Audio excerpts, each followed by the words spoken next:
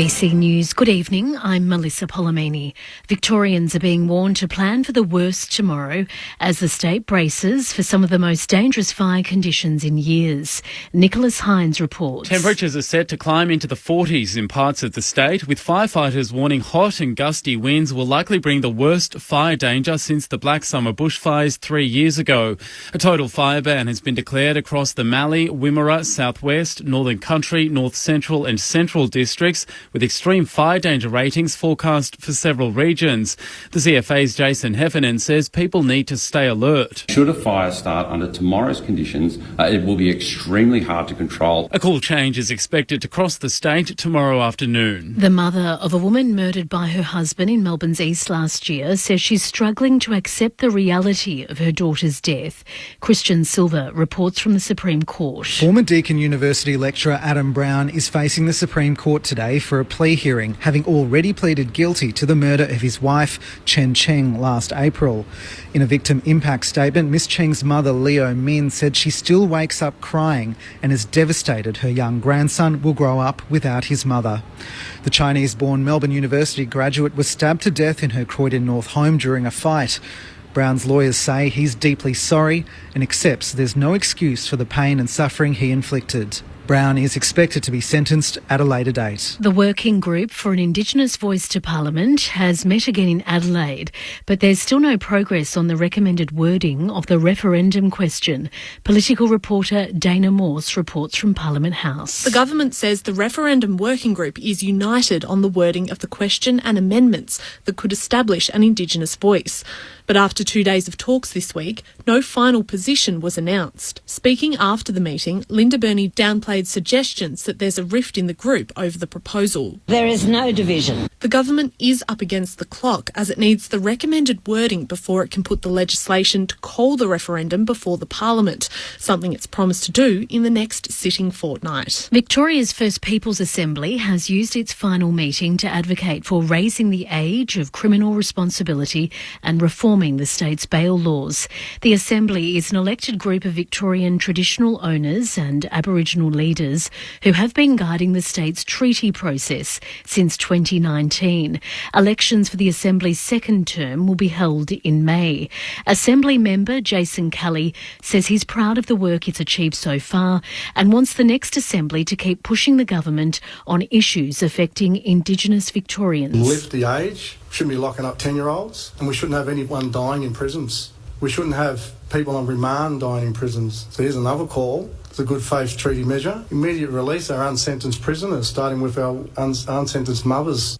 The AFL has suspended media use of an area of the MCG marked as a wheelchair space after a father and son had trouble finding appropriate seating at last night's game. Darren Cunningham and his son James complained on social media after they discovered a wheelchair space they often use to watch football matches had been occupied by television broadcasters. They were offered other seating, but the AFL says media won't be allowed to use that space until a long-term solution is found. Essendon's Peter Wright has been ruled out of Sunday's round one clash against Hawthorn after dislocating his shoulder. The 26-year-old key forward landed awkwardly in a marking contest at training this morning.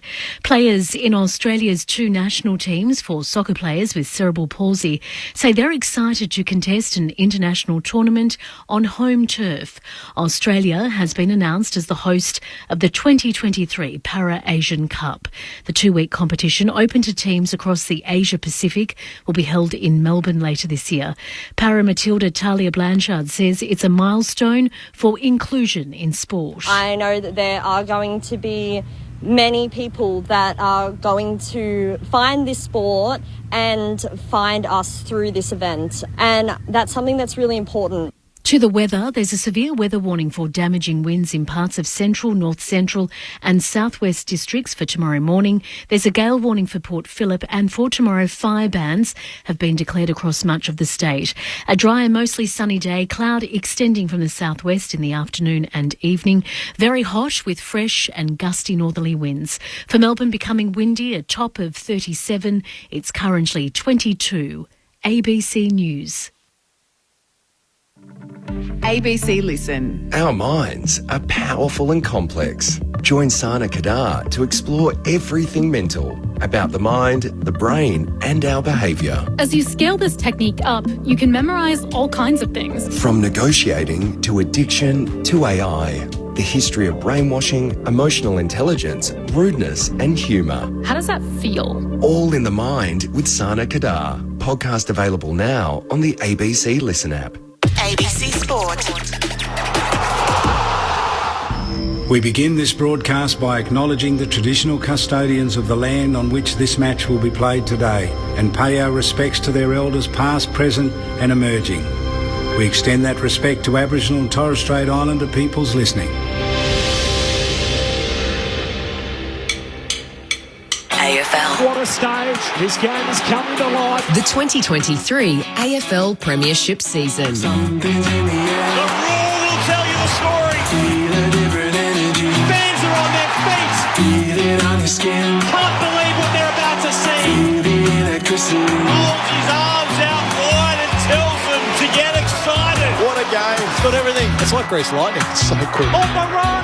It's happening again. It's a whole new game.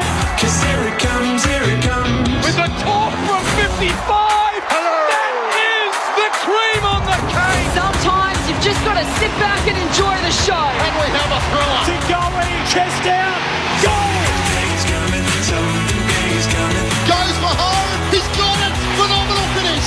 Something's coming, something is coming. Fires, goals, brilliant. The 2023 AFL Premiership season. The chance exchange blows at either end. Step up in the big moment. Fill your lungs, are you ready for it? This is a fantastic game of football we've got here. The big time spot. His drop punt is pure. It's pure. Here they come. What a finish. Oh, he's a star. What a game. Brilliant. He goes. Here comes the way of Nick Dacos. Gives it to Josh. They've got Dacos running through their DNA. AFL. It's hard up against the boundary in the right. Oh, that's one of the goals of the season. Chepstone bends it home. You cannot teach that. Brings it back superbly. Has a shot from the pocket. He is smoking tonight. That's around the body. Sensational goal. And that's what brings fans through the game. 40 out. What a superstar. Goes for home. They're red hot. Punches the air in celebration. Outside of the boot from the impossible angle. It's high. It's long. It's straight. Unguarded. Goldsmith. He's got it. This is just getting good at the G. Grandstand AFL. On ABC Radio. Sport Digital. And now streaming every match on the ABC Listen app. Just look for the AFL button. Something big is coming. I know. The last time they met, it was one of the best finals that you're ever likely to see. A pulsating qualifying final in which the Cats got home by a whisker. A similar margin kept Collingwood out of the 2022 grand final, and given the way that that match played out, it feels very much like the decider we never got. We didn't have to wait long though, just 2 games into the new season. We get it tonight, the reigning premiers Geelong up against the coach of the year, Craig McRae, and his Collingwood Magpies. This is Grandstand AFL on footy's biggest weekly stage under the Friday night lights on ABC Sport. You can hear us on ABC Radio, through News Radio, through ABC Sport Digital, and for the first time in 2023 on the ABC Listen app. Just look out for that big AFL button as the season goes on to hear every game streamed through the ABC Listen app. My name's Corbin Middlemouse. Our Friday night crew is back in position. It feels like we never left. And we've got the perfect crew here as well. Tim Hodges down on the boundary. Cameron Ling's here, of course, premiership player, premiership captain with the Cats. And how appropriate, we've got a premiership coach from Collingwood. He also happened to win a couple with the West Coast Eagles as well. And Mick Moldhouse played in one as a player. And Kelly Underwood to call all the footy alongside me. Hello, Kel. Good evening, Corbin. What a night. Just looking out up here, we're so high up. We've got the best view in the house, haven't we? And we've got the windows open. Usually we wait to the very last minute to open the windows because it's freezing Melbourne weather. But blue skies, sun's out. The traffic driving in was bumper to bumper on the freeway. And usually on a night like this, all the cars are heading down the coast. Tonight, they're all taking the Punt Road exit, and then you see the fans streaming in, and they're wearing shorts and thongs and caps and sunnies, and even a couple of Brave fans wearing just the Guernsey with the bare arms out, which isn't always a good look, but it's so great to have the G back rocking again. And the last time that the four of us were all here together It was all about one man on that last Saturday in September. It was all about Jones. I put the binoculars up to my eyes. Down in front of the benches right now is Joel Selwood. He's got his left arm resting on one premiership cup and he's cradling in his right arm his newborn baby son Joey, and having some photos taken by all the official snappers and photographers here. So from what he did on that last day in September, Cameron, I'm sure you want to take over and talk about it, running through the banner with Gary Ablett Jr.'s son and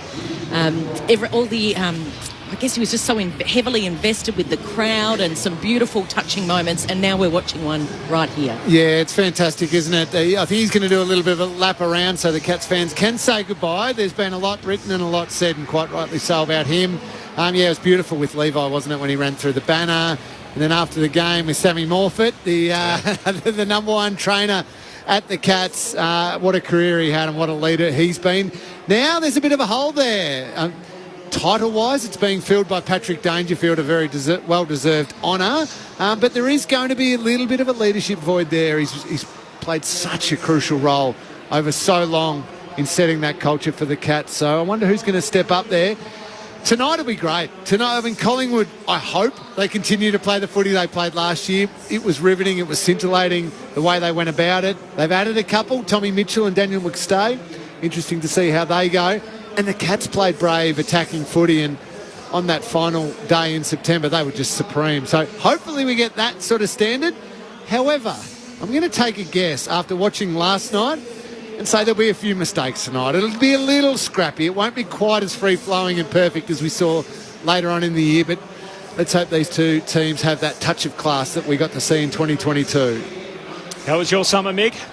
Corby, thank you very much. It was very good. I have to correct Cal there for 1 minute. This is many weeks that we've been together, Cal, but you might remember the grand final. We did have someone absent who sat in the stand drinking beer. Well, we were together from the 5-minute mark of the first quarter, and looked up at us and said, "It's all done." 5-minute mark. So we've got Lingy back here now. We were all together at the ground. We weren't all together in this commentary box. Yeah, exactly. Hey, Mick, this is your 51st year involved in VFL, AFL. I heard Chris Judd say during the week that he's never watched back any of the grand final wins or losses because the anxiety just hits him straight away and he doesn't want to feel that anxiety again. Have you finally relaxed? Can you just stroll in here and enjoy it? Because more than half of a century of coming to this magnificent ground and watching this great game that we love is extraordinary. I can, Kel. It's quite remarkable that for the first few years after I'd finished, no, but as time has gone on, I'm now able to realise that I never really climbed the mountain. I was always filthy on the fact that when I left Carlton, I could see the top of it and couldn't get there, and that annoyed the hell out of me for 3 or 4 years. And then I just come to the realisation that not everyone gets there, and just be satisfied. So, what do you mean by that? What do you mean you never climbed the mountain? I don't know what it's like up there. I just felt unfulfilled. Even though you were standing on the dais on grand final day multiple times holding the piece of silverware up. I'm not too sure, Corby, whether that is actually the ultimate. There's got to be something amiss, and I don't know what it was, and I'll never find out. So don't keep reminding me about it. I'm getting over it. I'm getting over it, and I look at it now, and I now look at my grandchildren and go and watch them play and see how far they can go. But I love watching the game, yes, I do remember this ground, Cal. You know, this ground was very, very special. I was very lucky in my first year at football at St Kilda. I went down for 3 practice matches and was told, tap on the shoulder, go back to Ballarat and enjoy your footy. You're never going to make it. And as I said to my grandson tonight, actually he's here, I said, it's not. I didn't get angry. I just accepted the fact that I was going to go back and play good footy. And actually I ended up coming back and playing finals football for St Kilda that 1972. But again, that's not the reason why you do it. It's mateship. It's just, and I think realising, don't waste your life, don't waste any energy. And you know, when I look through these sides, I can't wait for tonight because there's only one side that could have beaten Geelong last year. That was Collingwood. So we've got the heavyweights. Last night the cruiserweights. Tonight we've got the heavyweights. Love Honestly. it. So we've got the grand final preview already. Cameron, this is your 24th season. You started in 2000. Same year I started, because I remember you won a Rising Star nomination, and I rang up and I think your mum answered the phone. That sounds right, You're Cal. a teenager still living at home, but you brought your 3 boys here to the grand final last year. Can you remember the first time you ever walked in here? Into the As MCG. a kid or Yep. as a player, or is there a moment that stands out? Probably the most special thing that stands out clearly in my head was, funnily enough, just pure coincidence, now I'm thinking about it, Geelong Collingwood, but it was 1989. And if you remember, Gary Ablett Sr. just tore it up. It was the famous "What more can you say?" Sandy Roberts line. And I was standing, it was the Ponsford stand end, sort of just under so level 1, just under the overhang a little bit. And it was that intensity of a Collingwood crowd. It was this Geelong crowd that was experiencing, oh, hang on, we might have a really good team here, and we've got this special player. And I was an 8-year-old kid, and those players out on that field and this stadium, it was all magical. It was all mythical. Like, they weren't real. And this ground wasn't real. Like, it couldn't possibly. Who would have built this place? Like, it was unbelievable. And I went back with Dad, and we had the scarf out the window on the drive home in the old Ford Fairlane or Ford Falcon or whatever it was. And that was my first magical experience with this ground. And then to think fast forward a number of years, I could be running around on this ground when Geelong finally broke that drought. It was special. But you know what was even more fun? Was being able to be out on that ground last September with my 3 boys, and one of them, all he wanted to do was get in the sponsorship logo and do one of those snow angel sort of things and get all the paint all over him. He didn't care that Cats had just won the flag. He just wanted a bit of paint on the jersey. And Corbin, it's your 15th season, and called a couple of grannies as well. So there's a bit of experience here for Friday nights going forward, isn't there? We're going to have a lot of fun. I know that for sure, and it's great to be able to do it all with you again in season 2023. What a monstrous start tonight, as Mick put it, the 2 heavyweights of the competition, Geelong and Collingwood. No late change for either side, so a couple of new faces for both teams. So there's 19 of the 23 for the premiership team for Geelong playing. So the guys that aren't there, Selwood's obviously retired, Mitch Duncan is out with a calf complaint, Colin Jasny out with concussion, and Jack Henry's also hurt, so he's got a foot complaint. So the 4 new faces, Tanner Bruin, high-end talent, top pick from GWS, Max Holmes, heartbreaking story from last year's grand final, missed with the hammy. Esaba Radaglia, who is now a defender, so we'll see him play behind the ball tonight. And Ollie Henry, who is the younger brother of Jack, of course, and we've seen him in the stripes going the other way in the not-too-distant past, playing for Collingwood, and there's a little bit of spice in that as well with him coming up against his old team. So many storylines around Geelong. I want to ask you about them, Lingy and Mick, about Collingwood and what it means for Craig McRae in season 2023. But Tim Hodges is with us again for the new season. Hodgie, I think it's fair to say it's probably caught a few people off guard that we're starting just a little fraction earlier tonight. Why is that? Well, hi Corbin, hi crew, nice to be with you again. It's perfect timing, Corbin, just as Joel Selwood begins his lap of honour, and credit to the Cats, they urged all of their fans, if you're coming to the footy, come early to see Joel Selwood and say goodbye. So they said, make sure you're here by 7:15, and at 18 minutes past 7, Joel Selwood is beginning the final lap of his wonderful career as a Cat around the MCG. They won't unfurl the premiership flag tonight, that will wait until later in the year when they play their first game down at Cardinia Park. But I think that, to answer your question, I think the Geelong wanted it early so they can actually get their fans home a bit earlier. So that was, and I know it's only 10 minutes and doesn't mean too much, but hopefully the Cats fans can get home and be home tucked in bed 10 minutes earlier than they might have. So a 7:40 start tonight, not the 7:50. I think most Geelong fans we're still waiting to see Jeremy Cameron. He is here, guys. He is here. Simon Lloyd, the footy boss at the Cats, has his phone. So if it is go time and he does have to leave with his wife heavily pregnant, there is a car waiting beside the Geelong rooms downstairs. I walked past it before, so he'll be whisked off the field. Brandon Parfitt will come in as a sub and he'll hit the road and hopefully make it home should that baby wish to come early. I hope it doesn't for the Geelong's sake, but he is going to play this game. So I know there was plenty of talk about it in the lead-up, but he's here and he will take the field. Thanks, Hodgie. We'll come back to you shortly. So it's a beautiful night for footy, as Cal mentioned. Temperature in the low 20s. The sun just fading as we about 20 minutes past 7 local time here in Melbourne, and the ground really filling up. There were no general admission tickets actually available for purchase even yesterday morning, so it's going to be full. Speaking to the Cats CEO Steve Hocking during the week, the initial estimates were around the mid 60,000s. Wow. And then the AFL boosted that up to low 80,000s. And I think now everyone's been surprised. Maybe the early start time's a good thing. Yeah. Let's bring it even earlier, shall we? That was the question I was going to ask you. Already there's questions and issues to talk about. You know, of course, the draw last night, which I'm sure we'll get to shortly. But there is a new provision in the new TV broadcast deal, which kicks in at the end of next year, so the start of 2025, to move the start time of Friday night games, which are usually 7:50 p.m, earlier. Earlier's better, yeah? Earlier's better.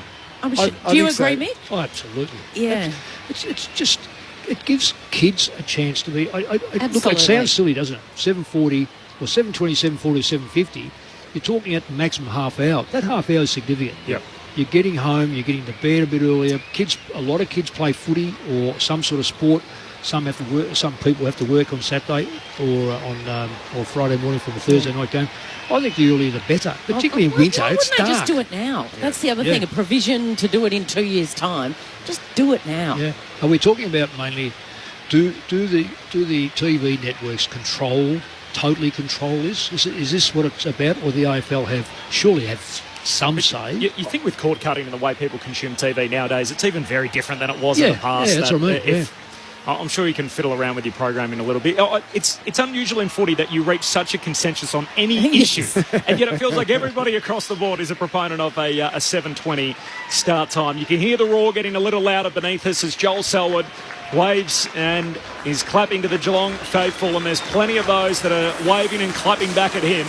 What a champion he's been of this football club. 4 premierships in his time, and capped off as a premiership skipper last year. The ultimate Mr. September. No player has ever featured in more finals than that man.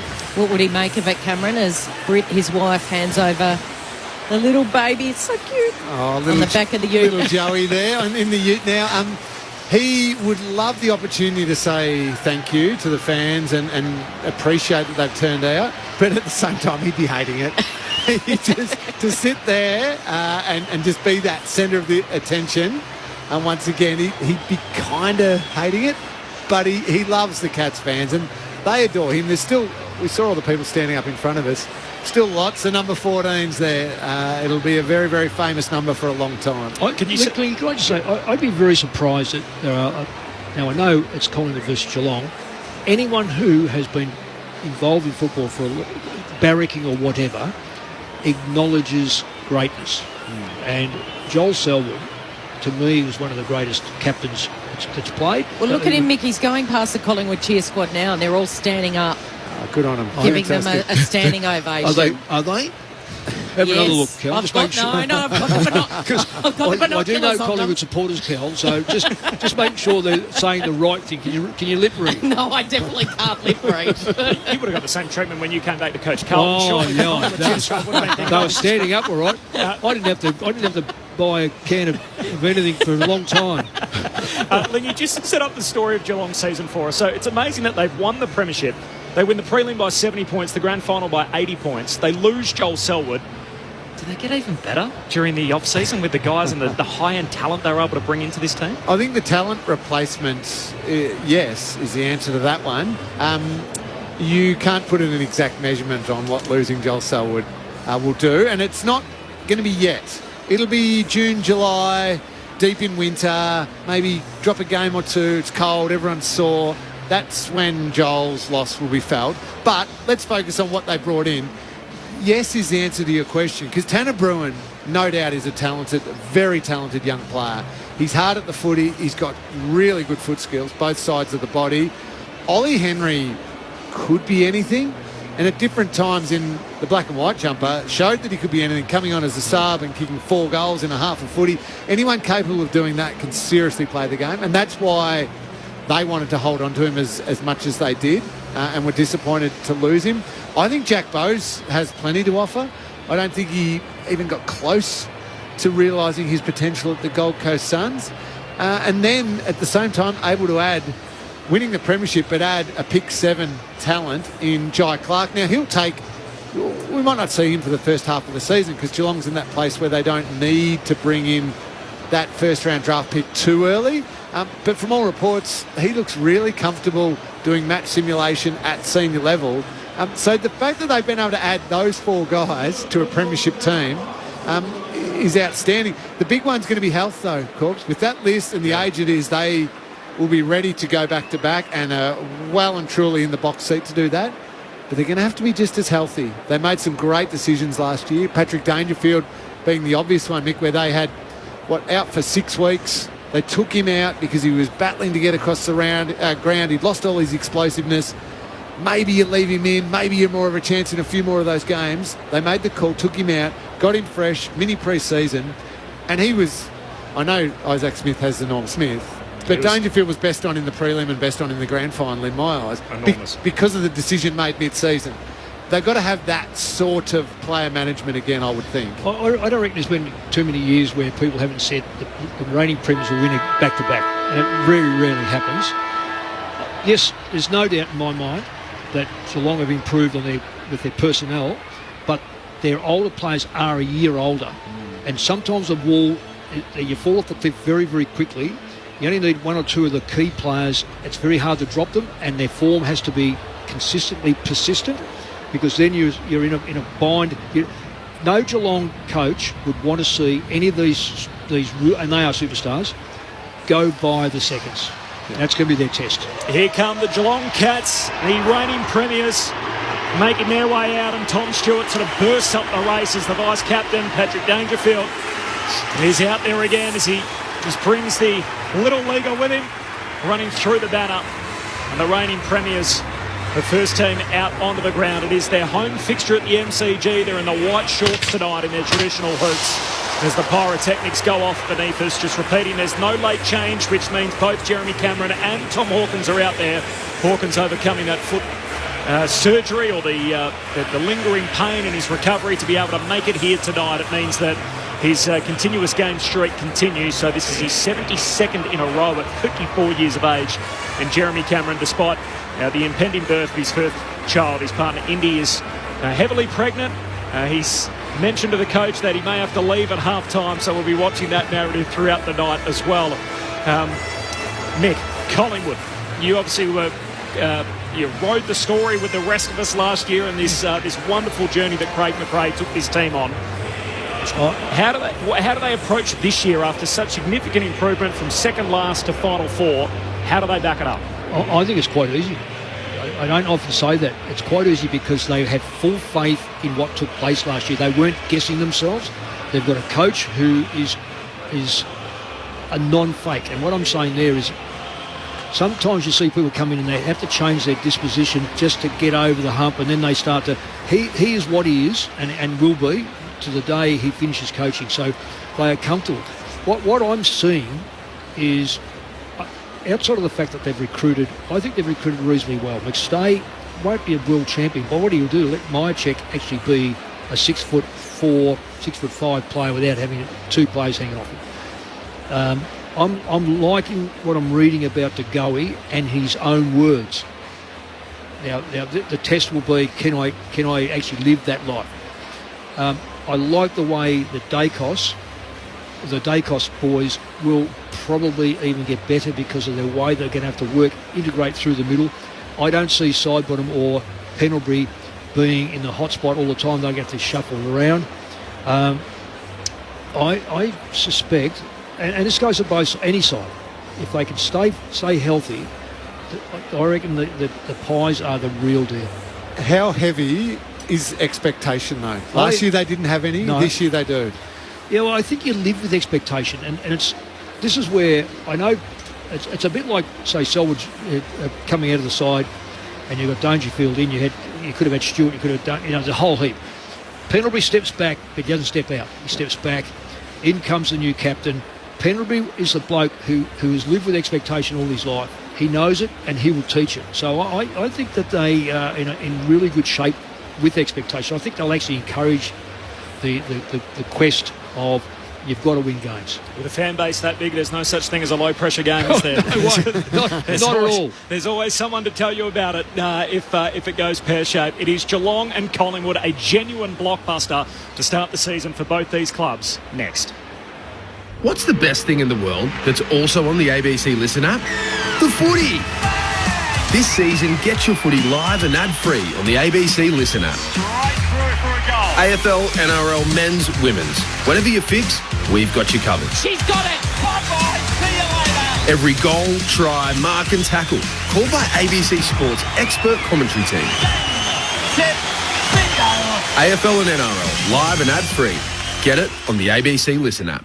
ABC Sport. This is ABC Sports coverage of the 2023 AFL Premiership season. Marks out to the right, steps on goal, superb finish. Turns, whacks it straight through the middle. Pulls the trigger on goal, and goes bang! 'Cause here it comes, here it comes. AFL. On ABC Radio, ABC Sport Digital, and now streaming on the ABC Listen app. Look for the AFL button. Something big is coming, I know. A rematch of last season's qualifying final is the on-ramp to season 2023 for Geelong and Collingwood. The reigning premiers on our air tonight have the greatest team of all got even greater over the summer. Well, for the Magpies, if they improve by the same margin that they did last year, that'll be enough to make them the best team in footy in 2023. Corbin Middlemass, Kelly Underwood, Cameron Ling, Mick Bolthouse and Tim Hodges with you every Friday night in Melbourne throughout season 2023. This is Grandstand AFL on ABC Radio, ABC News Radio, Sport Digital, and for the first time this year, now streaming on the ABC Listen app. Just look out for the AFL button. The news here at the MCG is that she is filling up fast. It is a glorious night for footy. We're in the twilight zone at the moment. It is still in the low 20s temperature-wise. There is not a cloud in the sky, no rain on the radar, and there is no late change, which is significant for both Geelong and Collingwood. It means that Jeremy Cameron is out there despite his partner, Indy, about to give birth to their first child. He is a flight risk, I guess you could say, tonight. Cameron Ling, Yes. There is a car parked outside that Tim Hodges told us that he could leave at any minute to make sure he's there for the birth of his first child. It also means that Tom Hawkins is playing, coming back from foot surgery. The new faces tonight for Geelong, Tanner Bruin, Max Holmes, Asava Radagalia and Ollie Henry, the four in from that premiership team. While for Collingwood, there's some new faces too from other clubs. Tom Mitchell, Dan McStay and Bobby Hill all playing tonight. Tay Adams is back, having missed the preliminary final. He ripped his groin off the bone in the qualifying final last year. What a game that was. No late change for both teams, Parfitt and McInnes, the respective tactical subs as they are now, no longer needing a medical reason to tap a player out of the game. Cameron Ling and Mick Moldhouse, frame it up for us. What are we in for tonight? A blockbuster start, Geelong and Collingwood. It's always the unknown of round one a little bit, because Geelong, the best team in the comp last year, and probably Collingwood, the second best team in the comp last year. Please don't get angry at me, the Swans, but that just might be a fact. Even though the Swans are in that granny, pre-season they will have tried different things, Mick. Pre-season they will have tried different positional things. Geelong don't want to just roll out the exact same thing. There's now only...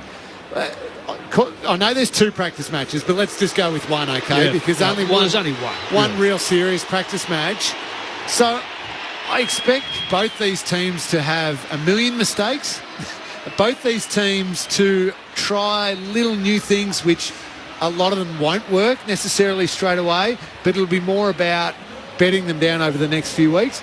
But there's still a game of footy to win. How as coach do you manage that? I can see that working in a month's time versus, hey, we still got to win this one. This is a huge Friday night game. I think what works, Lingy, and you've been part of it for a long time in terms of being part of that very good Geelong era, you don't change it dramatically. You might, I don't care whether players shuffle around from position to position. That doesn't matter. It's about the game structure. I know Collingwood's game structure with McRae is that they do not want to make errors on their back line, because that's where you get punished. If you make an error in the back line, the chances are you'll get kicked, a score against. So they will generally try to push the ball up the ground and get their players in behind to protect it, and make the side on the way back have to work the ball. Geelong, there's no doubt Geelong have made the most significant change from 2021 to 22 by movement. Yep. So they're not going to stop. They're going to now start to increase that. The question I will ask is, we all say that the side that won the premiership is going to be very, very hard to beat, and that's a fact. The only thing I say about Geelong is, can they, and they've got 11 tonight who are 30 plus, can they maintain two things? The rage and hunger, we'll call that one, and then the physical component that's required to be a good footballer. In other words, don't drop speed. Your depth of kicking will go, but so therefore you have, instead of marking at 55, you've got to mark it about 50. Can I still chase? Can I get over the little injuries? And then Chris Scott will say, well, yes, you're out, but have I got the replacements? Geelong and Collingwood have got good depth. Yeah. So that's why I say this is the way the game goes. Get ready for the Bronx cheers for everyone that's listening at some point when number 36 Correct. for Geelong touches the ball. The 20-year-old who grew up with his two other brothers down the road from Cardinia Park in Ollie Henry. Cameron, you've been... Sorry, Cal, when you say down the road, you literally mean it's about, down the road. It's about 2 drop punts away Yeah, where okay. their family house is. Yeah, so you know the family well. You've had big raps on Ollie Henry, 25 games in 2 years at the Pies. He was picked 17 in that draft a few years ago. Were you surprised that Collingwood let him go? And what are your expectations here at Geelong? Yeah, I know Collingwood fought tooth and nail to keep him. So in the end, maybe it was just, well, he'll leave eventually, or do we want an unhappy player? Do we get something in return? They had to go through that process. What do I expect? I mean, when I watch him play, I look at someone who's got footy smarts, certainly more natural footy smarts than his brother Jack, who came via the rookie list and had to really learn the craft and understand where the ball was going to then use his athleticism. Ollie's got footy smarts to end up in the right spot. And then he just goes up. And he's so good overhead. From a standing start, he's then all of a sudden head and shoulders above his opponent. Or the ball hits the ground and he's got the agile move. He's got tricks combined with a good football brain. I think he could be anything, really. Yeah, so do I. The thing I'll say is what he's done, he's going to put enormous pressure on Rowan. Yes. Because I think that's a good call. Yep. Because if Hawkins and Cameron stand up all year, I'm not 100% sure he can play those 4 in the side. And it's certainly not going to drop Cameron and Hawkins. So all I see is that Henry will probably step into the shoes of Rowan. Now, don't forget, Rowan is 30 plus. I'm not saying that once you get 30, you've gone, but he gets carried along by the greatness of Geelong. Speaking of greatness, Nick Dacos, probably too early to put that word linked with him. I picked him for a Brownlow. Oh, okay, there you go. Well, greatness in 6 months' because time. I reckon, don't forget, I'm not saying that they're always the best player that wins a Brownlow. Yeah. It's the one that the umpires pick. Okay, if you're Craig McRae, where do you start Pendlebury and where do you start Nick Dacos? Where are they going to play? Dacos should be middle to wing, to a half-back occasionally, but I think he's now... There's very few players I've seen come along and be good enough to be a winner and help the side win. Judd, Hodge maybe, Selwood maybe. I reckon this kid is every bit as good for Collingwood as they were for their clubs at the time. Pendlebury play in the middle or you play him elsewhere? No, Scotty's got to play half-back. Okay.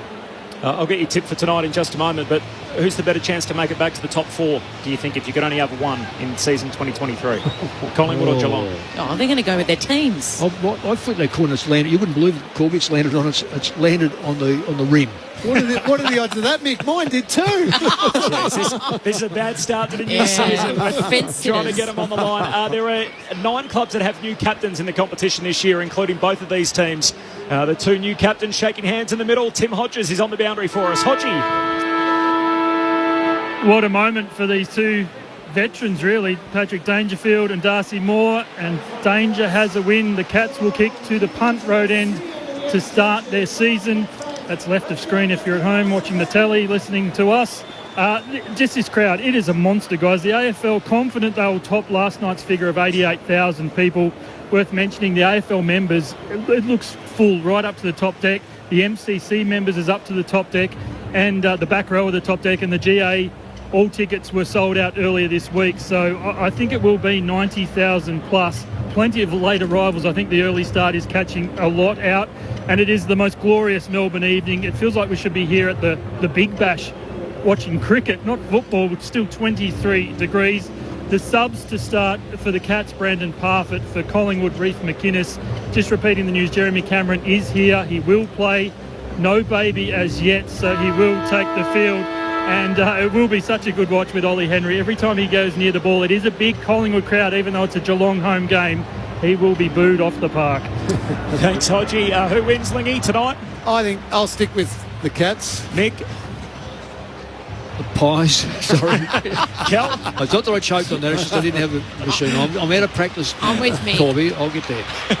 Dacos has gone to half-back. I'm with Mick on the Pies. Footy's biggest weekly stage, Friday night footy. The story of last year up against the team of the year.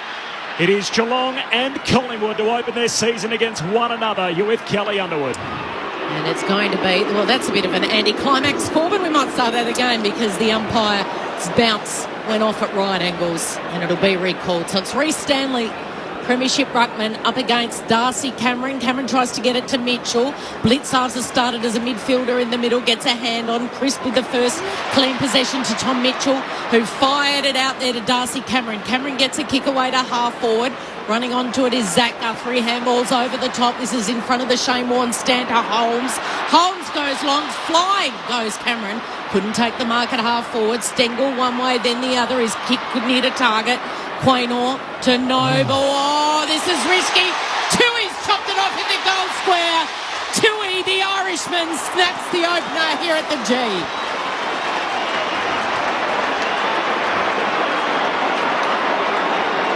St Patrick's Day celebrations start early at the MCG.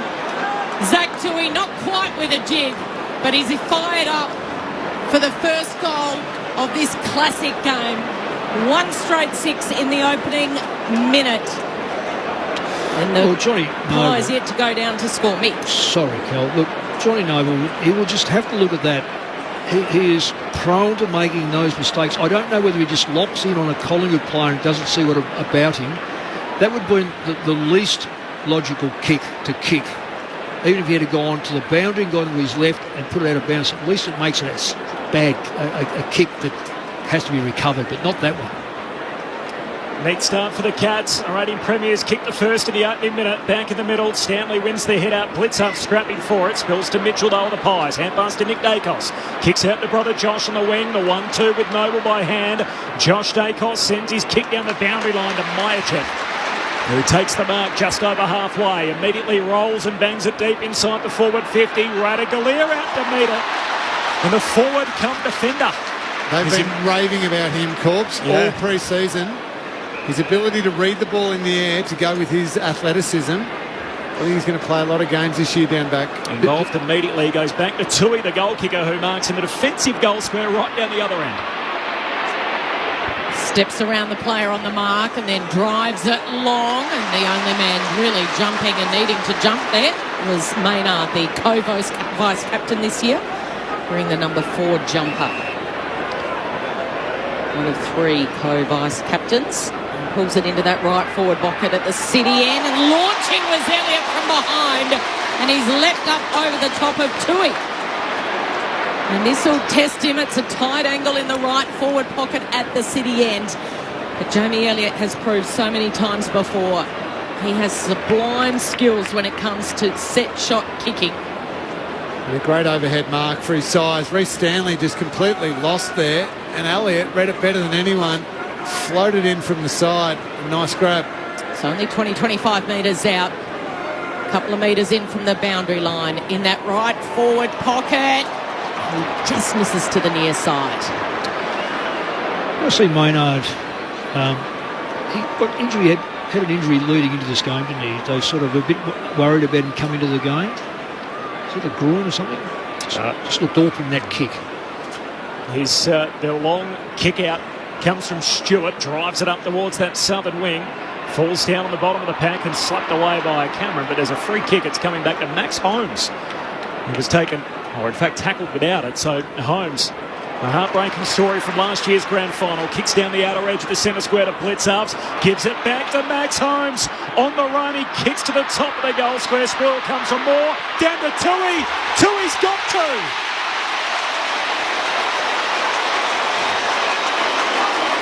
On the day for his countrymen to shine, Zach Tui kicks the opening couple inside the first 5 minutes. 2 straight, 12 Geelong.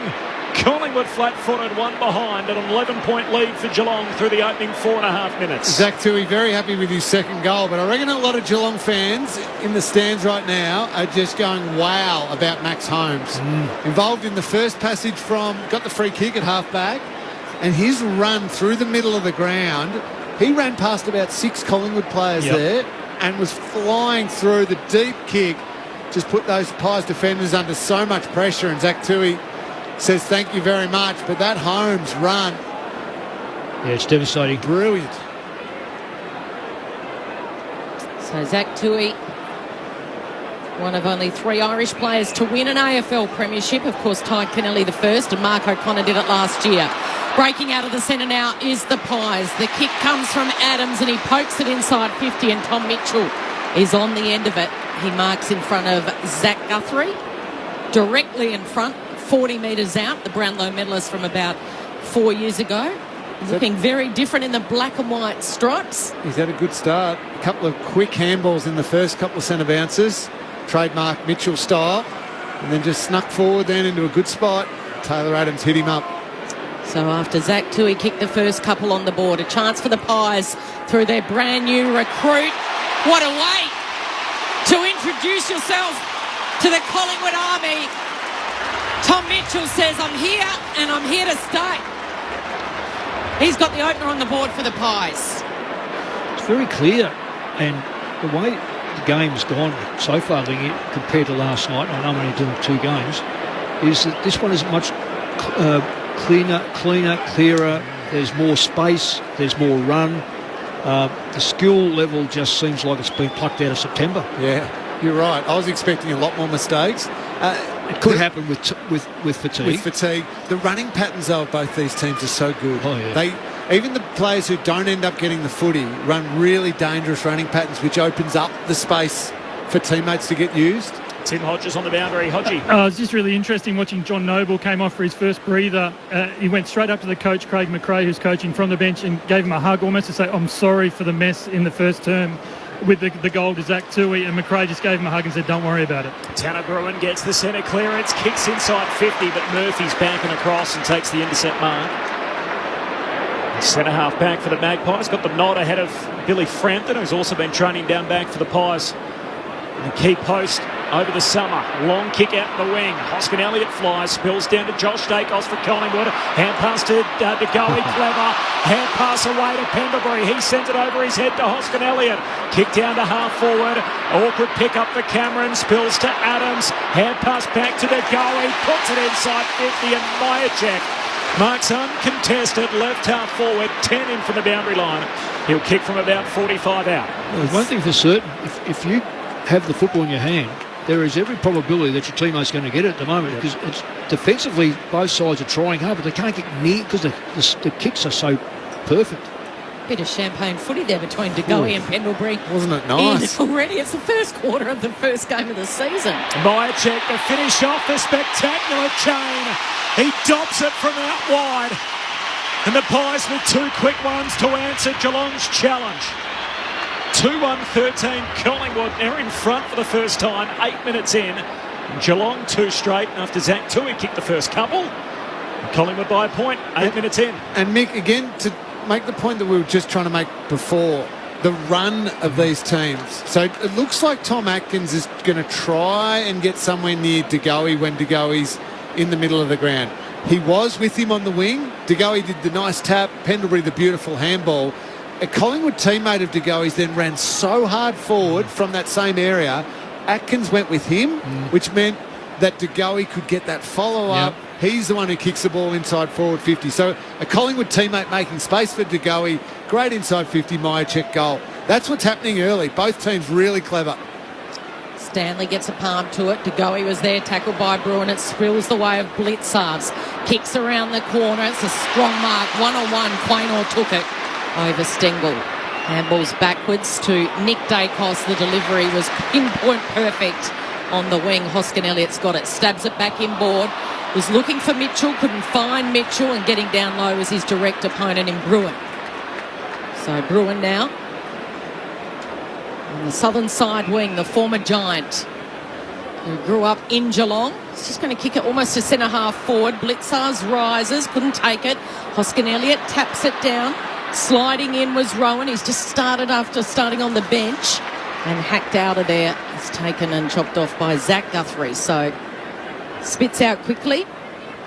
But Zach Guthrie can send it straight back inside 50. It's a shallow entry, big pack forms. Spoil from the back to Nick Dacos, over the top to Maynard. And now here's a chance for Josh Dacos, clearing it out of the defensive 50. Oh, what a kick. Straight onto the chest of Jamie Elliott, who hits up and marks on the wing.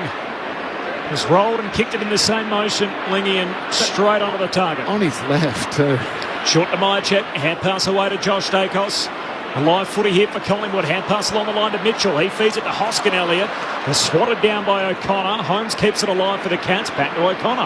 Hand pass away to Buse. Off the back flank. Kicks down the wing for Geelong. Murphy flying for the footy. Falls front and centre to Myers. Hand pass inside to Bruin. The former Giant. Feints a hand pass, then gives it to Cameron. Tumbles a kick down to high half forward. A crash of bodies.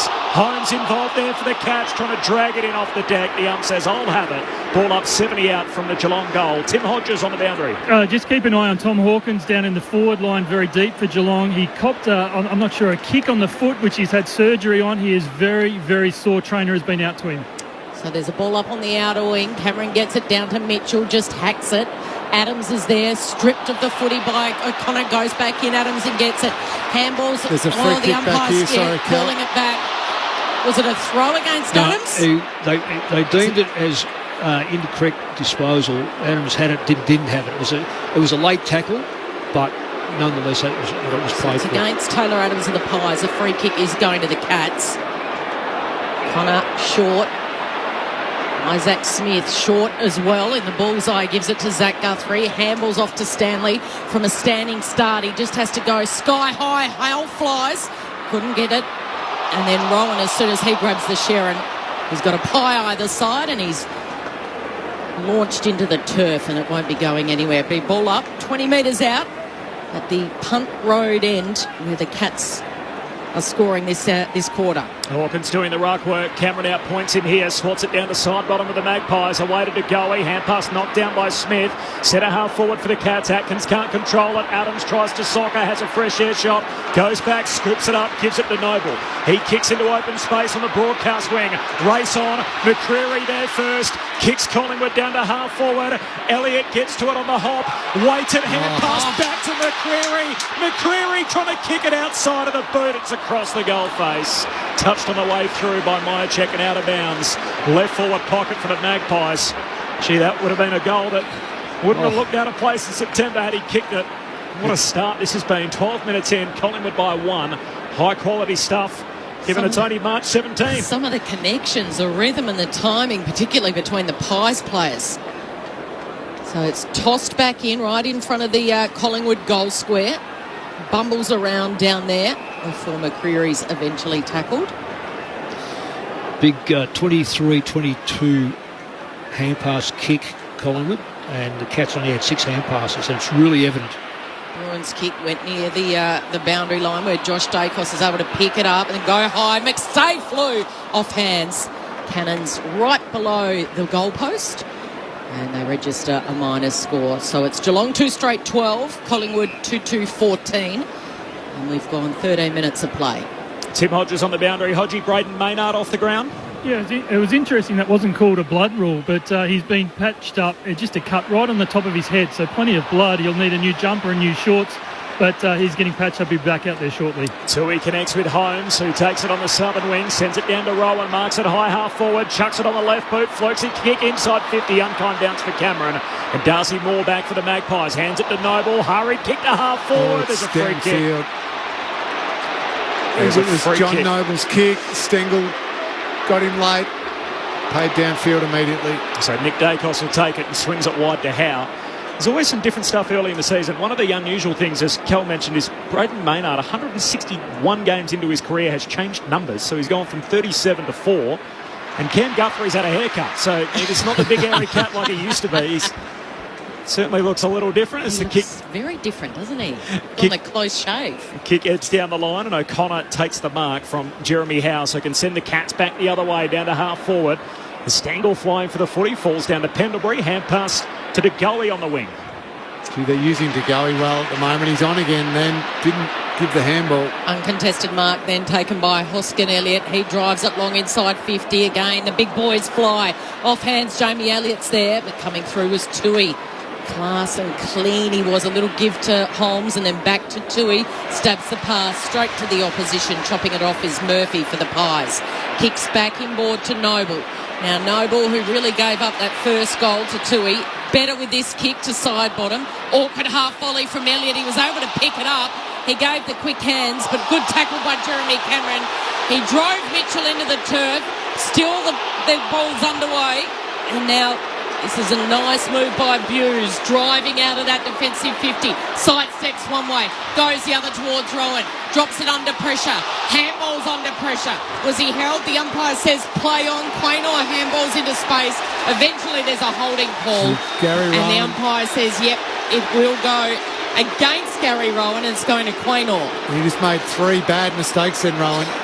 Should have given the first handball, chose not to. And then fumbled, and then followed up with the tackle that went on for too long. That big roar that you heard, that was a free kick that was perhaps should have gone to Bobby Hill for high contact. I think well umpired. And don't say just because I'm a Cats fan. It was one of those where Bobby Hill really dropped at the knees and ducked. DeGoey got it again. Great use. Sets it out in front of side bottom in a bit of space. Marks plays on, closes to 40 out. The veteran kicks it across the goal mouth. Hoskin Elliott flying for it, no mark. Gets a second chance off his knees. Stands up with the footy. Hand pass to McCreary on the pocket. Gives it to Myercheck. High ball, trying to float it through. It clips the post. And behind. Collingwood by 3. 2-3 to Geelong. 2 straight. 16 minutes in. Tim Hodges on the boundary. Just watching Tom Hawkins, guys, came off. I was worried that foot injury that he'd had surgery on, it's a shin. He's having it strapped, looks like a pillow almost strapped to his shin. He's in that much pain, but he is going to come back on the ground. New vice captain in Tom Stewart brings it back into play. He goes around the Shane Warne stand.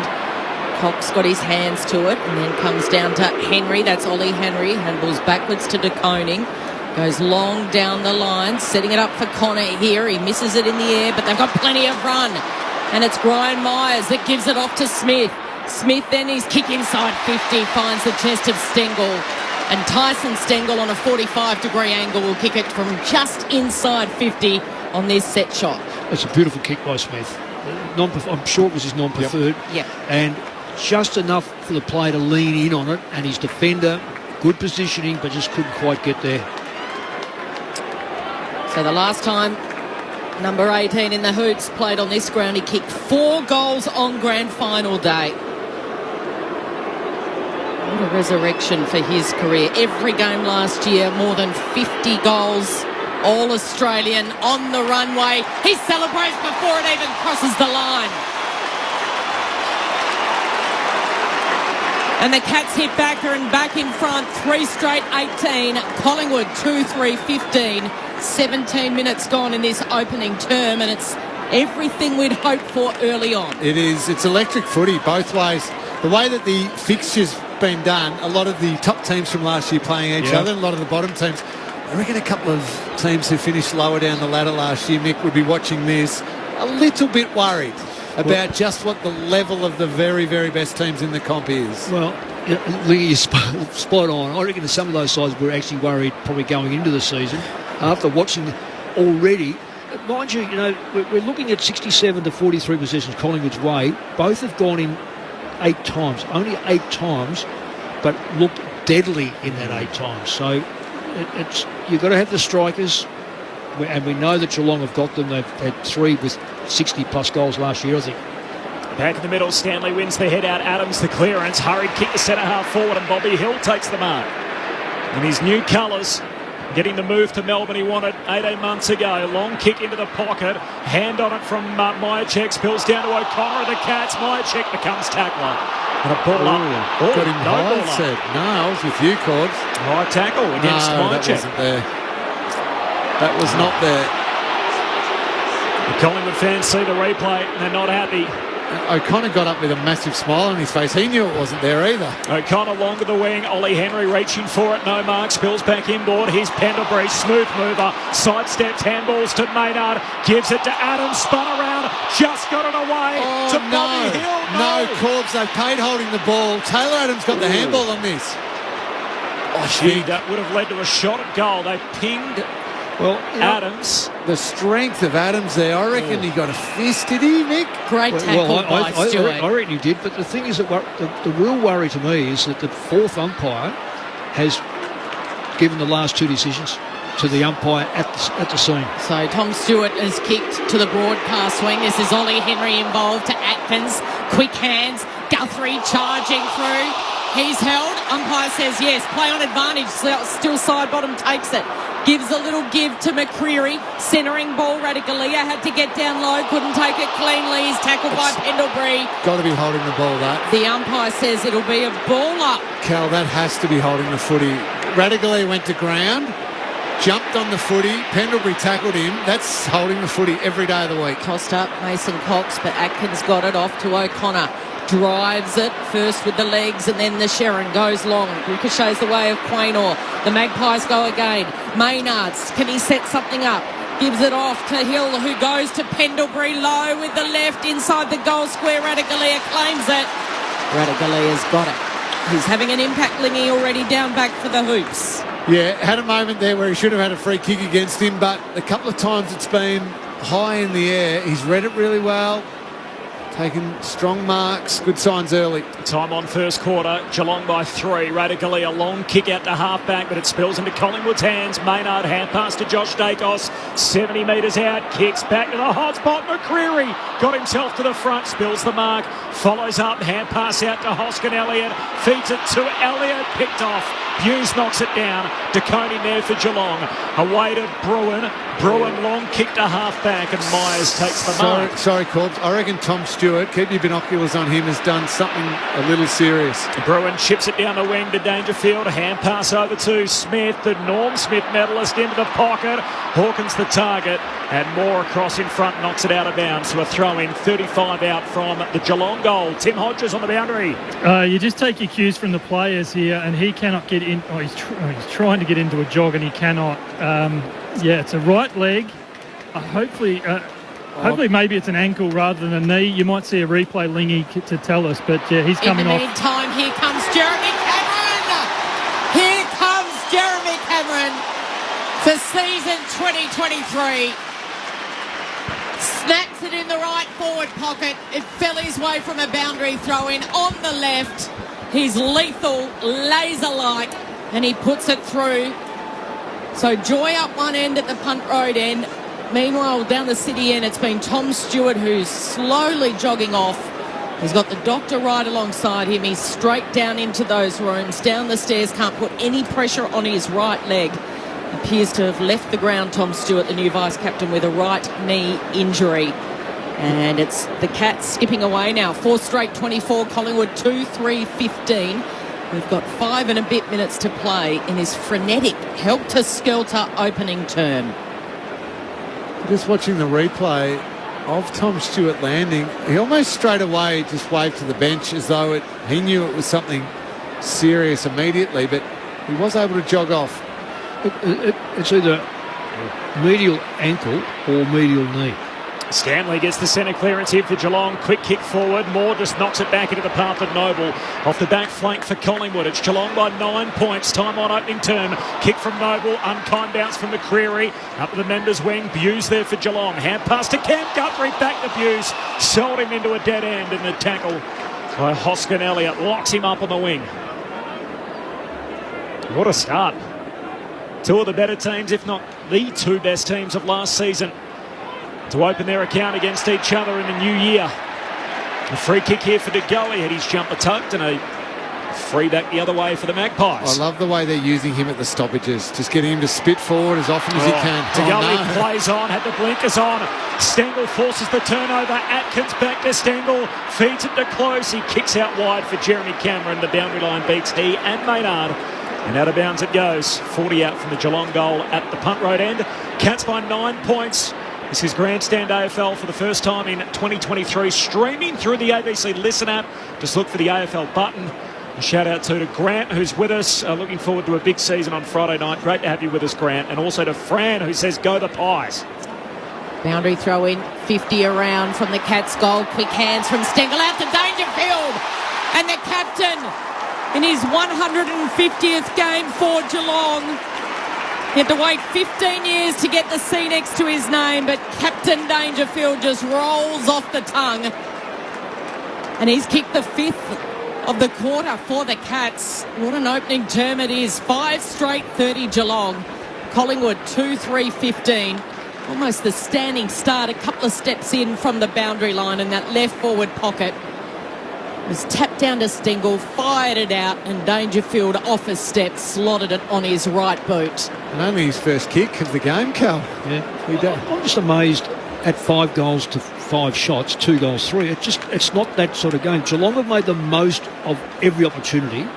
Collingwood probably deep lost a couple of opportunities, but around the ground it is so even. You can't believe that it's, 15 points difference. Mason Cox in the middle doing the ruck work, palms it down. Crisp was in the path of it. Stanley Clever knocks it away to Bruin. Hand pass to Myers, got it back to Bruin. There's a free kick.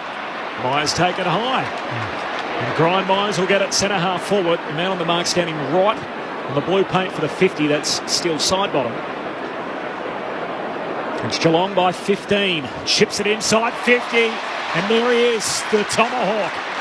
Takes a juggled mark. Right in that channel at right half forward. He'll kick from 40 out. It's just such a good little lead. The forward craft we talk about often is those players, and they spend so much time training it, little backward leads, just moving your opponent back towards the goal, the late little turnaround, being able to leave your opponent behind if he's trying to zone off, and other players who are filling the hole, not quite doing their job. Just a clever lead from a clever forward. His first major involvement, Tom Hawkins on the set shot. The All-Australian skipper pops it through. And the Geelong lead swells. It's up to 21 points. And they've got away from Collingwood here late in the quarter. 27 minutes travelled in the opening term. Geelong now 6 straight. Collingwood 2-3. Cats by 21. Nick Malthouse and Cameron Ling. Well, it's Geelong have just followed up from what happened last year. I don't think Collingwood are a 3.5 goal worse side right now. It's just that Geelong are able to be persistent with their consistency. Hawkins leads into a space. Collingwood looked like they had all the spaces covered. Geelong players know where they're going to go. It is to break down a Geelong, you have to break down their system. And at the moment, Collingwood are playing their system, but Geelong are still playing their system. And last year's system won the premiership. So Collingwood have to break that type of game down. Cats by 21 points. Back in the centre it is Blitzarves, who's not in there as the ruckman. That's Stanley. Blitzarves playing as a midfielder, and he's tackled by Cox, and it'll be another ball up. Still no Tom Stewart. He's down in the rooms, but there's about 2 physios, 2 doctors having a big conference on the Cats bench at the moment. We'll bring you any news as soon as it comes through. Spurts out to Nick Dacos, and his kick is good to De Goey. De Goey's got it on the outer wing, or the southern wing.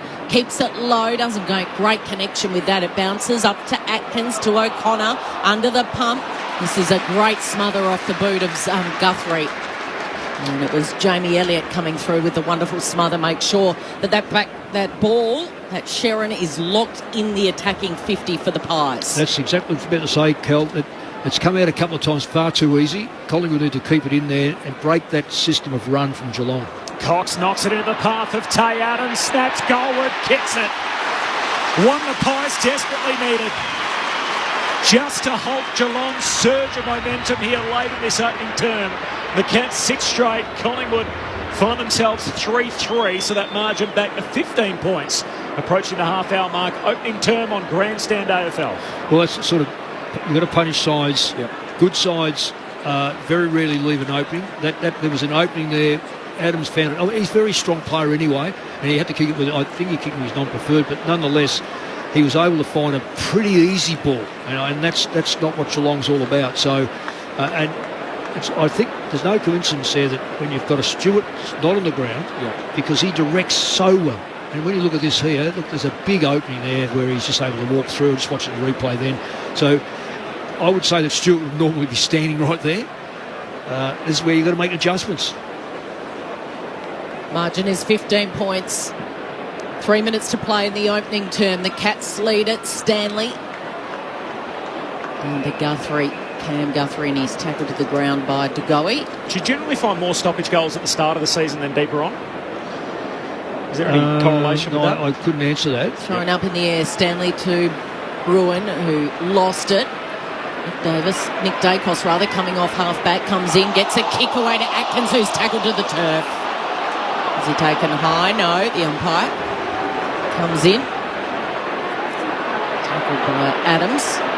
Just look at where the four umpires gather. Stanley Cameron wins it straight down to Josh Dacos, who gives it to Noble, and then from the broadcast wing stabs it in the advantage out in front of Taylor Adams, who's got a step on his direct opponent in Atkins. Couple of kicks out, Taylor Adams. Directing traffic. He's just going to poke it up into the air. Top of the hot spot, flying, launching, marking is Cox. And he gives Ratugolea a little bit of verbal action as well as Ratugolea gets up from the ground. Mason Cox, the American, he loves a bit of trash talk. And that's a learning experience there for Asava Ratugolea. He had a good run at this, as did Cox. But as a defender coming from behind, he was still trying to take the big hanger, Mick. Yeah, he That's was. the one you got to punch about 5 rows back into the stands. 7 goals, 8 last year from his 18 games. And he puts it through. He chest bumps Ratugolea. And it's spicy at the G. The margin's back to 9 points. 6 straight 36 Geelong. 4-3-27 Collingwood. A minute and a half to play before quarter time. What a quarter it's been. Tim Hodges, plenty of action down there as well.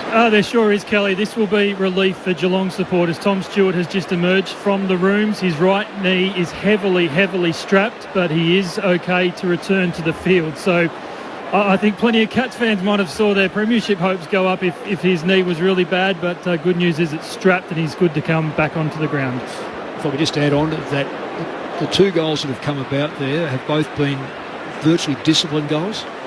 I'm not saying that Stewart would have been involved in both, but he would have been down there. So it's important those sort of players on the ground. Great backline players generally are failed forwards. They are. Simple fact of life. Geelong now by just 9 points. Couple in a row for the Magpies after the Cats got it out to a 21-point buffer. Blitz up, sockers it wide, but straight to side bottom. Hand pass to Dugowie, he feeds Mason Cox again. Spills the chest mark, comes to Tui. Socked away by Stanley out of the defensive arc. Straight into Nick Dacos' path. Picks it up for the Magpies, kicks it deep forward. Tangle in the goal square. Free kick McStay. It's against Ratugolea, who didn't spoil on the previous occasion, and now he's caught in a tangle with the forward in the goal square. And the free kick goes to the attacking player dead in front. This is what we're going to see more of, gentlemen, because of the 4th umpire out there on the ground. Yeah, it was good work by McStay. Clear free kick, but he just really worked back hard into Ratugolea to protect the space and made him nervous. He just grabbed at him. McStay slams it through. He's got one in his new colours. And Collingwood have a fair bit of bounce here. Finding themselves down by 21 earlier in the quarter. They've kicked 3 in a row. And there's just a single kick in it. And every single Magpie on the ground runs to him to celebrate. Cats by 3. 6 straight to Collingwood 5-3. And as far as margins go, Mick, that's more like it. The way that this quarter's been played. If you go through the stats, even galore, probably Collingwood up on the possessions and the uncontested possessions, but both generating plenty of ball. Yep. Geelong more efficient when they go inside forward 50, so with less forward 50s, but Collingwood have still played some scintillating footy and now back pretty much even, only the 3 points down. Last 3 goals in a row to the Pies. 3-point margin back underway in the centre. Mitchell wins a free kick. Tom Mitchell hasn't even got to his feet and he gives it off to DeGoey. He gives it to Josh Dacos. Bit of a fumble, a regather, and then goes long. Radicalea goes for the mark again. De Koning falls his way. His handball's gone straight to Darcy Cameron. Stripped out of his hands though, wrenching it out though was Guthrie. Cam Guthrie. Holmes gets an unkind bounce and is happy to see it over. Noble comes in, a couple of players go down behind play. Murphy bumped into Ollie Henry. I didn't really think there was much in that, Kel. And Ollie Henry gets the free kick, hence the boos, hence the jeers. And he gives it off quickly. Goes back to O'Connor. Scintillating start to Friday night footy on ABC Grandstand. And now Guthrie gets into Adams. Henry's there. Plenty of Magpies around him. There's pushing, there's shoving. We're talking about only 10 metres away from the benches. It was an Ollie Henry they all charged to. And now Zach Tui's lost his Guernsey. He's in a push and shove with Myercheck. Tom Hawkins comes in and throws those big biceps around. Tries to clear the pack. Tui's got his muscles on display. He kicked the opening 2 goals tonight. He's trying to put the number 2 back on like it's a shirt. But it won't get back on because it's been torn to shreds. And eventually they spread their separate ways. Pendlebury pulling still side bottom and a few other of his Magpie teammates away. And they go towards their huddles. Footy's back, Cal. Oh, footy's back, baby. It is Geelong by 3 points at quarter time here at the MCG. Brilliant football to start this one. The Cats 6 straight 36. Collingwood 5-3 33. Should we go down to Tim now? Yes. Let's do that. Let's get down to Tim Hodges because a big name is under a bit of an injury cloud, Tim. Well, Tom Stewart did come back from the rooms. That right knee, you guys can see heavily strapped. Maybe Lingy and Mick, if you keep an eye on him, they went to give him a fitness test. He pulled up after only a few strides. I'm not sure if that's good or bad news. The doctors are still talking a hell of a lot whether they want to take the risk with him, but he does look like he's ready to come back on the field. I guess we'll see in about 4 minutes. He looks really proppy to me. That's a medial ligament. It certainly is a medial ligament. Yeah. And I guess a medial ligament... You can run straight lines in a medial ligament, no worries, and play out the rest of the game. And I'll tell you something, I've had both. If you have a significant one, you almost initially hurts like hell, and then it goes because it's ripped in half. When you get one that just keeps persisting, it's generally that you've frayed a little bit, but it's still intact. What's a medial? How many weeks? Or none to 10. Yeah, depend on what you've. It goes in grades. Cats by 3 at quarter time. Craig McRae said if it bleeds, we can kill it. Borrowing the line from Lee Matthews, of course, all those years ago to that champion Essendon team. And Braden Maynard, unfortunately, was the only one who bled in that opening quarter for Collingwood, coming off with a cut. But what a start it was. 2 goals for Zach Tui on St Paddy's Day. 1 for Jeremy Cameron, 1 for Stengel, 1 for Hawkins and 1 for Dangerfield. While for the Pies, 5 individual goal kickers. Tom Mitchell and Dan McStay first up for their new teams, as well as Tay Adams, Brodie Myercheck and Mason Cox. At quarter time, Friday night footy, the first one of season 2023. It is the Cats by 3 points on ABC Radio, News Radio, Sport Digital, and now streaming on the ABC Listen app. This is Grandstand AFL. Hello, I'm Patrick Stack, and if you like great stories and you enjoy sport, then I reckon you need ABC Sport Daily in your life. And unfortunately, Patrick, that means sometimes people like you need to move over. The more gold medals and stuff I get, is the more I can put my name into the history book. Records come and go, but gold lasts forever. Should always dream big, Stacky. It's a daily sports conversation, and it's called ABC Sport Daily. Find us on the ABC Listen app. Grandstand AFL. Now streaming every match on the ABC Listen app. Look for the AFL button. Quaynor to Noble. Oh, this is risky.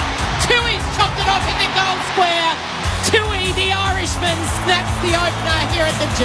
Gives it back to Max Holmes. On the run, he kicks to the top of the goal square. Squirrel comes for more. Down to Tui. Tui's got 2. Breaking out of the centre now is the Pies. The kick comes from Adams and he pokes it inside 50 and Tom Mitchell is on the end of it. Chance for the Pies through their brand new recruit. What a way to introduce yourself to the Collingwood Army. Hand pass back to the goal. He puts it inside 50 and Myerjack marks uncontested left half forward, 10 in from the boundary line. Myerjack to finish off the spectacular chain. He dobs it from out wide, and the Pies with two quick ones to answer Geelong's challenge. Tom Hawkins on the set shot. The All-Australian skipper pops it through, and the Geelong lead swells. They've got away from Collingwood here late in the quarter. Cox knocks it in the path of Tay Adams, snaps Goldwood, kicks it. One the Pies desperately needed. Picks it up for the Magpies, kicks it deep forward. Tangle in the goal square. Free kick McStay. It's against Radicalea. McStay slams it through. He's got one in his new colours. Finding themselves down by 21 earlier in the quarter. They kicked 3 in a row. And there's just a single kick in it. The 2023 AFL season. On radio, ABC Sport Digital. and now streaming on the ABC Listen app. And that's how it's positioned at quarter time. A 3-point lead for Geelong, the reigning premiers over Collingwood. Quarter time, Grandstand AFL, Corbin Middlemass, Kelly Underwood, our Grandstand AFL experts, Cameron Ling and Mick Malthouse. Well, sensational quarter footy to start the season off for these two teams. Geelong looked like they had it in control for a little bit, and then the Pies responded brilliantly. Mick, I know we had a lot of talk again about what Jordan De Goey's done during the off-season and how fit he is, how he's going to go to a new level this season, all of that. Well, Craig McRae's put him in a situation, I think, where he can thrive, the way they're using him at stoppages, and he's being able to spit forward, attacking side of the contest. But that quarter, he's repaying it. He was brilliant. 3 clearances, the 10 disposals, getting forward of the play and dangerous footy. He's not even bothering with one single little cheapie. He's getting good quality footy. Yeah, too right. Is as I said to you off airling, I reckon the Cats. I don't know whether the Cats can sustain the 101 to 79 possession rate and 18 to 12 against them inside 50.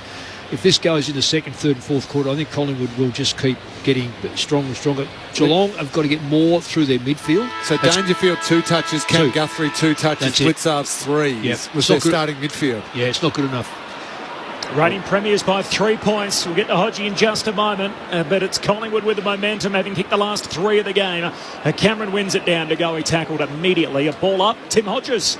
There is significant news down here, Corbin. Tom Stewart has been subbed out of the game after that quarter-time discussion between the doctors. The right knee injury, he is out. Brandon Parfitt comes into the 22. Thanks, Hodgie. Suspected medial for Tom Stewart, according to our crew, as Hoskin Elliott squeezed a kick from the stoppage out the wing, but the Cat's there. Tui hand pass to his countryman, and O'Connor, who kicks it down to half forward, and Rowan forced to spoil from behind against Murphy. Boundary throw in half forward for the Cats, 60 out. Hodgie. It's worth noting, Corbin, there was no one more disappointed than Tom Stewart when he was told he was going to be subbed out of the game. So Lingy would know what a competitive bloke he is, but he just wanted to get back out on that field. So hopefully that means that the knee's not too bad. Boundary throw in half forward here for Geelong. Comes the way of De Koning, who handballs it to Cameron. He's a long way from home. He's running backwards at the moment, like a young colt. A little confused out there, and he kicks back to centre half back. Well, so one of the umpires has paid this perhaps for running too far, Cal, like you called, but I don't know which umpire initially called it. Okay. So a bit of confusion out there. That's going to happen when we go from 3 to 4 umpires. Collingwood in possession. Howe kicks it just inside 50. McCreery bananas it, and the banana is almost lucky. Adams juggles but then drops it at the end. Handballs out to Pendlebury from a standing start. He knows where the goals are. Captain or no captain, Pendle still gets it done, and he celebrates with both fists clenched. He enjoyed that one, the number 10. And they're back in front now, the Pies, by 3 points. 6-3-39. Geelong 6 straight 36. After they trailed by 21 points at the 29-minute mark of that fourth term. Sorry, can I just correct one thing, Mick? It wasn't for too far. It was a high shepherd, Radicalea. So it's 3 free kicks against him of recent time and 4 goals in a row to Collingwood. real, I know they're only just in front, Collingwood, real danger signs, because the Cats aren't getting the football. Their main players are they're just non-existent at the moment. In the last, when I say that, I'm talking the last probably 7 or 8 minutes, first quarter and now. Third lead change of the night. Collingwood back in front by 3. Back in the middle. Comes down to Dangerfield, who hurriedly kicks one to centre half forward. Maynard, though, chops it off.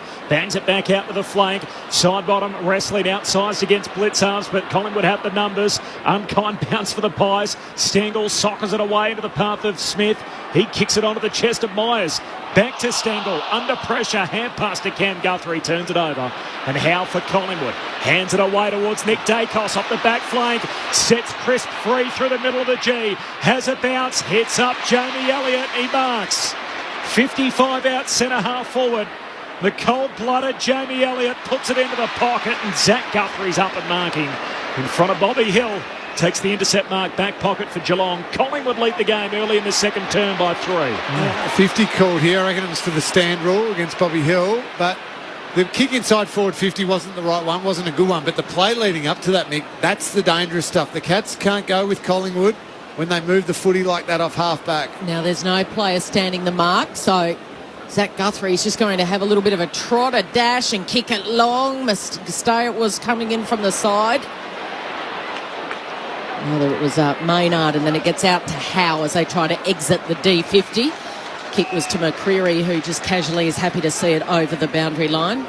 Just a few down from the Pies bench. It'll be a boundary throw-in. You mentioned a big moment here for Geelong. Nick, Patrick Dangerfield's gone socks down for it as well, but you know it's time to really ramp things up when the socks go down. Well, yeah, and he's the leader, so they all might join in. Flick back in on the broadcast wing. Down to Guthrie, had it, lost it. Oh, what a tackle by Pendlebury on Blitzarves. Brilliant. Just watching De Goey then, again, spat forward from that stoppage. No one went with him. If that spilled out Collingwood's way, he was out again. Ball up, Blitzarves. Taps it towards Dangerfield. He's got to beat a couple here. He handballed that straight over the boundary line. That's deliberate. The umpire was right there in front of Dangerfield, so he's kicked a goal, Dangerfield. Hasn't done too much else in his first night as captain for the Cats. He is the former skipper in Pendlebury, who kicks backwards to Howe. Strange move by Paddy Dangerfield. He just went straight out with the ball. Like Didn't hold his feet. That's a bad sign when you don't stand up in those sort of things. Like he was playing rugby league for a moment. Thought he was flying like Superman over the try line. So here's Pendlebury again. Short, sharp kicks here by the Pies to Nick Dacos, or rather Josh Dacos. Watch Josh use this. He is sublime by foot. What does he do? He's just going to poke it up and hold it up to Koning. Flew from behind. No one could mark it in the end. De Koning fires it out to Blitzarves, to Zach Guthrie, and now O'Connor. After all those handballs, he goes by foot. Will it sit kindly for Stengel? It does. He's got some pace on Murphy. He has a bounce. He assesses, and he delivers beautifully to Jeremy Cameron, who's on the right side for a left footer. The number 5, he'll have to kick it from right on 50. Tidy Shangle in the right forward pocket. Just a step in from the boundary line. I think you saw him kick one from 60 metres post high, so this should be no worries. In the warm-up, off one step, about 60 post high. He's a phenomenal athlete. He'll have no worries with the distance. How's the man on the mark? He doesn't curl it late. It's got to curve back late, and it doesn't. It hits the post. So instead of running around the buddy arc on that left, he opted for the traditional run-up. Nick Dacos on the kick out to Maynard back pocket. Short kick to Murphy. Marks at half back. First blemish for the night for the Cats. 6-1-37. They trail the Collingwood by 2.63-39. Last time these two teams played here was that quali last year. There was 91,500 in, and we're in a similar bracket again tonight. They are in the very back row as Murphy goes down the wing to Hoskin Elliott. Looks inboard, turns it over. Myers takes the intercept mark for Geelong. Hand pass to Isaac Smith. The lefty just lays it out in front of Hawkins to run after. Spills into the pocket. Maynard wants the safety of the boundary line. Taps it out of play. Yeah. Oh, deliberate. Gee, the two umpires looked at each other then. They weren't sure who was the controlling umpire. And in the end, the guy that was more central to the middle of the ground said, I think that is deliberate.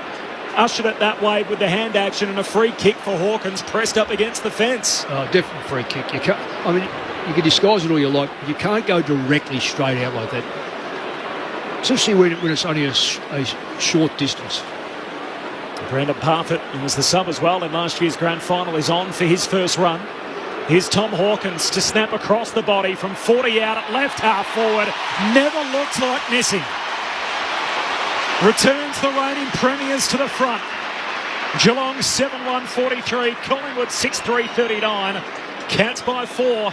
And we've had 4 lead changes already, 8 minutes into the second term. Hawkins with a couple.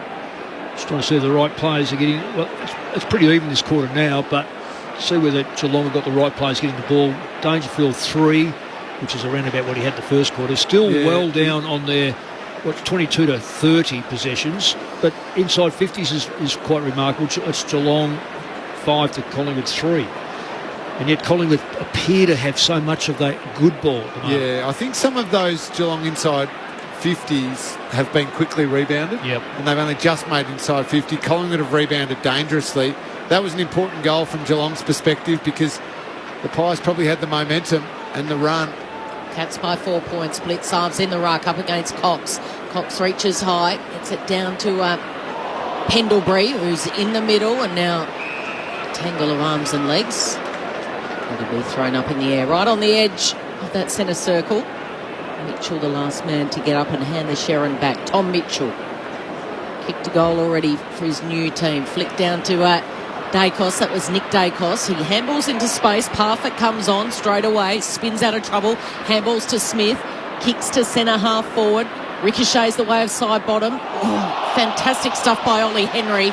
Flicked it down. Side bottom lost it. Off to Cameron, and then it comes the way of Brian Myers. Myers handballs to Holmes. Holmes from 52. He launches it, does Holmes. He's been the buzzword all summer long down at the Cattery, and Max Holmes, who was the heartbreak story in grand final week last year, has slotted it off a step on the right boot from almost 55 metres out. Good heads-up play by Myers to straight away look for the little handball. He knew he didn't have the distance. Collingwood players weren't quite onto the fact that he was never going to have a shot and needed to jump on Max Holmes, and he nailed that one. You called it well, Cal. That was one step and just smacked it home. They have been very excited about him over pre-season. He's always been a good runner, an outstanding athlete, but he's added that inside ball to his game over the course of the pre-season. How about this quote, Wingy, from Chris Scott? He could always get it out in space, but now he can win his own ball in traffic with Judd and Dangerfield attributes about him. Ooh. That's a big pump up. It's a big sell for the first round pick, Max Holmes. Couple in a row for Geelong. Here's Cox, who wins the hit out and then gets the clearance. Kicks it to centre half forward. Radicalier spoils. Ricochets to Josh Dacos. High half forward for the Magpies. He kicks wide to Elliott. Leaping up and marking. In front of Zach Guthrie, right on the junction of the 50 and the boundary. Josh Dacos' ball use by foot is unbelievable. That one he wasn't able to spear it in, otherwise it would have been cut off. Just had to do the little, like quarterback throw in the NFL, just a little touch pass over the top and hit Elliott with about 20 centimetres to spare from the boundary line. If you don't reckon he can kick him from out here, maybe just check in with a few Essendon fans. He's 50 out, up against the boundary line at right half forward. Tough kick, right foot against the fence. He misses everything to the near side. Got to be the other side, Cobb. It's been a game of runs all night. So Geelong the first 2, Collingwood the next 2, and then 4 in a row for the Cats, 4 in a row for the Magpies, and now 2 in a row for Geelong. So we haven't had a single goal answered all night so far. Geelong lead it by 10, 11 played in the second term. DeConing just hurt himself. Yep. He just fell over. Yeah, there was no one near him. Tui had the ball last line of defence. He was going to kick it to DeConing. DeConing slipped over and now he's limping off. So keep an eye on him, Hodgie, because that was very bizarre. Meanwhile, the kick-in did come to the Cats. They fumble around with it a couple of handballs before Bruin eventually walks it over the boundary line. With no one near him at all. Those things worry you about the Achilles. Yeah, but he's reaching at his knee a little bit. I'm sure Hodgie will be over it more, but we're just watching up on the screens here. The turf monster got him.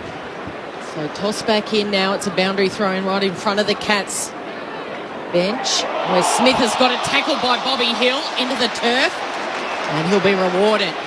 Wonderful tackle by Hill, former Giant, wearing the number 23. He's too far out to score. Runs around the player on the mark, drives it long in the Mason Cox direction. Buse has got it. He's tackled to the ground by Elliott. And it'll be a ball up top of the goal square here for the Pies. Umpire wastes no time. Cameron. Down to Cameron, who grabbed it. And he's taken high by Blicavs. He wins a free kick. He grabbed at his cheek. So Darcy Cameron was wrestling with Blicavs. He's got his hand to it, his fingertip in the air. Almost basketball-like, slapped it down to himself, grabbed it, and Blicavs got him high. I've got to say this. You got a stoppage. Guthrie runs off. The stoppage is 20 metres out from Collingwood's goal square. Dangerfield runs on, has no hope of getting to that stoppage. And this is the consequence of it. No ground ball, and Ruckman gets a free kick. So this to draw it back to within 4 points at the Punt Road end. He's an accurate goal kicker, usually. And Darcy Cameron, almost didn't know. He's missed it. 28 he kicked last year from his 24 games. 46-19 in his career. He's got a huge job this year, doesn't he, without Brodie Grundy being there. Cats by 9. Tui goes long up to the wing. There's all sorts of problems on Geelong's bench. Tom Stewart subbed out of the game, suspected medial in the first quarter, and now Sam De Koning. And he fell over by himself on the turf. Geelong quickly transitioned the footy. Close marks, hand pass to Cameron. Long kick into the pocket, homes the target. Josh Dacos saves the day. The ball slips out of play. Saved a certain goal because Gary Rowan was by himself at the top of the goal square. Great effort, Josh Dacos. Great work rate. Fantastic. And never didn't free kick the player. Kept the eye on the eyes and the ball. All ball, wasn't it, Nick? Yep. That's brilliant. Cats by 9 points, having kicked the last couple in the game. From the boundary throw in, deep forward for Geelong. Cameron goes down, Dangerfield wins the footy. Hand pass forward to Moore, just knocks it away to Mitchell. Fights on, hand pass away to Ollie Henry. He gives it to Myers, goal coming up. Feeds it to Stengel, through traffic, snaps it through. 3 in a row now for the Cats. They work it out in the phone box. Through a tight area, 15 metres out from Geelong's goal at the city end. Geelong 9-1-55, Collingwood 6-4-40. A 15-point lead for the Cats as many minutes travelled in the second term. And just getting back to what we spoke about, Lingy, all of a sudden the players that Geelong need to get the ball, they're smaller players, they can work the ball into position, are all those players up until Cameron, and Cameron himself is coming a long way up the ground. He's had 3 kicks, hasn't scored this quarter, but I don't think he scored this quarter, but nonetheless, he's been able to get the ball into very good and tight positions. Well, we're just watching the replay of the Sam De Koning. No one anywhere near him. Yeah.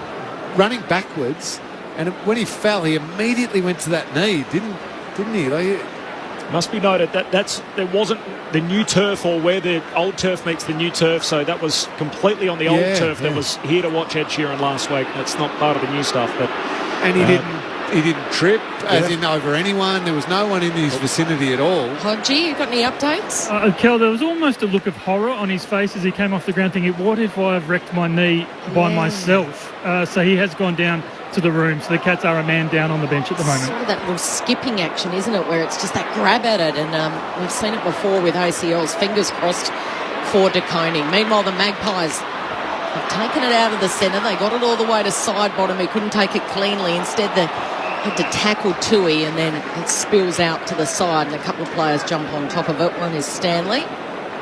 Big ramifications for the season, but also the here and now. So Blicavs back, Radagalia, baptism of fire for him, and O'Connor, really the last 3 bigs down there in defence. All up, no one in the air. Toe poking it off the ground is Stanley. Comes away with Dangerfield, a fumble. Been a bit fumbly tonight, but he's able to regather it and hit up Cameron on the chest, who wheels around, and this is Ollie Henry. There's 4 Geelong players. There's 4. He could have given it off to a couple of Cats players running by. I don't know what the Magpies' defence was in disarray there for a moment. And it's Pendlebury's eventually got back the player on the mark, and he's turning around and barking a few instructions to his players. But the story here is that the number 36 in the Cats hoops, who grew up a massive Geelong fan, has got the ball in his hand. He'll never get an easier chance than this, Ollie Henry, to put his first goal through to the club he growing up loving. Oh, and he runs it into the crowd as well. He's got some spunk about him. Both hands went up to both ears. He turned to the Pies fans and said, I can't quite hear you now.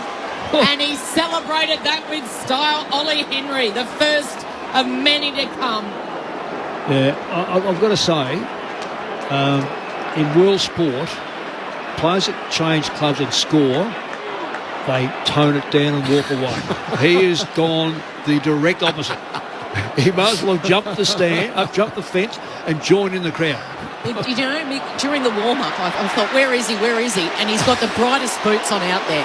They're aqua. They're so bright. And I thought, well, this isn't a young man that's just trying to, just getting where he fit in. Settling quietly with the premiers. This is a man that's saying, hey, I'm wearing the brightest boots in the forward line. Thank you very much. Cats by 21, 10-1-61, Collingwood 6-4-40. We love those look-at-me athletes, and Ollie Henry back at, as what Kel said, the club closest to his heart growing up. Dangerfield hand pass to Cam Guthrie. Kicks out to half forward for the Cats. Murphy bangs it back in the other direction with his fists. Pack forms around Josh Dacos, and we'll have a ball up southern wing. So Geelong led by 21 time on in the first. Collingwood then hit the front early in this second quarter. And now it's back to a game high 21 points Geelong's way. Lingy, how have they covered the loss of those two key backs? I'll tell you in a sec. From the stoppage, Josh Dacos kicks wide to side bottom, feeds it back to Noble. Noble heads up to Myercheck, no mark. O'Connor spoils. Tui wants to keep it alive and does. Hand pass along the ground, only as far as Nick Dacos. Sweeping polyfarmer hand pass all the way back to Howe. Kicks down to half forward. Myercheck enters from the side of the pack. Tries to mark, gets a free kick. Has his arms chopped. Trying to lace it to centre half forward. Dangerfield spills the mark with a greasy footy. Adams heavy collision with Tui. Got it out by hand to O'Connor off the back flank to Zach Guthrie for the Cats. Zach Guthrie goes long from the defensive side to the attacking side of the wing, but it's Cameron that takes the mark. Tallest player there, marking in front of Ollie Henry, Darcy Cameron. It's Blitzarves who's gone back as the actual key defender, but they're really rolling players back, Mick. So Stanley's back there right now. The wingers are getting back harder than they normally would. Even the mids, Dangerfield was arriving back there quicker. So I think as a group, they're covering that until they can get it fixed up at half-time. Yeah, it's very rare you lose two key backs before half-time. Deliberately slowing it down now, the Pies, as Noble eventually from in front of the benches goes long. It ricochets the way of Dangerfield. He just hacks it out of there, straight to the new number 4, was Brodie Grundy. It's now, of course, Maynard. And Maynard kicks to Hoskin Elliott. Down the line, draws the defender, handballs over to Noble. Noble into the left forward pocket where Mason Cox has got the sit. The American goes for a big high ride in the left forward pocket at the punt road end. And that's where Collingwood have got to be confident to go quick as often as they can. Radigali is already on the back foot given what he did in the first quarter. Blitzarves has gone back there but has been playing midfield a lot over the last 18 months. They've got to take advantage of it. So Mason Cox took a big mark over Radigalia, kicked to goal and let him know all about it. Now he's got to curl this around magically. Oh, Mason! Absolutely magic from the left forward pocket. And this time there's no trash talk. He'd rather celebrate with his teammates because that was a special goal. Cox has got 2 and they're back to within 15 points. Collingwood 7-4-46, trailing the Cats 10-1-61. 20 minutes gone in this second term. Oh, what an amazing game for a first rounder. Especially, I guess, on the back of last night, watching before 88,000 people, 2 pretty good sides. They just make it count.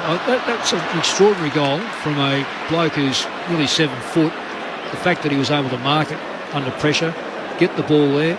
So both sides, it's a credit to both sides' hierarchy, and to get these players up. Geelong losing 2 key backs is just extraordinary that they were able to kick 3 goals after that.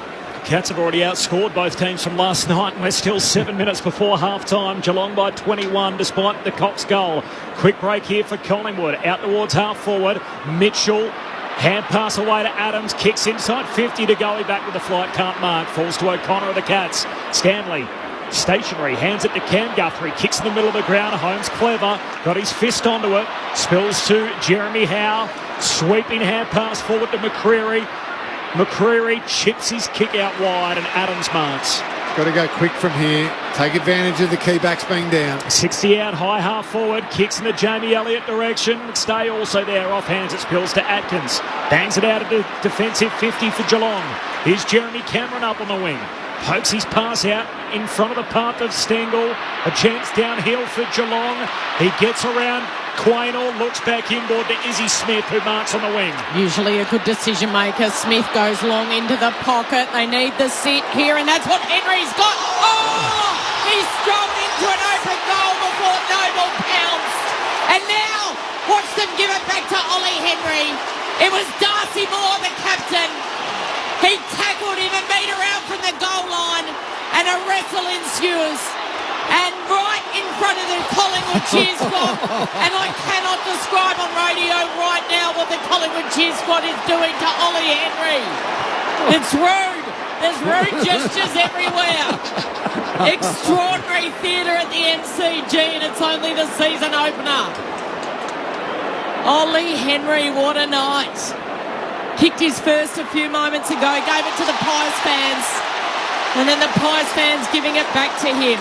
Izzy Smith with a long inside 50, and Gary Rowan with a pack mark in the goal square. And shades of last year's qualifying final with a big pack mark at the city end. Great mark by Rowan. It's just got everything. And I woken up in September. Gary Rowan bends it through. And Geelong get the goal that Henry left out there in the goal square. It's the Cats by 21 points in a high-quality season opener for both teams. Geelong 11-1-67, Collingwood 7-4-46. It's had a bit of everything, and we're still 5.5 minutes away from half-time on the first Friday night of the season. Cameron Ling and Mick Malthouse. This is why we love it so much, the theatre of it all, and how perfect Ollie Henry just nailed by an unbelievable tackle by the new captain, Darcy Moore, right in front of the cheer squad. Superb. And then to Gary Rowan's credit there, he's been quiet tonight and obviously played a huge game last year in this corresponding game, the qualifying final, but then just to launch himself at that one against Darcy Cameron and a few Collingwood defenders. Big grab. This has been brilliant footy. Both of these sides rate themselves defensively. It's just incredible how easy the forwards are scoring. Cam Guthrie out of the centre gets a little chip kick. Stengel couldn't take the mark, and now the quick hands to Bruin. Nice sidestep by Myers, but his kick's been smothered by Hoskin. Elliott Myers with the coat hanger on Noble. Free kick to John Noble. He's a tough nut. He'll get up quickly. I love the way, Nick, as soon as it turns over, though, every player for both teams run to attack and make really good position, get in a spot where either they can get the footy or draw an opponent out so his teammate can get the footy. So short to Nick Dacos, who's had it 7 times this quarter, the most of any Pie. McCreary, little leap up the back of Zach Tui, takes a mark. The Konig's back from the rooms. We'll get down to Tim Hodges shortly. McCreary goes long. Radigalia flies. Almost takes a screamer in the air as well. There's some leapers down that end. Blitz halves was in that pack. Radigalia. McStay, who's kicked his first goal for the Pies as well. So now just inside 50. Cameron from a stoppage, and Zach Guthrie just runs it over and then doesn't know where to look because there's 4 umpires. Gee, I reckon at some stage of last season that gets paid. Oh, and it should. Just ran it straight over, had a choice to run the other way. So inside Collingwood's 50, a boundary throw in. Pendlebury hams back to Adams from a standing start. It's a high ball. Is it curling back enough? It's not. Hasn't got enough whiz or crack or pop on that Sharon. They're using a lot of Adams forward and it's working well. He's winning some good 50-50 balls. Didn't quite finish there, but he's so hard. And you know he's going to be at the foot of the pack. Cats by 20 points. A long kick out of the defensive 50. finds its way to the wing, and Sidebottom just can't pick it up. A couple of fumbles. Now a hand pass put Quaynor onto the pump. Hawkins wins it for Geelong. Sweeping hand pass in front of Rowan. He too slips over. And Sidebottom goes back to win possession back. Gets rid of Rowan. Hand pass to Maynard. Kicks Collingwood down to high half forward. Radaglia with support. Wins the footy through the hands of O'Connor. Then Blitzarves. Comes through to Bruin. Kicks down the outer edge of the centre square. Stengel hands it back to Bruin. Whacks it forward to Rowan. Hand pass to centre half forward for Holmes. Gives it to Close. Slow build up from the Cats. Comes back to Myers. His hand pass is stolen away by Josh Dacos. Then at centre half back he goes to Quaynor and short to Nick Dacos. And they've got plenty of loose numbers ahead of the footy, including Elliott. It was a long kick. Elliott's got it.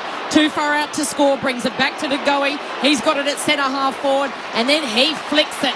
And McCreary marks all by himself, uncontested, 40 metres out on a 45-degree angle. So they torched them on the turnover, then the Blues. Well, both sides did, Kel. You know, it was Geelong had it, and they mucked it up, and Collingwood took it back, and then Geelong just mysteriously stood in the middle of the ground, allowed Collingwood players to run inside the front 50. So this fast-paced game has got casualties galore. Stengel just jogging off at the moment. Meanwhile, McCreary lines up from right on 50. The set shot squeezes it home. And the Pies, not for the first time tonight, are on the comeback again. Back to 14 points. Collingwood 8-5-53. Geelong 11-1-67. Less than 3 minutes to go in this opening half that's had everything, including Tim Hodges. Maybe another injury. What's happening on the Cats bench down there? Yeah, so it's Tyson Stengel. He's rolled the right ankle, and they are going to take him down the race as well to the room, so he probably gets that re-strapped. Now, the good news is better for Sam de Koning. He's back from the rooms. He had the boots off, so I reckon he thought he might have been done. But his right knee is strapped. He was just tied the boots up, so he's ready to come back on the ground. And you can actually see the dew has rolled in. You could see in that last passage of play, there were so many players slipping over, and the ball was so much wetter that it impacted play. So this is going to be a very different second half to what we've had in the first half, I fear. Earlier in the game, Tom Stewart subbed out, so Brandon Parfitt into the game. Suspected medial for Tom Stewart. Back in the middle, Stanley wins it down to Dangerfield. Squeezes a kick forward. There's Mitchell for the Magpies. Hand pass to Pendlebury. Hand pass to Degoe. Here go the Magpies. Chris off and running. Gives it to Nick Dacos. Hand pass to Bobby Hill. The new guy in town. Bobby Hill puts it through. One for Mitchell, one for McStay, and one for Bobby Hill.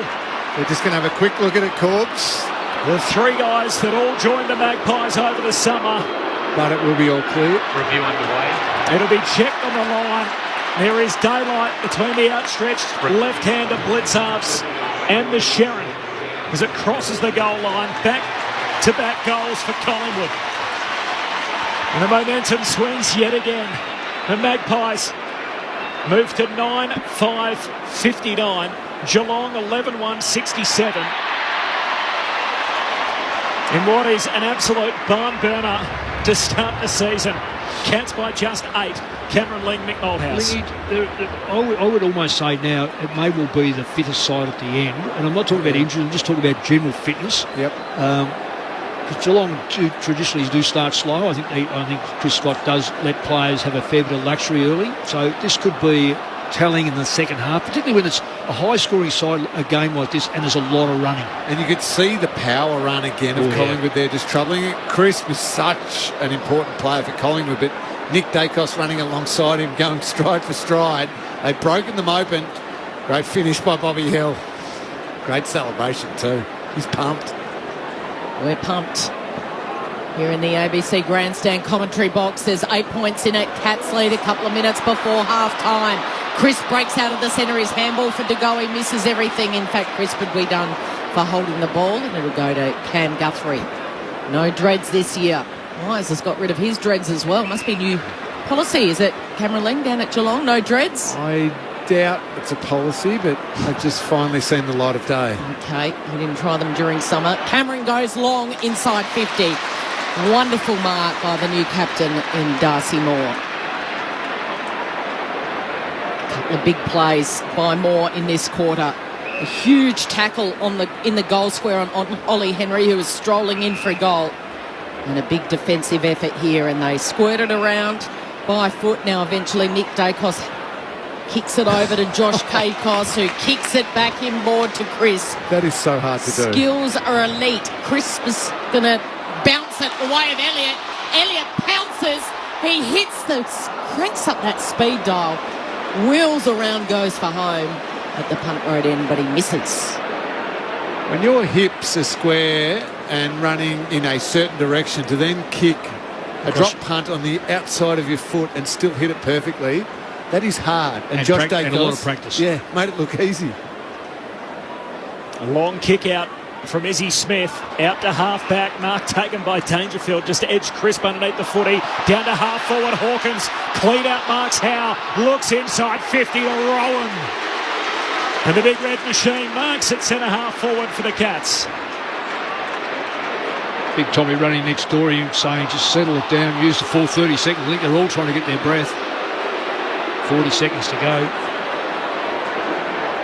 That's an amazing kick by Hawkins when you consider he's probably hasn't done anywhere near the training that he would have done normally. There's about 90,000 people in the house in to see it, listening across the country on ABC radio, and yet there's no way we're entitled to a game this good on Friday night in round one. Gary Rowan bends it through for the Cats. 12-1-73, Collingwood 9-6-60, restores a 13-point break for the reigning premiers with 4 ticks left on the clock before half-time. 34 travelled in the second term. And again, it's Geelong going forward super efficiently, and they do get numbers forward, and their options, maybe a little push in the back from Tommy Hawkins just watching on the replay, but options streaming forward for Geelong. That's so if Collingwood can create that turnover, that's where they're getting the Cats back the other way, catching them out of position, and the Pies power running going back through them. Let's hope this continues in the second half, but you think they've got to run out of puff a little bit. I did say young Nick Dacos up for the Brownlow. 5 and 6 going at 100%. 11 touches this quarter alone. Yeah. Cats by 13 points. And plenty of exhausted players out there. That siren, sweet relief. Half-time in what has been drama-packed, pulsating, electrifying, sublime skills, crowd engagement. We've seen it all in this first 60 minutes of football between the two teams that finished in the top 3 last year, the reigning champs Geelong, and the team that probably should have been in that grand final, missed out by a point, Collingwood. And at half-time, it's Geelong 12-1-73, the Pies 9-6-60. It's a lead of 13 points. The goal kickers for the Cats, Tui kicked the first 2 on St Patrick's Day for Geelong. Stengel with a couple, Hawkins with a couple, Rowan with a couple. And then there's Ollie Henry, Holmes, Dangerfield and Cameron. And for the Pies, 2 for Mason Cox after a couple of big marks. Mychek, Adams, Pendlebury, McCreery, and the 3 new boys have kicked a goal as well in Hill, McStay and Tom Mitchell. Mick Malthouse, I'm going to give him the quote of 2023 already. Game number 2 of season 2023. He mentioned just quietly during that quarter, have I just woken up in September? Because it feels like September right now. It's been extraordinary, this first half of football here on Friday night. 13-point lead for Geelong. There's talking points in any direction in which you look. Injury concerns for Geelong. Tom Stewart subbed out of the game, suspected medial, so knee complaint. Sam De Koning has his knee strapped, but looks like he's going to continue. And also Tyson Stengel looked like he had his ankle caught underneath the defender earlier in the quarter. There was that outrageous moment with Ollie Henry where he was in the goal square. Moments after kicking a goal, holding up his hands to his ears, saying essentially, I can't hear you, Collingwood fans. Moments later, Nick Riewoldt-esque from the 2010 grand final, just casually rolling into the goal square and popping up out of the sprinkler. Darcy Moore runs him down. The place went absolutely berserk at that point.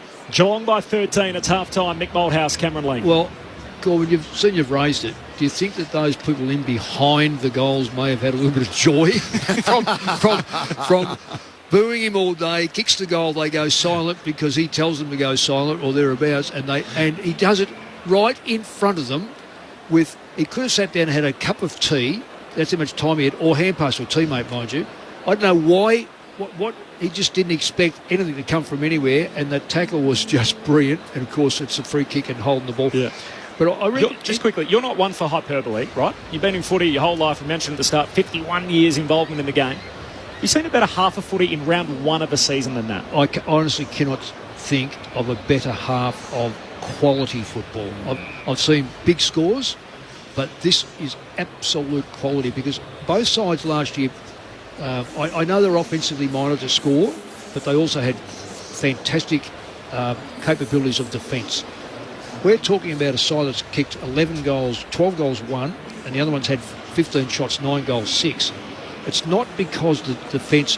Well, there's been a few mistakes, no doubt. We saw Radiclere sort of give away a few, and there was a first goal kick. Johnny Noble gave away.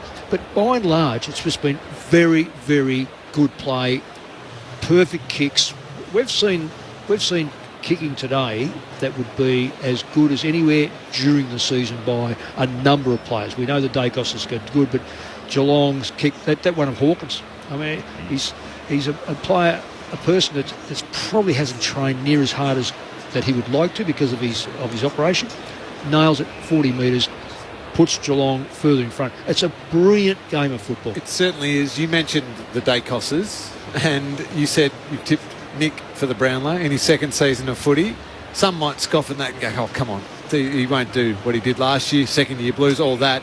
He's been unbelievable. 19 touches in this first half, going at 92% by foot. Now, this is a high-pressure game. What have we got? Roughly 90,000 here. Round one, huge Friday night. Slippery. Second-year player going at 92% by foot and had 19 touches. The only bloke I feel for a little bit is Josh, his brother, because of all the unbelievable accolades that Nick got last year and already so far in this first half. I thought Josh was superb last year, and he's been just as good in that first half as what Nick has been, but Nick will continue to get all the love. Josh is just a brilliant player by foot. His creativity, his vision, the way he works up and down on the wing. Nick sort of goes inside a little bit and plays mid, and even if he's half back, he runs an inside pattern. Josh's work on the wings to then get the footy, bring it back inside and use it so brilliantly. Those two, 19 touches and 14 touches in a half, just superb. And it's their run combined with, I think, a really clever role for Jordan De Goey. Oh, yeah, for sure. And an outstanding running power of Jack Crisp, who got so many accolades last year and deserved them. Those four in particular, Mick, are causing the Cats some headaches. But when Geelong do go forward, they are scoring. And scoring because of quality and space. Their players, when you look at the goals they've been kicking, they're not getting in each other's road. They know each other's pattern. They know how to lead properly. Yeah, Tui's kicked two. The thing about Zach Tui, and we didn't mention it, he kicked two, and in between, he was able to resurrect the ball from the 10-yard square at the Collingwood goal end, got back and kicked his second one. Yeah. Now, that's workload. Smith... and here I am saying that there are 11 players that are 30 plus for Geelong.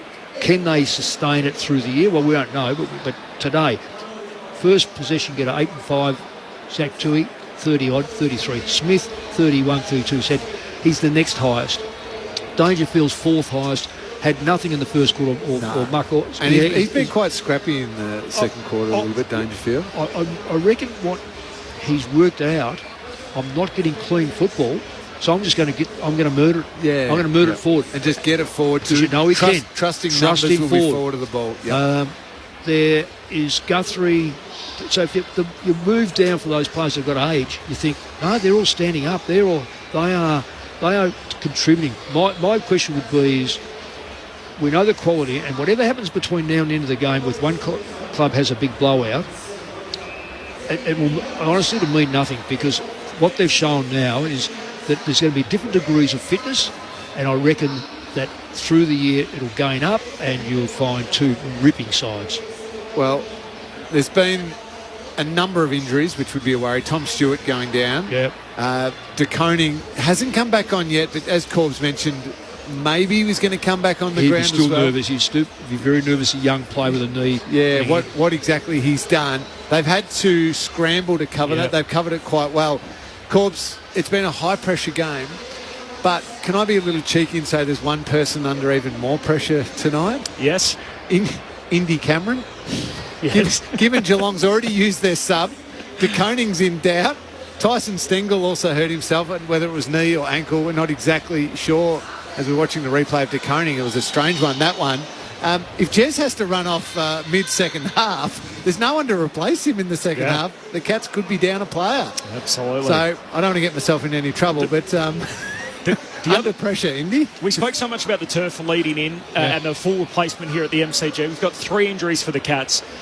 Stengel's a contact injury, but you look at the other 2. The turf monster got Sam De Koning, and even in Tom Stewart's case, it looked like the turf shifted behind him when he went down. So we can sort of crack all the jokes we want about, Ed Sheeran's great and it's worth the price of doing business if that's the case. But if all of a sudden you lose half a dozen champions in the first round of the season, and that's supposedly just the price of doing business, I think that'll be a big story. Yeah, you're right, Corbs. It's a great point. This is the best Australian rules football league in the world. This is professional. It is elite sport.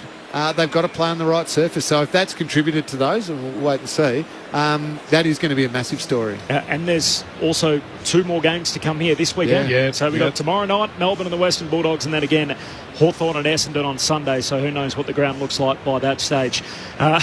Chief, the second half's even a fraction as good as what we just witnessed. We're in for a real treat. Second half action coming up shortly. It's the Cats by 13 points at half-time in their season opener, which is also the rematch of last year's qualifying final. Also, the teams are in as well for Sunday teams, so we'll bring you up to date with some of that in just a moment as well. ABC Radio, News Radio, Sport Digital, and streaming via the ABC Listen app for the first time in 2023. Just look out for the AFL button through the ABC Listen app. It is half-time, second half action up in just a moment, but first let's get the latest from the ABC Newsroom.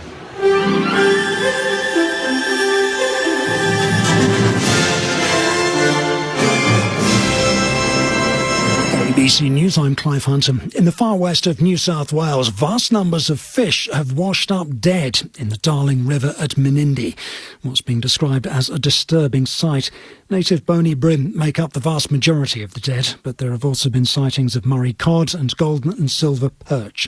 State Fisheries Director Cameron Lay says the amount of dead fish is shocking. The report from late yesterday and early this morning was that we were looking at thousands, potentially tens of thousands of predominantly bony bream, which is a native species, that have died.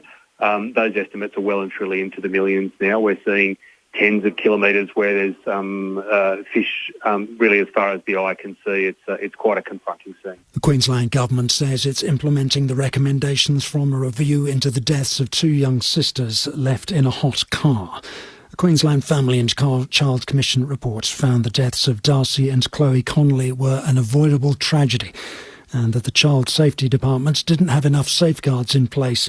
Queensland's Youth Justice Minister Leanne Leonard says the state government will implement all the recommendations in the report. We have a robust process, a child death review process, that makes sure that government departments who have contact in these tragic cases with families are held to account if there are issues or concerns and recommendations for changes. What we see in this report today, 3 recommendations, and they have been fully implemented. Victoria's first People's Assembly is marking its final meeting ahead of elections for a new Assembly in May.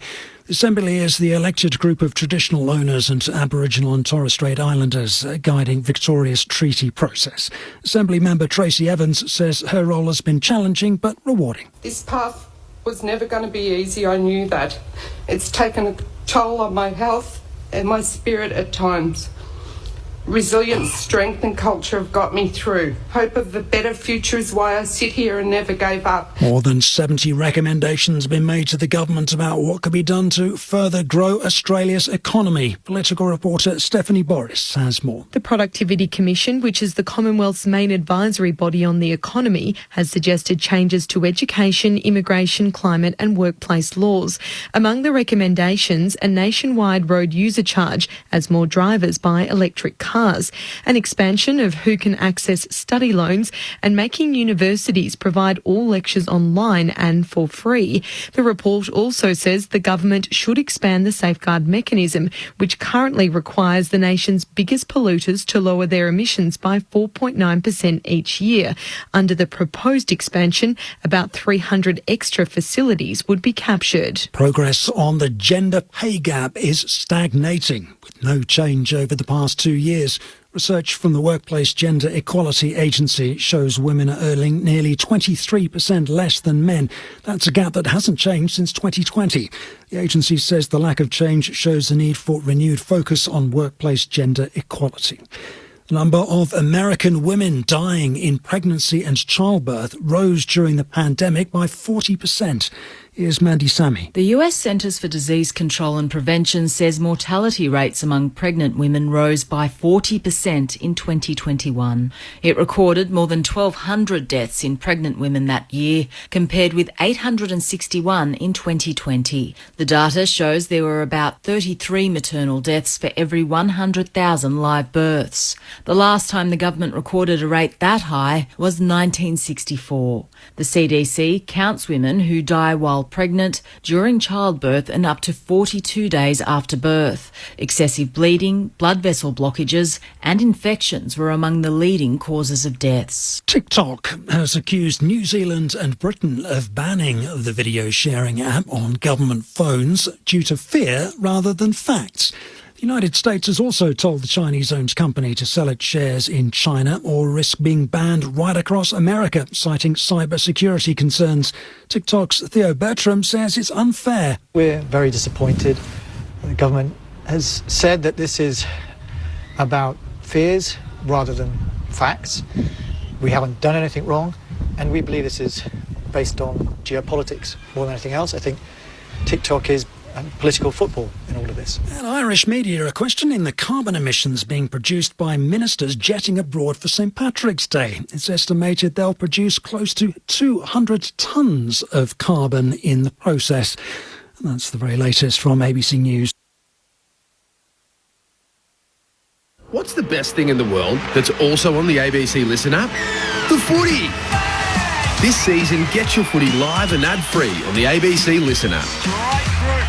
AFL, NRL, men's, women's. Whatever you fix, we've got you covered. She's got it! Bye-bye! See you later! Every goal, try, mark and tackle. Called by ABC Sports' expert commentary team. Set, bingo! AFL and NRL, live and ad-free. Get it on the ABC Listen app. Grandstand AFL. Now streaming every match on the ABC Listen app. Look for the AFL button. McCreary bananas it, and the banana is almost lucky. Adams juggles but then drops it at the end. Handball's out to Pendlebury from a standing start. He knows where the goals are. There is significant news down here, Corbin.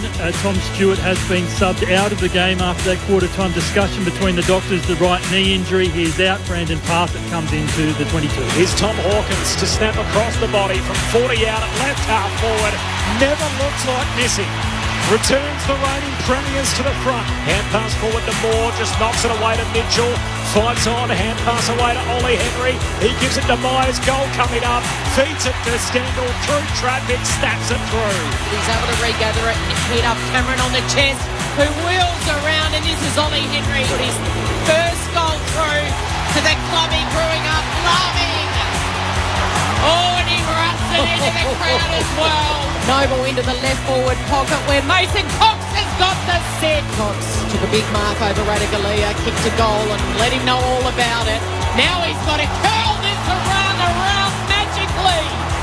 Oh, Mason. Hand pass to Degoe. Here go the Magpies. Chris off and running. Gives it to Nick Dacos. Hand pass to Bobby Hill. The new guy in town. Bobby Hill puts it through. The 2023 AFL season. On radio, ABC Sport Digital. and now streaming on the ABC Listen app. As good a first half that you could hope for in round one of the season. At half-time, it is Geelong 12-1-73, leading Collingwood 9-6-60. And Cats have had it out to 21 points on three separate occasions, but the Magpies won't go away. They've kicked 2 of the last 3 in the game and 3 of the last 5 to peg it back to a 13-point margin at half-time. There is so much to talk about. Ollie Henry in his new colours has got a goal. He let the crowd know all about it, and then moments later was run down into goal square when he was trying to put another one through, and popping up out of the sprinkler, Darcy Moore was able to grab him, run him down right in front of the Collingwood cheer squad at the city end, which brought the house down. There are concerns on the injury front for Geelong. They've already made their sub, Tom Stewart, out of the game with a suspected medial, so a knee complaint. Knee injuries also for Sam De Koning, and a suspected ankle injury for Tyson Stengel, so big watch on the Geelong bench. Jeremy Cameron is playing despite his partner Indy about to give birth to their first child, so he was on standby to leave at any moment. He's played the whole first half. We'll see if he comes out of the rooms to start the second. Corbett Middlemass alongside Kelly Underwood, Cameron Ling, Nick Malthouse and Tim Hodges with you on Grandstand AFL for Game 2 of the season. We're only 6 quarters in, and we've witnessed a hell of a half here so far. High-scoring affair, 73 plays 60, Geelong by 13 at half-time. Off the SMS, we haven't been able to weave too many of these in given the pace of the game, but 0437 774 774 from Rob in Montmorency. Umpires a lot more involved tonight than they were last night. Not saying it's better or worse, just saying more obvious that they're out there. I think last night they worked better as a group than those foursome. I think that's fair. We certainly noticed them a little more tonight. Marcus at Lake Toba. Great to hear the old and not so old Grandstand team again. Nice to hear from you, Marcus, as well off the SMS. From Kim and Latrobe. Absolute magic hearing the G roaring once more. Top shelf footy commentary. Cheers from Kim. And from Riley, this surface is a disgrace. So many slipping. So Riley hot out of the gates off the SMS 0437 774 774. It will certainly be a talking point over the course of the weekend. We were marvelling about how good the scoring was. This one's from Sir Swamp Thing, who we love on Twitter. The highest scores at half-time of the first match as reigning VFL/AFL premiers. The Cats, that effort then, the third highest of all time with 73 points. The equal top, Mick? I'll let you guess who the equal top was. First game? No, you should know this. Oh. First game as reigning premiers with 81 points on the scoreboard at half-time of round 1 the following year. 2011? Very good, Corbs. Your boys went to town. Who'd you play then? I must have been unconscious. That's all I could say. So tell me, who did we play? I don't know who you played. It just says you. It was the 2011 Pies with 81. Also the 1985 Bombers with 81 points. The big scoring. No, I don't. The big scoring clubs, though, when you look back through, and my mind just goes straight away to Geelong up in Brisbane, or the Gold Coast, or what it would have been at the time. Hawthorn are a massive scoring side. Yep. Essendon during a certain era, they just, but it was smaller grounds and 12 sides. VFL, in many respects. Yep. Mick Malthouse and Cameron Ling, our Grandstand AFL experts. Tim Hodges Tim Hodges on the boundary. Hodgie. Corbin, good news for the Cats. Sam De Koning and Tyson Stengel, who both went down to the rooms in that second term, are both starting out there in the third term. Tom Stewart is hobbling slower and slower every time we see him. The crowd just under 90,000, so around 89,000 here at the MCG. Cameron winning it in the air and then winning it at a ground level and kicking to the outer side. The southern side, it spills the way of McCreery, who wheels back, handballs into Pendlebury to Adams, had to wait for it to bounce and then was tackled by Stanley, got the handball away to McCreery, to Pendles, to McCreery, keeps it low, it's marked right on the goal line, right place, right time is McStay. Two things from that. McCreery, great run, follow up, but Taylor Adams so strong through the hips. He should have been tackled to ground by the bigger Stanley. Didn't. Got the handball off. Sets up this shot at goal. Only a few metres out. Oh, it's hit the post. He did the side snap in the right forward pocket on the left boot. And it cannons straight into that goal post. Basically flicked back over his head. I know you put players back on ground, but certainly a couple of Geelong players look really sore at this moment. Tui on the kick out, kicked the first 2 goals of the night. I'm not sure too many people would have thought that had happened as he finds Ollie Henry. Former Magpie at half-back has been involved already tonight. Jeremy Howe goes for a ride. Can't come down with the footy. Stanley for the Cats. Gives it to Rowan. Tackled, lost it. Great tackle, Noble. Pack forms around Murphy and Holmes. In front of the interchange gates. Holmes scoops it out. Side bottom there for Collingwood. Kicks it down the line. Bobby Hill with the ride. Almost took it on the way down. Can't complete the mark. And now a tackle by Zach Guthrie and a ball up just in front of us. Beneath the members. Gee, that would have been a hell of a hang. Bobby Hill just tried to defy gravity and sit on the shoulders for an eternity of Zach Guthrie. Couldn't quite take it on the way down. Just watching a replay of it here, that would have been mark of the year if he'd taken it. We've seen everything tonight. As Noble slides over the boundary line right in front of the interchange gates, right in front of where Tim Hodges is sitting. Hodgie. Tom Hawkins is another one we've sort of glossed over. He had that right shin, came off the ground, had the right shin heavily strapped. He does look proppy as well, as Mick was saying before.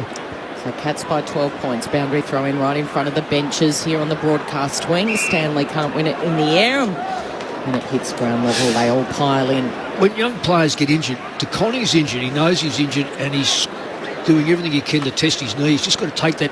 If he's on the ground, those medical people believe he can stay out there, so he's just got to get over it. Swatted it down to Dangerfield, who couldn't bend down low to pick it up with Nick Dacos right on his hammer. Tried to toe poke it and it landed about 20 rows back out of bounds on the full. Strange decision again by Dangerfield to kick that one off the ground when he was heading straight to the boundary. So Nick Dacos. I heard earlier Mick Moldhouse thinks he'll win the Brownlow medal this year. He's kicked backwards here to Noble. And then another lead by Nick Dacos, but instead he goes over Nick's head and Noble's able to hit up side bottom. Dangerfield, the man on the mark. He's got this right on the boundary line near the Cats bench. Should it be Darcy Cameron free kick? Yep, free kick in the ruck. Well, between the two ruckmen. Stanley holding him back so Darcy Cameron couldn't take the mark. Takes the free, gives it off to Nick Dacos. Good running, and then he hits up to Goey. So slow on the build-up. De Goey putting out their left hand, going, let's just slow it down. And now he's pointing, saying, I'm going long. I'm going to the hot spot. Radicalius tries to swat it down over the top. Once again, they pile in. Jamie Elliott tries to jump out at the back of the pack, but Zach Guthrie was all over him, so to be tossed up right in front of the Pies goal where the Cats lead by 12 points.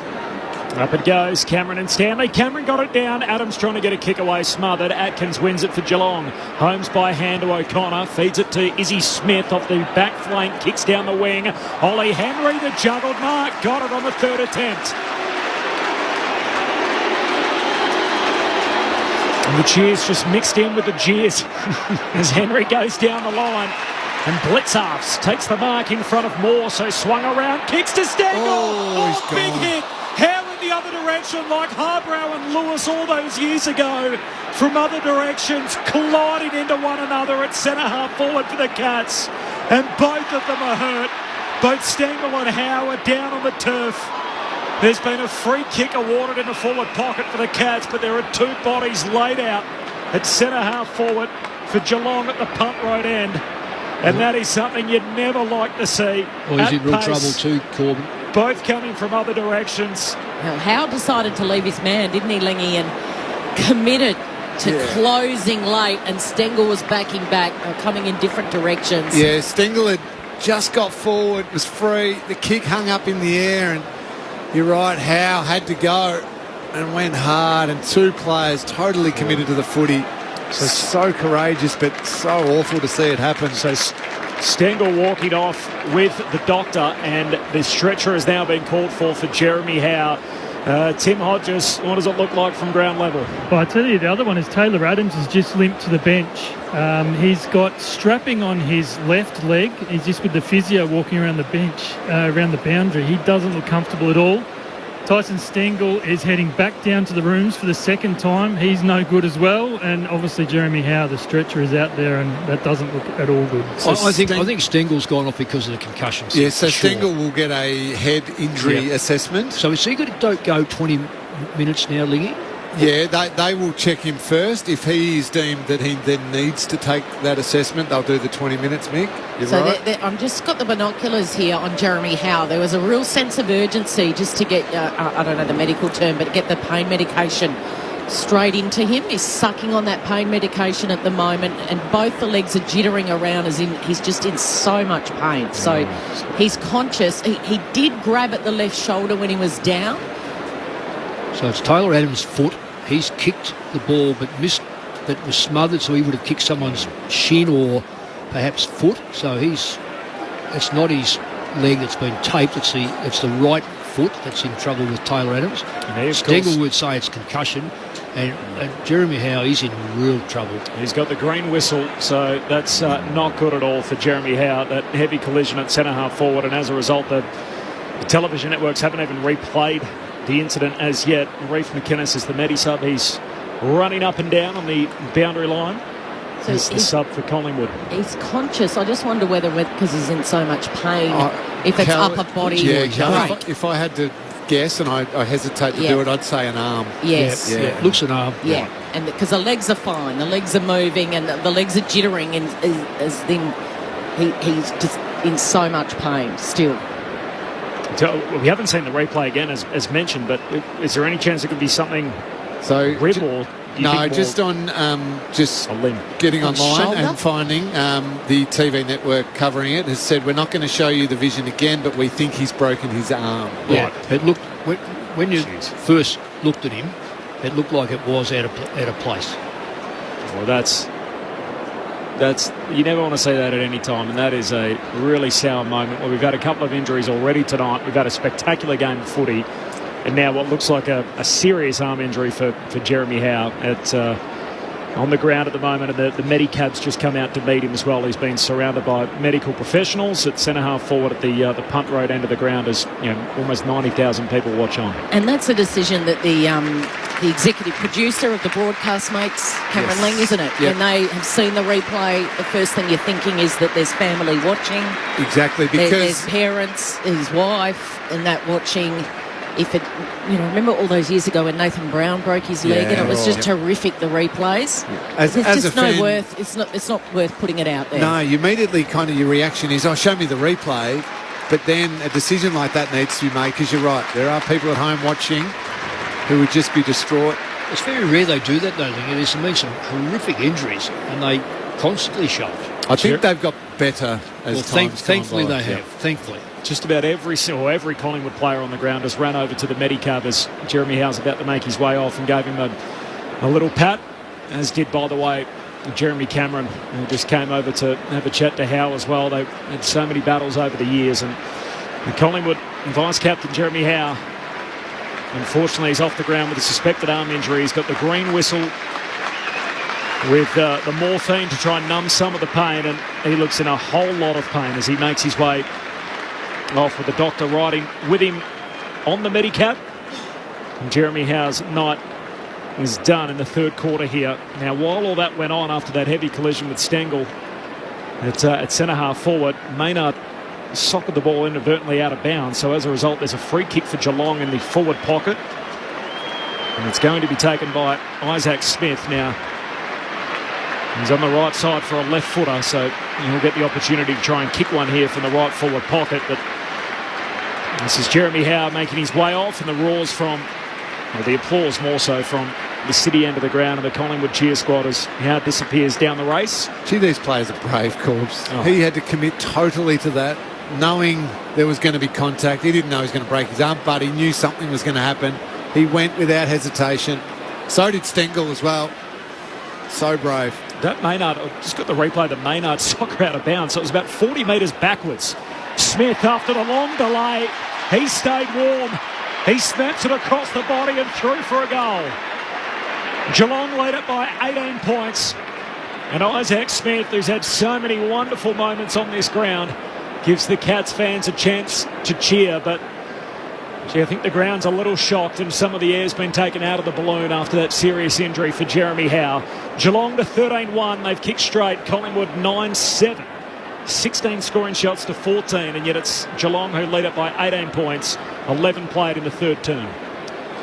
Well, you can't underestimate the importance of key backs. I know they've had their injuries, both Stewart and Howe now, so it's only talking about the injuries, but it's talking more about their absence.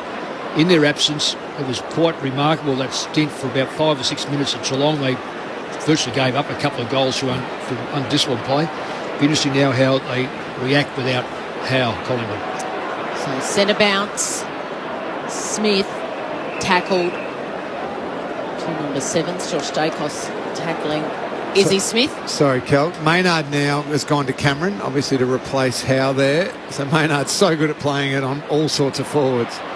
Dacos handballs under pressure to Pendlebury, who handballs out wide to Crisp, gets a handball away just in time before he's tackled.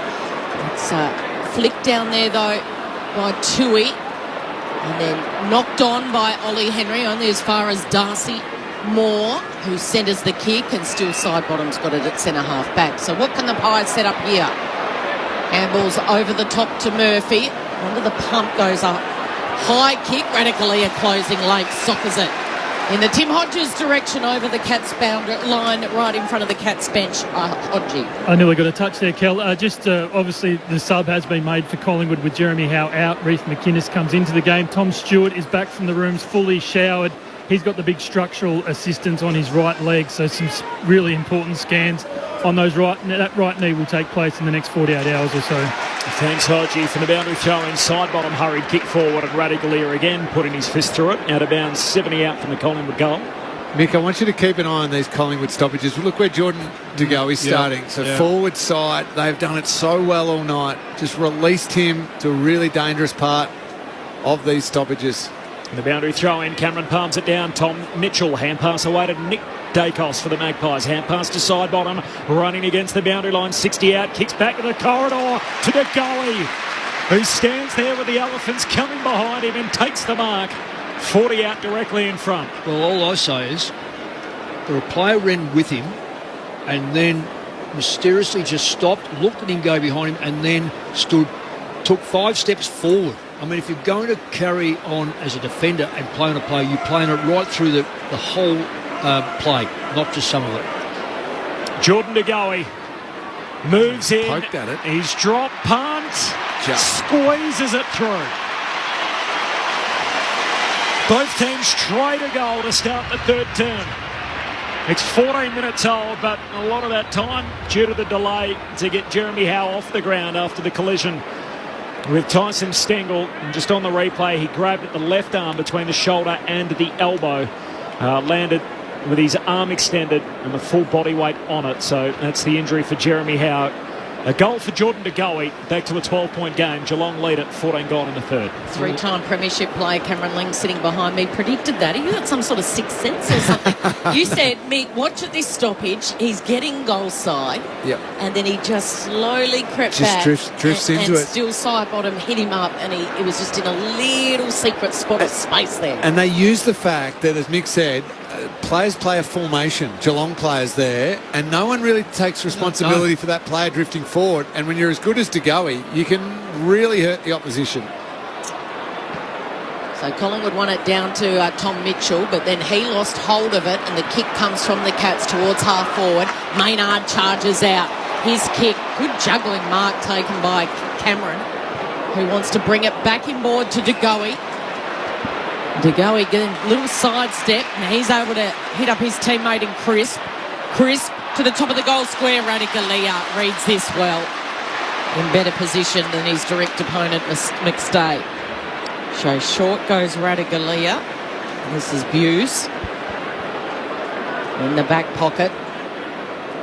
Down the line he goes towards Ollie Henry, who dropped it at the last minute. Some pressure coming from Murphy. No, it's a push in the back.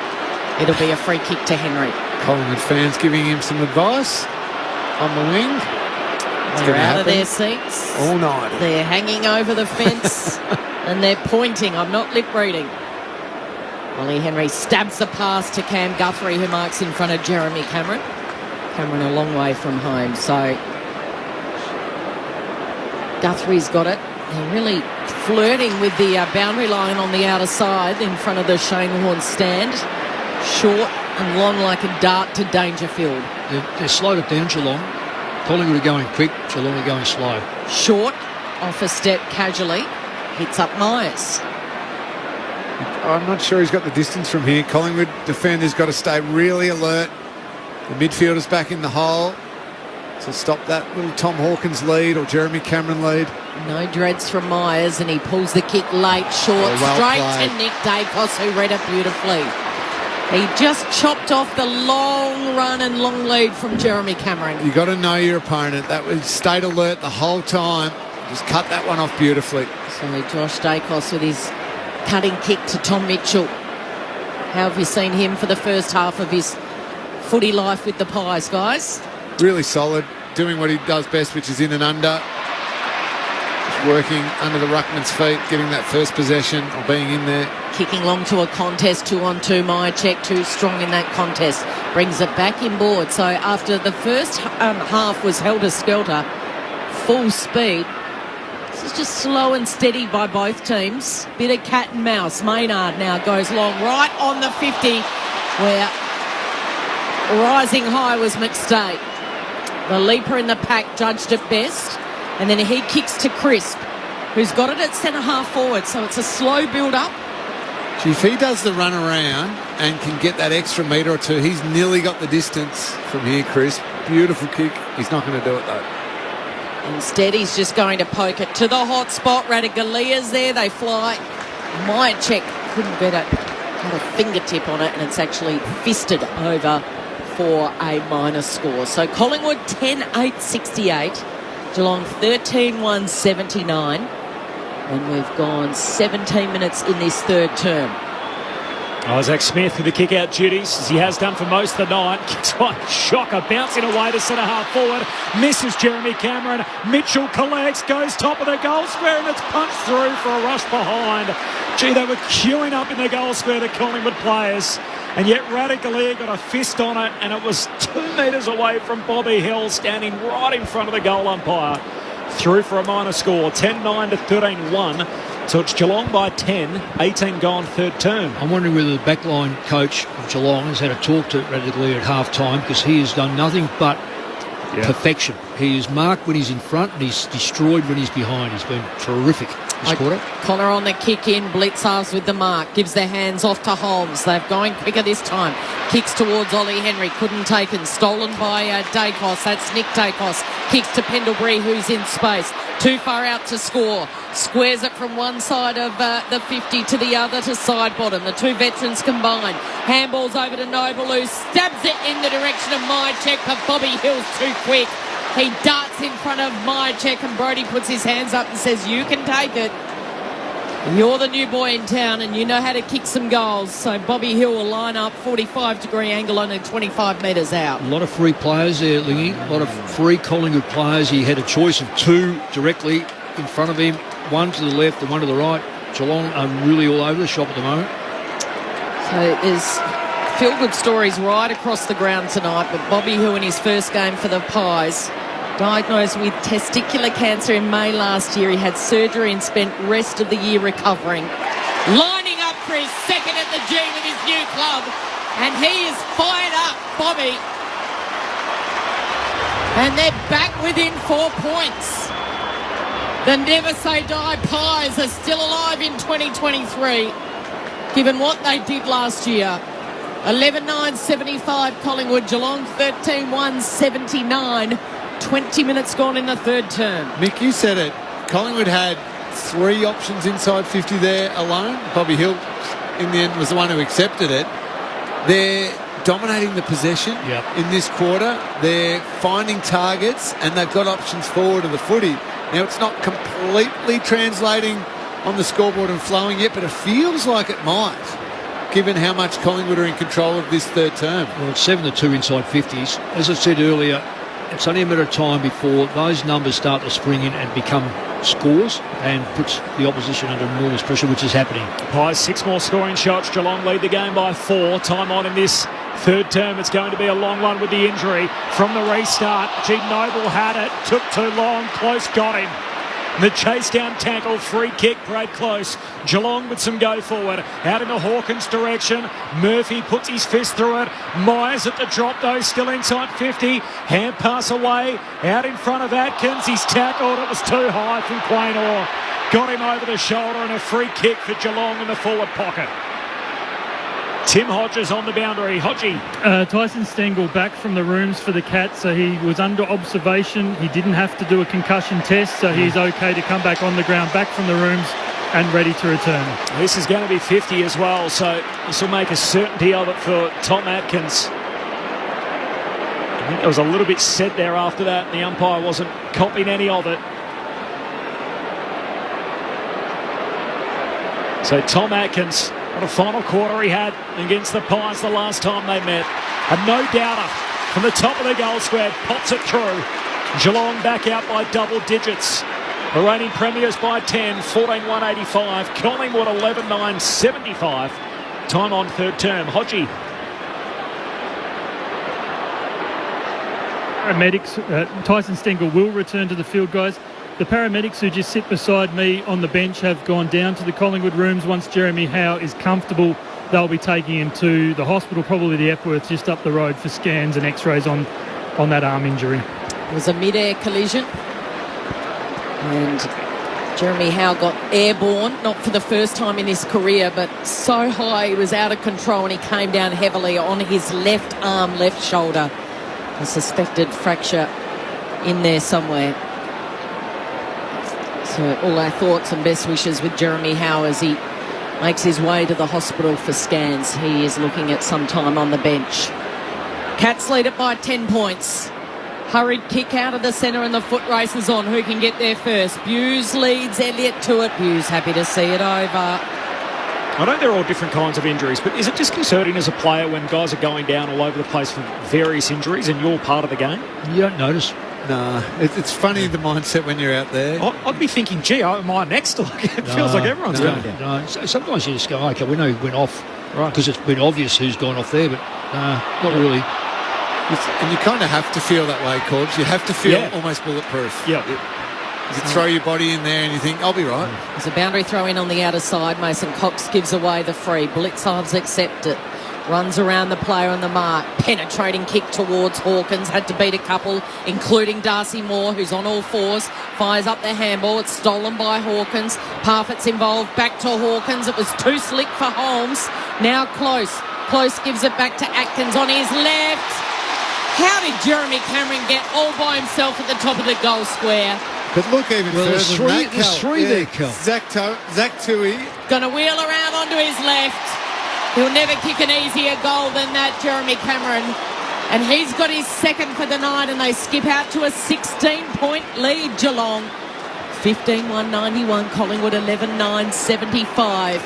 We've got still plenty of time. Just keep defying the way they play, Geelong, because they're making every post a winner.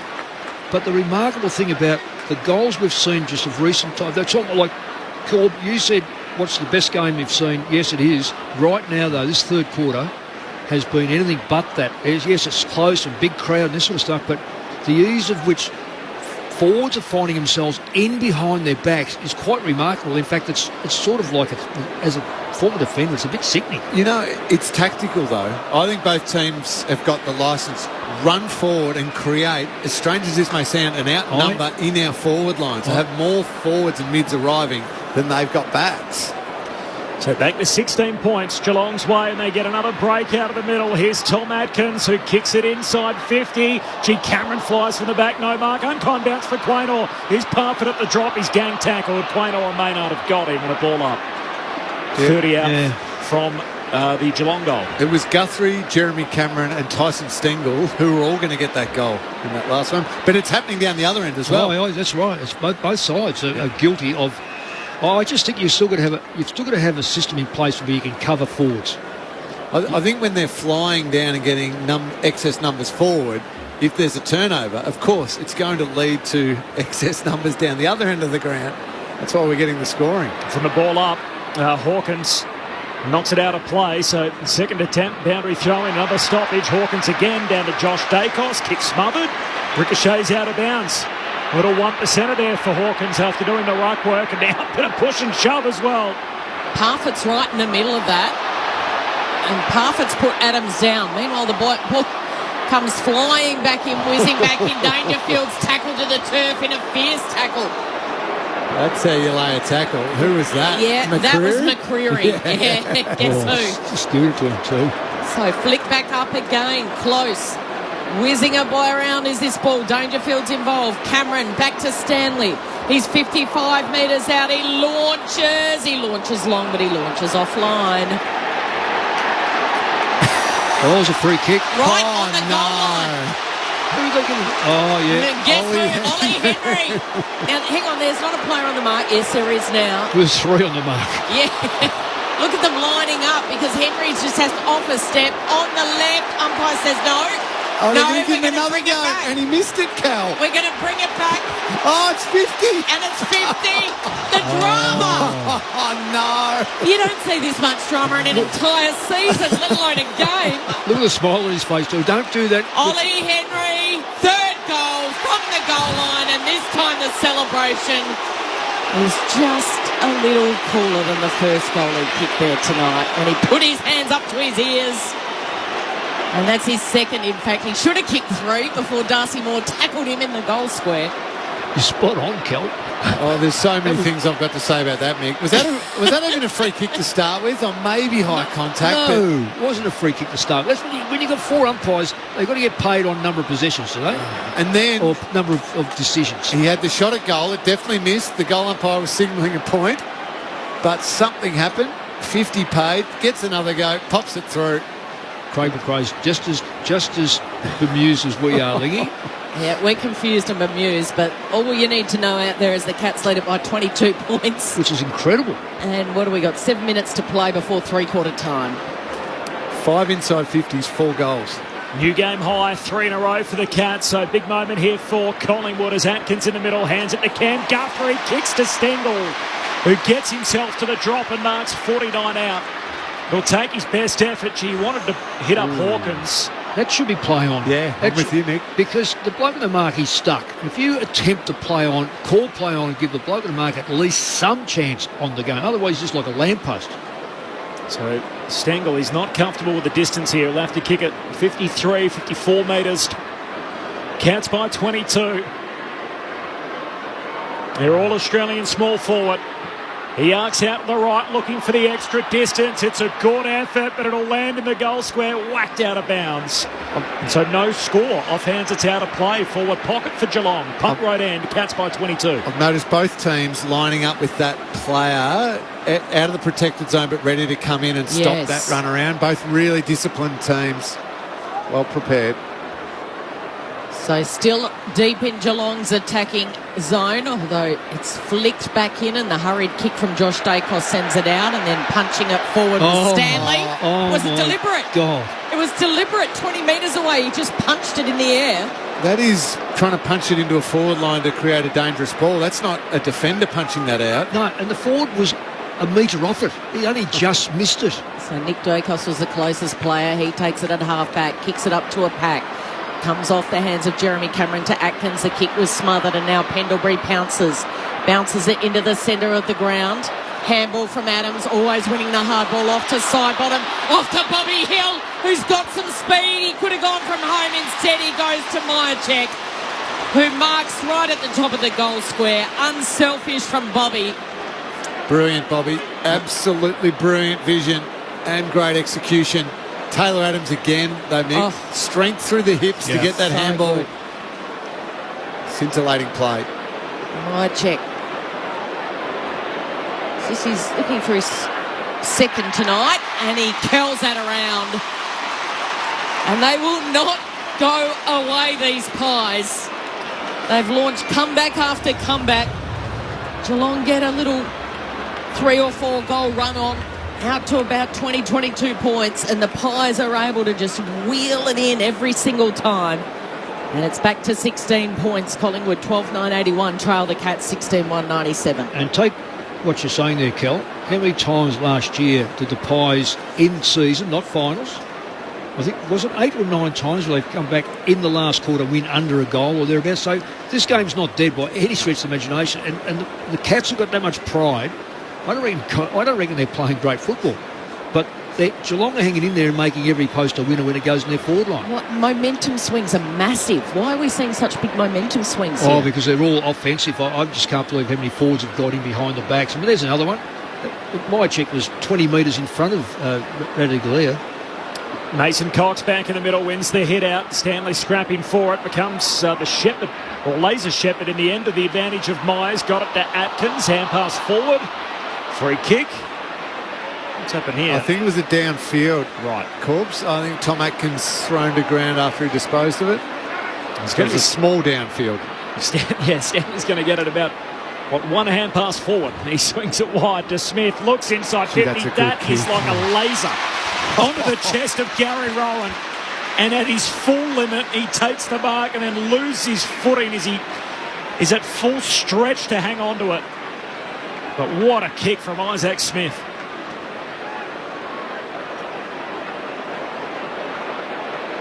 Good lead though by Rowan too.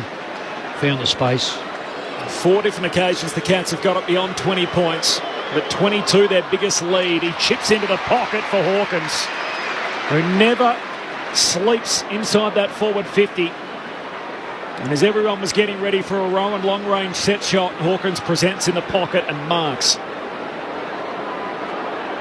He's about 30 out. Running around. Left forward pocket, opens up on his preferred right boot. Hawkins got it a little skinny. Misses near side. Cats by 17 points. 33 played third term. It'll be a long quarter after Jeremy Howe unfortunately subbed out and stretched it off with a suspected serious arm injury earlier in the quarter. Pies kick mark to Quaynat. Out of defence they go around the southern side. McCreery can't take a mark because of pressure applied by Close. Noble goes in, wins the hard ball, but his handball can't find Dacos. Dacos wins a free. It's against Cam Guthrie. He doesn't like the call. Disposal number 27 coming up for Nick Dacos. Still playing mainly across halfback. Wants to bring it inboard, needed to be precise, and of course it is, to Jamie Elliott. Marks in front of Stengel. He swings it from one side to the other. Elliott hitting up more. Here goes Darcy in full flight. Can he find someone inside 50? Brilliant score, spoiled by Blitzards. Goes back the way of the Pies, and the hurry kick finds Hill. Bobby, you beauty.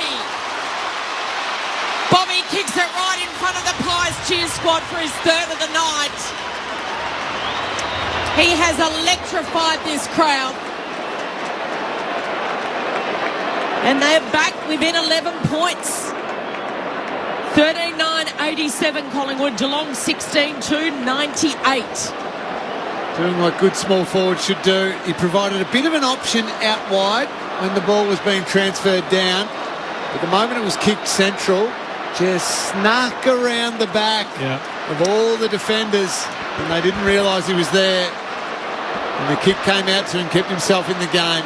Really well done. Scotty Penbury got the ball to him. I'm pretty sure it was him. Yeah, he's just a smart player. Just looking at the columns of going up and down for the goals, what you said, Kel, it's 3 and 4 up and 3 and 4 down, 2 or 3 up, 2 or 3 down. There's no one is dominating long enough to have the security of this game. 4 lead changes, but all in the first half. And Collingwood with the momentum at the moment. McCreery out of the middle, hand pass to Goey, kicks goalward, running back Zach Guthrie takes the mark. In front of the behind post, last line of defence. One of the 19 premiership players out there from the side last year, Zach Guthrie. Kicks to half back.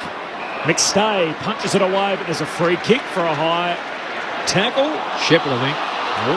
It's going Geelong's way. Everybody stands and looks at each other. It's a free kick for Stanley. Free kick counts 17-16. Collingwood +1. What's that? 33 already tonight before three-quarter time. Stanley high bomb down the wing. They all miss it.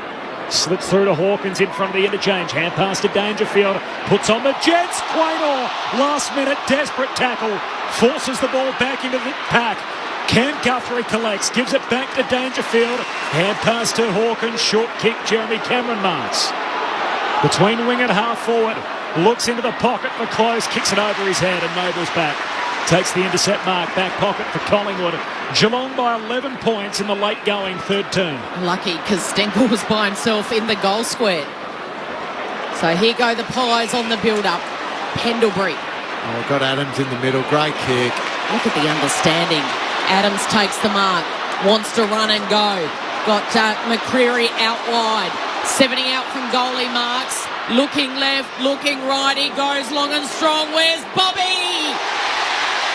Right in front of him, spoiling Bobby's moment, is Reef McInnes, the sub. But again, it was that kick into the middle of the ground to Adams. Caught everybody out from Geelong. The Collingwood forwards have got forward hard again. Options galore there. So McInnes in the right forward pocket. On his left, he's put it through. The substitute has an impact. And it's a 5-point ball game, ladies and gentlemen. Geelong 16-2-98. Collingwood 14-9-93. We don't want this contest to end. The good news is we've got another quarter to go. A minute before the three-quarter time siren. 10 goal kickers each. It's just an amazing game. It's up goes the ladder again. Geelong got it. Collingwood have dragged it back down again to under that one goal. 16-2, 18 shots to 23. It's just an amazing game given, well, as I said before, how defensively minded they generally are. It's all changed. It's amazing. Just Scotty Pendlebury, game number 359, still having some crucial moments. Cats by 5 points, 37 minutes into the third term. McInnes with a goal, first kick of the night. Holmes out of the middle, hand pass to Jeremy Cameron. Kicks wide to Honest Stengel, running out of room, taps it in front of Murphy, taps it out of play.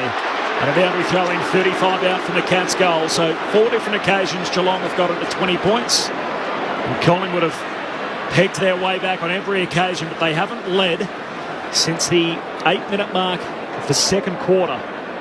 It's been Geelong from that point on after 4 early lead changes. For the restart, Hoskin Elliott soccers out of the defensive arc. McCreary and Cam Guthrie bang bodies and the ball spills out of play. 60 out from the Geelong goal.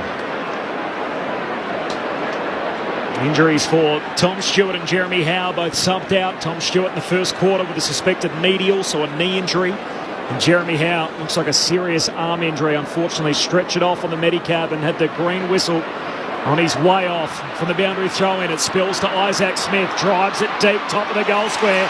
Moore just edges out Henry to take the mark. The new Collingwood skipper, last line of defence. 42 years after his father, Brownlow medalist Peter Moore, captain Collingwood. Darcy leads the team in 2023. Long kick out to half back, but it's Cameron with the intercept. Floating through, just majestic in the air, rips it down. 60 from home, the placement. Puts it inside 50 to Close, who marks. With 20 seconds left in this third quarter, he's got it 40 out. He wheeled on that left foot, shaped to go really long, top of the goal square, and just pulled it late. I don't reckon even Close was coming to him, you know, because he turned, all of a sudden the ball was on him. He led the last kick of the quarter.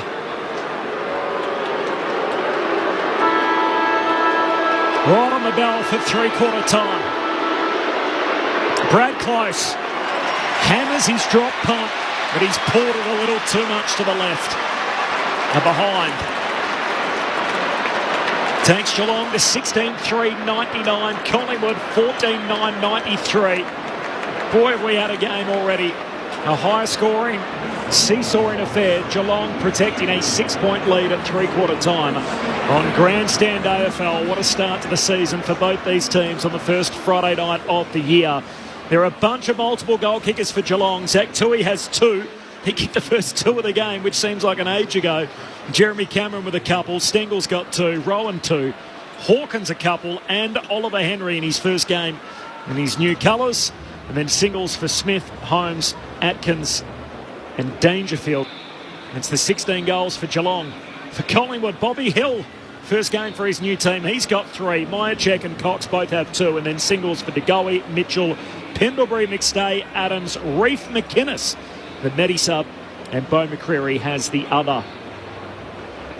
It is 3-quarter time at the MCG. What a game we've witnessed so far. ABC Radio, News Radio, Sport Digital, and now streaming through the ABC Listen app for the first time in 2023. Look out for the AFL button throughout the season. This is Grandstand AFL. Hello, I'm Patrick Stack, and if you like great stories and you enjoy sport, then I reckon you need ABC Sport Daily in your life. It felt good to be fast, but I'm only fast on the track. So once I leave the track, I tend to walk slow and do everything slow. So it's a totally different. Winning that first one is still the first one, and there's nothing like the first time. Look, I don't virtue signal at all, Patrick. Fins up and dream big. It's your daily sports conversation, and it's called ABC Sport Daily. Find us on the ABC Listen app. Grandstand AFL. Now streaming every match on the ABC Listen app. Look for the AFL button. And Blitzarves takes the mark in front of Moore, so swung around, kicks to Stengel. Oh, big hit. How in the other direction, like Harbrow and Lewis all those years ago. And both of them are hurt. Both Stengel and Howe are down on the turf. These players are great, Corbs. He had to commit totally to that, knowing there was going to be contact. He went without hesitation. Smith, after the long delay, he stayed warm. He snaps it across the body and through for a goal. Running against the boundary line, 60 out, kicks back to the corridor to De Goey. Jordan De Goey moves in. He's dropped punts, squeezes it through. Both teams try to goal to start the third term. Close gives it back to Atkins on his left. How did Jeremy Cameron get all by himself at the top of the goal square? Going to wheel around onto his left. He'll never kick an easier goal than that, Jeremy Cameron. He's 55 metres out. He launches long, but he launches offline. Ball's a free kick. Right on the goal line. Yes, Ollie Henry. Off a step, on the left. Umpire says no. Missed it, Cal. Oh, it's 50. And it's 50. The drama. Oh, no. Look at the smile on his face. Ollie Henry, third goal from the goal line, and this time the celebration. Brilliant spoil by Blitzarves. Goes back the way of the Pies, and the hurry kick finds Hill. Bobby, you beauty. The 2023 AFL season. On radio, ABC Sport Digital. and now streaming on the ABC Listen app. What a game it's been so far. High-scoring affair. 99 plays 93. It is Geelong who lead it by 6 points. They've led, by the way, since the 8-minute mark of the second quarter. Off the SMS at 7 a.m. in Brazil, and I'm glued to the ABC call of this fantastic game. Keep up the great work, go Pies. And from Tony and Glenelg as well, great to hear your footy call. It's nice to hear from you as well, Tony. 0437 774 774 is the SMS number. We're also streaming this year through the ABC Listen app, so if you're sort of in the garden, or probably not at this time, but in the shed, or you have to get out of the car and go and do something else, and you think, gee, I just want to keep listening to the footy, you can take us with you wherever you go. The ABC Listen app, it is available through the App Store. Whatever smartphone that you've got, you can listen at any time. So that's available for you in season 2023 for the first time. One goal between them at three-quarter time. What a night it's been. Cameron Ling, Mick Malthouse. Well, what we've seen, Corbs, I think you asked us before the game if we could only pick one team to finish in the top four, and we both sat on the fence and said that coin that we tossed sat on right on its edge. There's a reason for that, because both these teams are excellent football teams. Really well organised. They are super skilled, really good power runners, but also smart runners. They run to some great positions. Absolutely. Forward lines look dangerous. Yes, I think both defences would prefer to be better organised, but Geelong lost Tom Stewart early, then Collingwood lose Jeremy Howe, two of the most important defenders for each team. So it isn't going to be quite as organised, and there are options there. But this game is just going to go right down to the wire, because even if there's a bit of a lead for one team, the other team's scoring so easily. Yeah. Lingy, the thing that I would be, if you're going to improve on this game, as look, it's fantastic, but if either side look at it and they go, it's okay to be offensive minded, and maybe, you know, we've now scored Collingwood 14 goals 9. OK, Cats have scored 16-3. Why has the opposition been able to score that much? Because we've been a little bit freelance in terms of when we've got the football all of a sudden. It's not a matter of all running. It's got to be players in front can run. I'm going to now drop back. 3 or 4 of our backline players have got to drop back to cover that quick transfer if the ball gets turned over. And I feel that I'd love to count up the goals that were scored from turnovers, and forwards actually outnumbered the backline players. I think that's probably the most remarkable game I've seen for a long time, where the choice of 3 or 4 players v 1 defender. Yep. Pick your poison then, isn't it? Just go to whoever you want. Yeah. Collingwood footy boss has just mentioned that it is a fracture of the arm for Jeremy Howe. So he was subbed out of the game. He was on the morphine on the green whistle. Graham White telling the host broadcaster moments ago he's been sent for scans, but the fear is there's a fracture in the forearm for Jeremy Howe, subbed out of the game early in that third quarter. Crooked bounce to start the last from the restart. Free kick for Collingwood. Tom Mitchell and his jumper tugs, so he gets the first centre break of the final term. Kicks to centre half forward. Radically flying through. Spills to Stanley. Hand pass and turnover to Crisp. Puts the Jets on. Chips it to DeGoey. And that's a result we've been talking about, Mick, of disorganised backlines. No Tom Stewart down the other end. It's no Jeremy Howe for Collingwood. Reece Stanley goes back fast to try and cover for no Stewart. It was a wild handball to no one. Collingwood get a turnover, and then 3 Pies players could have taken that mark. Yeah. Their box office star, Jordan DeGoey, pops it through for his second. Have a little look, Corbs. The goal umpire ran close. a long way to his right, and he wants to just check whether it clipped the post on the way through. Gee, it was a must-have for Collingwood. He was 15 out, virtually straight in front. And Jordan DeGoey's given a thumbs up to his teammates further up the field to say, look, it was all okay. They want to make sure in the arc.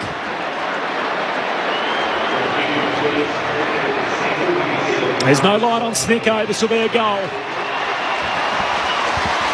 And how appropriate. A minute and a half into the final term.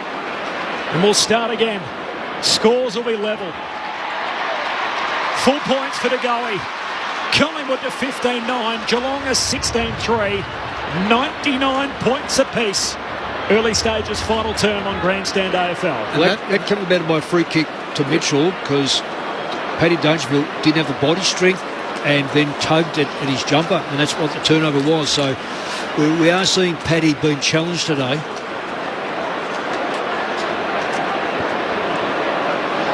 He's having the 17 disposals, Mick, but they're not a very effective. Not the usual impact that Patrick Dangerfield has had.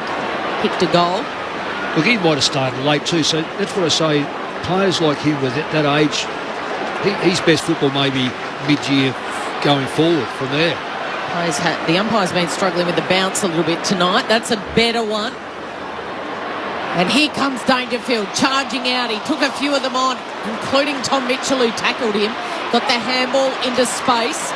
Pouncing on it was Bruin, but it's all hard here for the Cats. And Collingwood just gritting the teeth.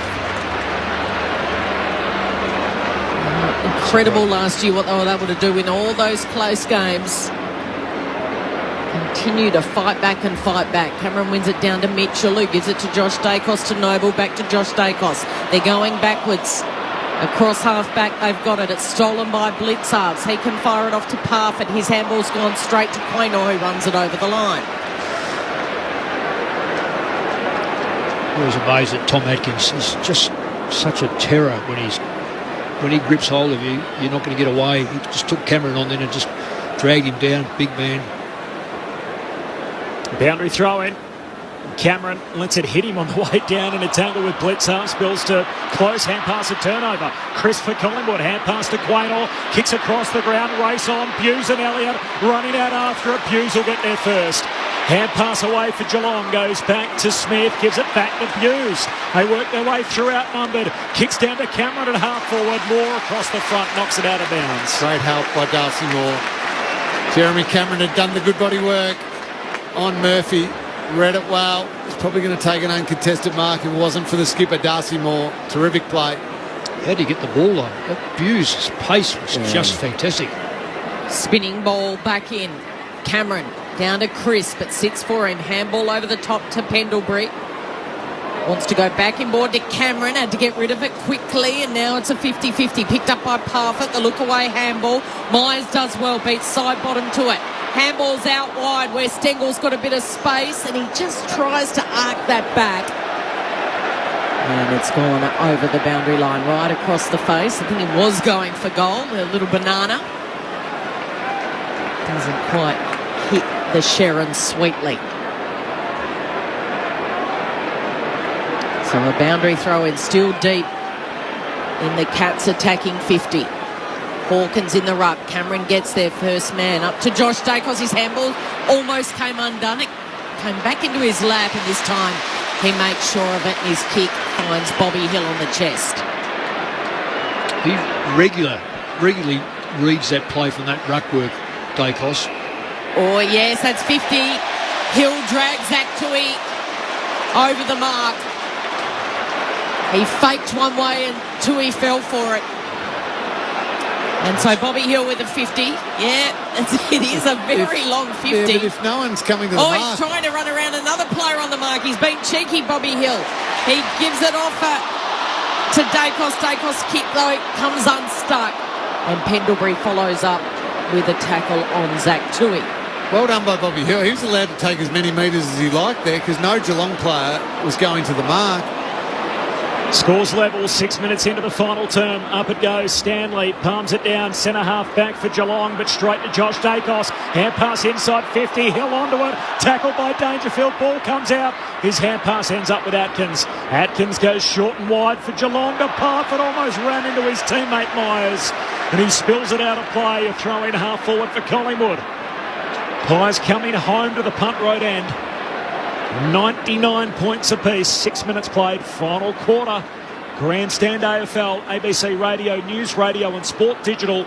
And for the first time in 2023, streaming through the ABC Listen app. Flick back in the way of Josh Dacos. It beats the ruckman. He throws it on the boot. Ratugolea with the spoil. Ratugolea flicks it out to De Goey. De Goey off to Mitchell. Mitchell! Somehow he gets boot to ball.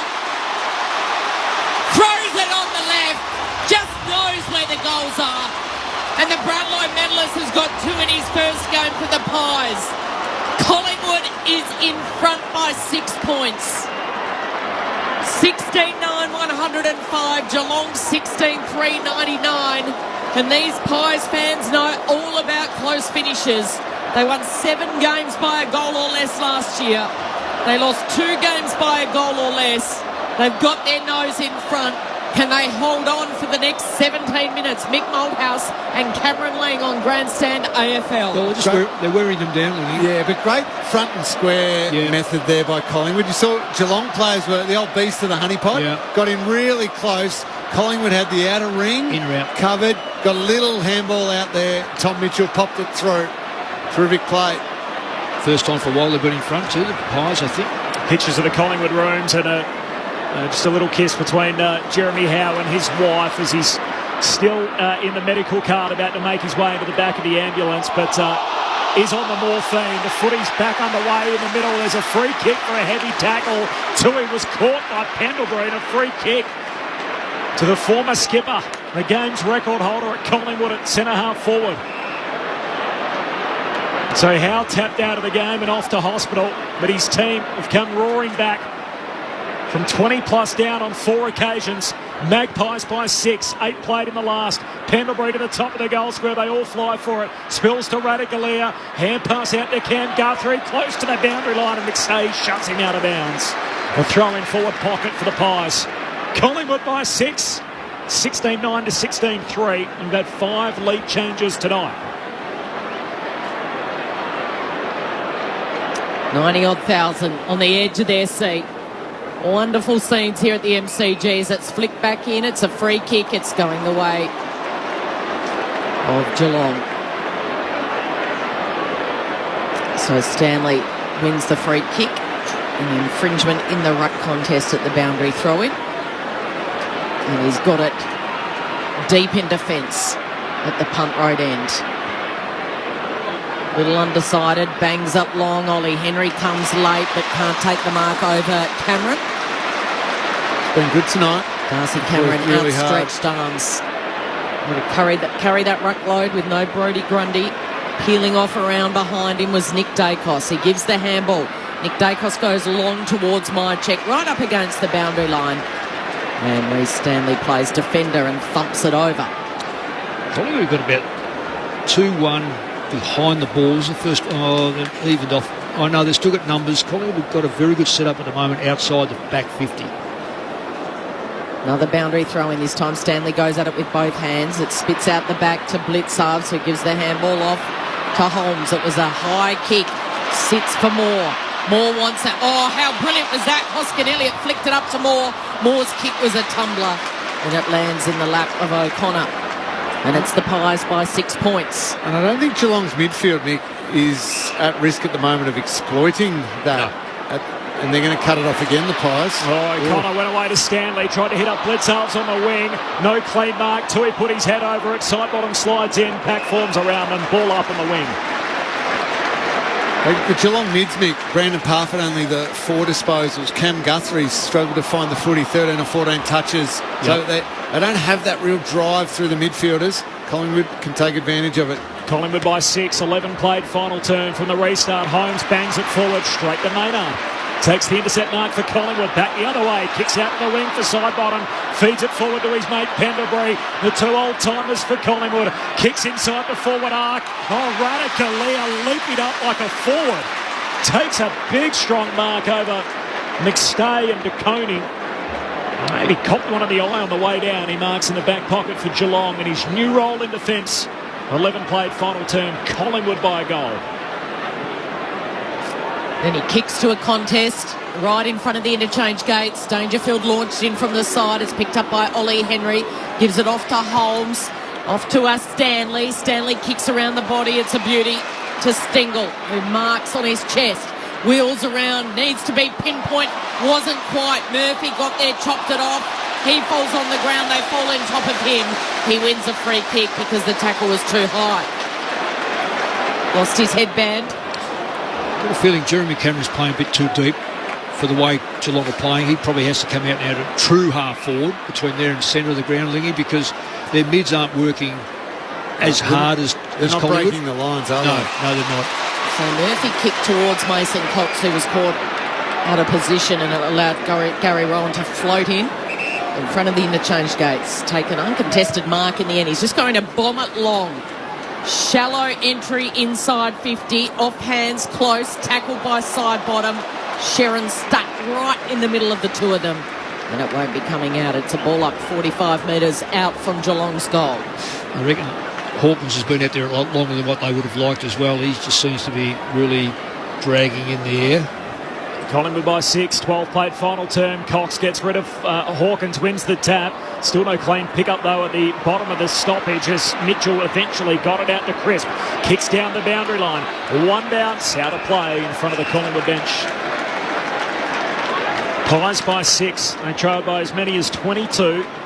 The 51-minute mark of that third quarter, but they've now kicked 5 unanswered goals. This is the position on the ground where they used to go really effectively.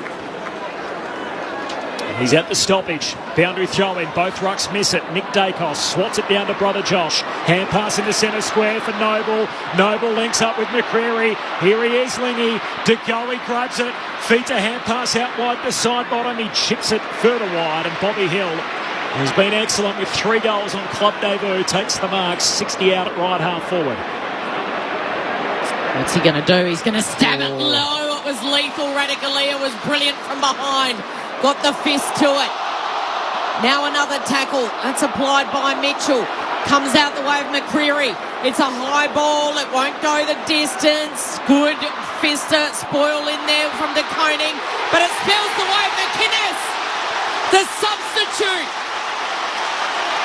McInnes has kicked his second after being activated when Jeremy Howe was stretched off the ground. And Reece McInnes has 2 kicks for 2 goals, and now 6 in a row for the Pies and their biggest lead of the night. It's Collingwood by 12 points with 12 minutes remaining. 17-9, 111. Geelong 16-3, 99. It was a brilliant spoil by Radicalea, and then it looked like the Cats were going to clear it, but some terrific pressure by the Pies. DeGoey stands strong in the tackle. They're able to scramble it forward and find a goal. Great play. I tell you what, I reckon Craig McRae has just gone back to his old Richmond notes and worked out Peak Dusty, the exact role that they played for him, they're now using for DeGoey. Absolutely. Forward of the centre, stoppages. It's almost, it goes into a little no man's land. Does a defender cover you or a mid? And he gets it. 6 in a row after being behind by a game high 22. Collingwood by 12 points, 15 played in the final term. And from the restart, we got another ball up. Up it goes a second time. Free kick. Over the shoulder, blitz half's way. Hand pass away to Cam Guthrie. Kicks it to centre half forward. Moore was involved in the marking contest. There's a free kick for chopping the arms. It's going to Darcy Moore. So he'll get it. He's had some big moments, Moore. The most high-profile one was the tackle on Ollie Henry, but he stood up strong, covered the ground when his teams needed him. Great kick here. Centre half back for Collingwood. Long driving kick out the wing for Bobby Hill, who marks still in the defensive half, measures his drop punt, hits up McStay. Southern boundary line. Dangerous kick, comes back in the corridor, hits Tom Mitchell. Another new arrival, all three of them combined. Swings it across the ground at Maynard. Logo broadcast wing, heads out wide for Hoskin Elliott. Marks 60 out left half forward. Crowded forward 50. Pies by 12 points with all the momentum. He goes short. Nick Dacos just waving traffic, telling somebody to come at him. Still 60 out. Wide against the boundary line. He just lays it up to the hot spot. McInnes flies. Radicalea there reaching for it. Adams had it, lost it. Adams becomes tackler on Dangerfield. I don't know how he got that out. McStay hand pass back into congestion. Atkins tackled by Cox. Huge tackle from the Collingwood big man. And a ball up 35 metres out from the Collingwood goal. Pies surging. They lead it by 12 points. Final term, 17 travel. So a goal here from the Pies would make it 7 in a row and make it really tough. Cox to DeGoey. A little pirouette by Crisp. And he's offline. Quick snap by Jack Crisp. And it could have just about been the final. No, it's not to be. It's Collingwood by 13 points. We've still got 10 minutes to play. Yeah, it just makes whether they've really got anything left in them. Geelong, they just seem to be really just like a sluggish champion up against the ropes at the moment. And waiting just for the long kick down the line, isn't it? Yep. Here's Izzy Smith. He goes long to a contest on the wing. Hoskin Elliott trying to punch it to the boundary line. Collingwood recover it. Crisp. Hand pass to Noble. Sold to Dummy. Gives it back to Nick Dacos. Sweeping hand pass forward to Crisp. Arches the back. Takes on Atkins. Hand pass away to McStay. To Nick Dacos. Through the maze. Feeds it to McStay. Kicks to the top of the goal square. Flying McInnes. Falls down. McCreary walks it in. Bangs it up into the third deck. And the Collingwood wave continues. 7 straight goals for the Magpies. They lead it by 19 points. And they are finishing all over the top of the reigning premiers. 18-10, 118. Geelong goalless in the final term. 16-3, 99. 18 gone, final quarter. McCreary with a couple. Almost double the number of disposals in this quarter for the Pies. Absolutely dominating. Inside 50s, 11-3. And that's led to those 4 goals to 0. And again, it's been those great ball users, strong runners through the middle of the ground who found the footy. Jack Crisp is dominating this quarter. Josh Dacos has found the footy. Tom Mitchell's not one of those big runners, but he's finding the footy a little bit through there. And then DeGoey and Nick Dacos as well. Exact players that you would like to be getting the ball to get your team over the line in this last quarter. They are finding it for Collingwood. And on the other side, Lingy, you can't find a Geelong player anywhere near it. Leading disposal winner for the Cats this quarter is Reece Stanley, which is not what you want. Another tough bounce, so it's thrown up this time by the umpire. Dangerfield does well, gets it to Atkins. He's handballed it close. Hospital handball. Myers comes in, gives it to Atkins. Was he taking a high play on, says the umpire. And across half back, the Pies pounce. Elliott with the kick away. McCreary stole it from his Collingwood opponent. Gives it off to Noble. It's 2-on-2 inside 50. Can anyone mark it? Radicalea goes back with the flight. Bounces off his chest. He's tackled by McInnes over the boundary line. There's a few new cold heroes in town in 2023 for the Magpie Army.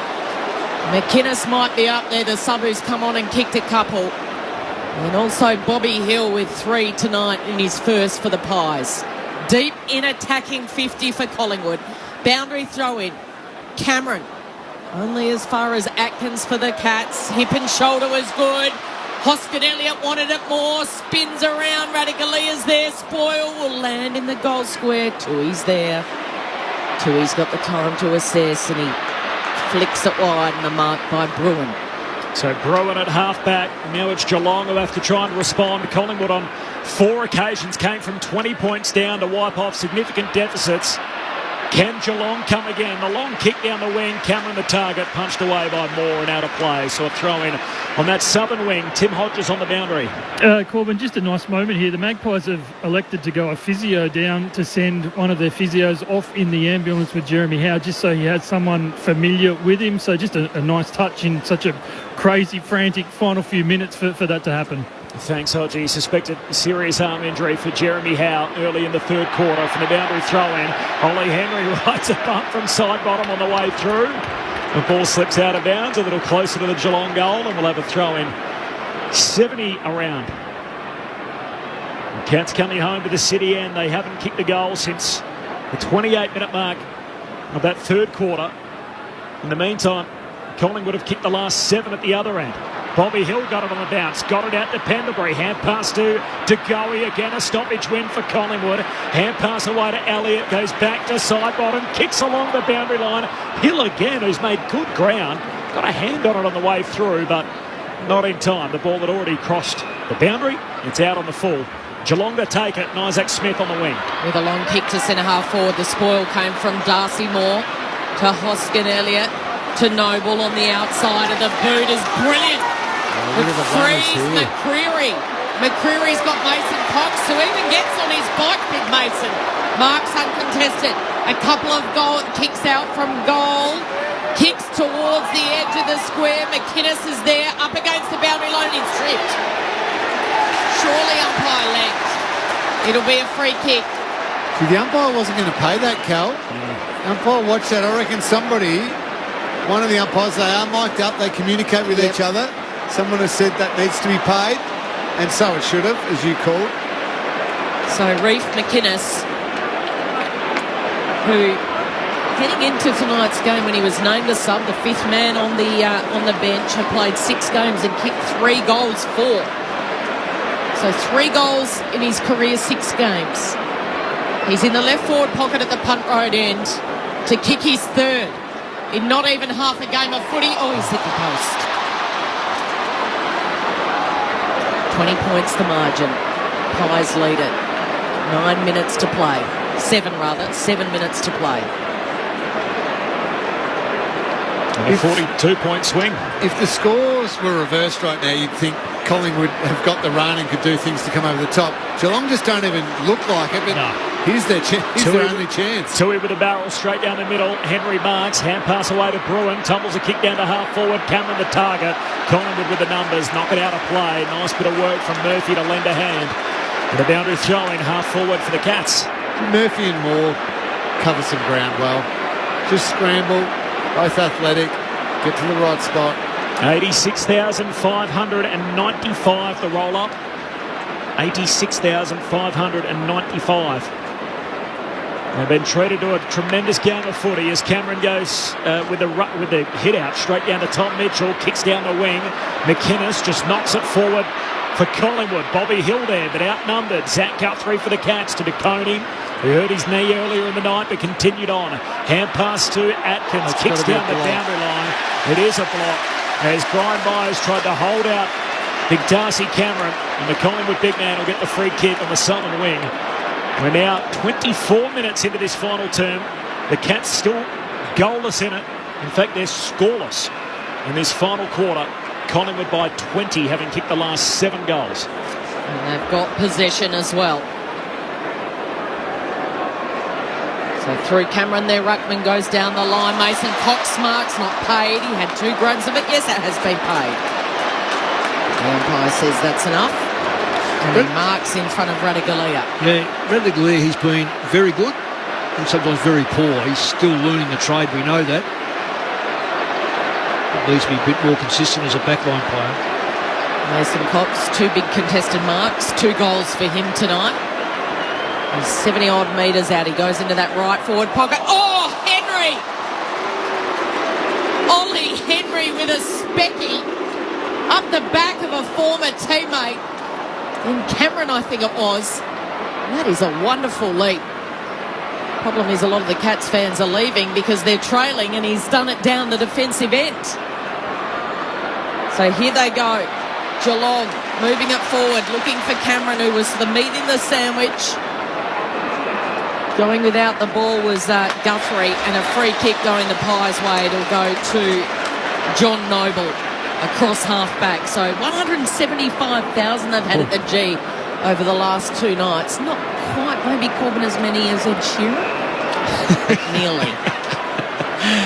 Nearly. Hoping for 400 and a bit thousand to break the all-time round 1 record set back in 2017. That's a good down payment on it. Mick, did you go to... You live not too far from here. Did you walk over and watch Ed Sheeran? No, I didn't. I do like some of his music. You're about the only person in Melbourne who didn't go. Well, if the Beatles were on, I would have gone. Does that show my age? From the ball up on the outer wing, Geelong win it. Atkins hand pass back to DeConey. Snaps a kick down the wing. Cameron the target, knocked away from him by Noble. Side bottom had it, lost it. Spills to Pendlebury. Sockers it to Nick Dacos. Hand pass to Noble. Kicks down the boundary line and Cox takes the mark. They've got a spare number forward here, Collingwood. They've managed that outnumber. McInnes screaming for it. He's not going to be able to get it there yet.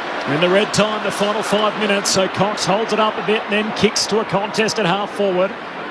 Stanley comes up with it for the Cats, half back. Hand pass to Holmes. He gives it to Bruin.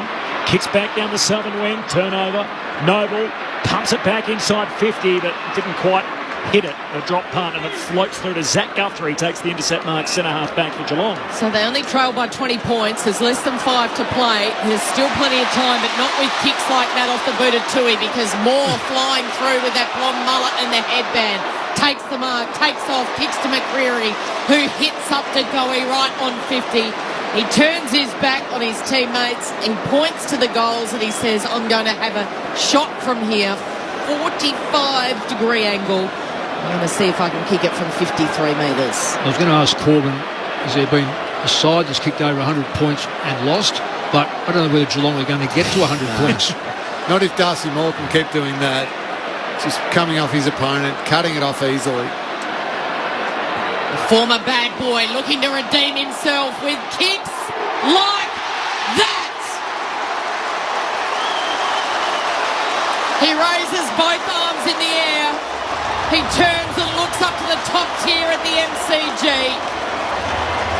De Goey's booted 3. Pandemonium, delirium.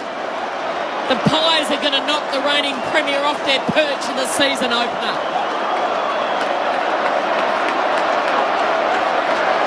19-11, 125.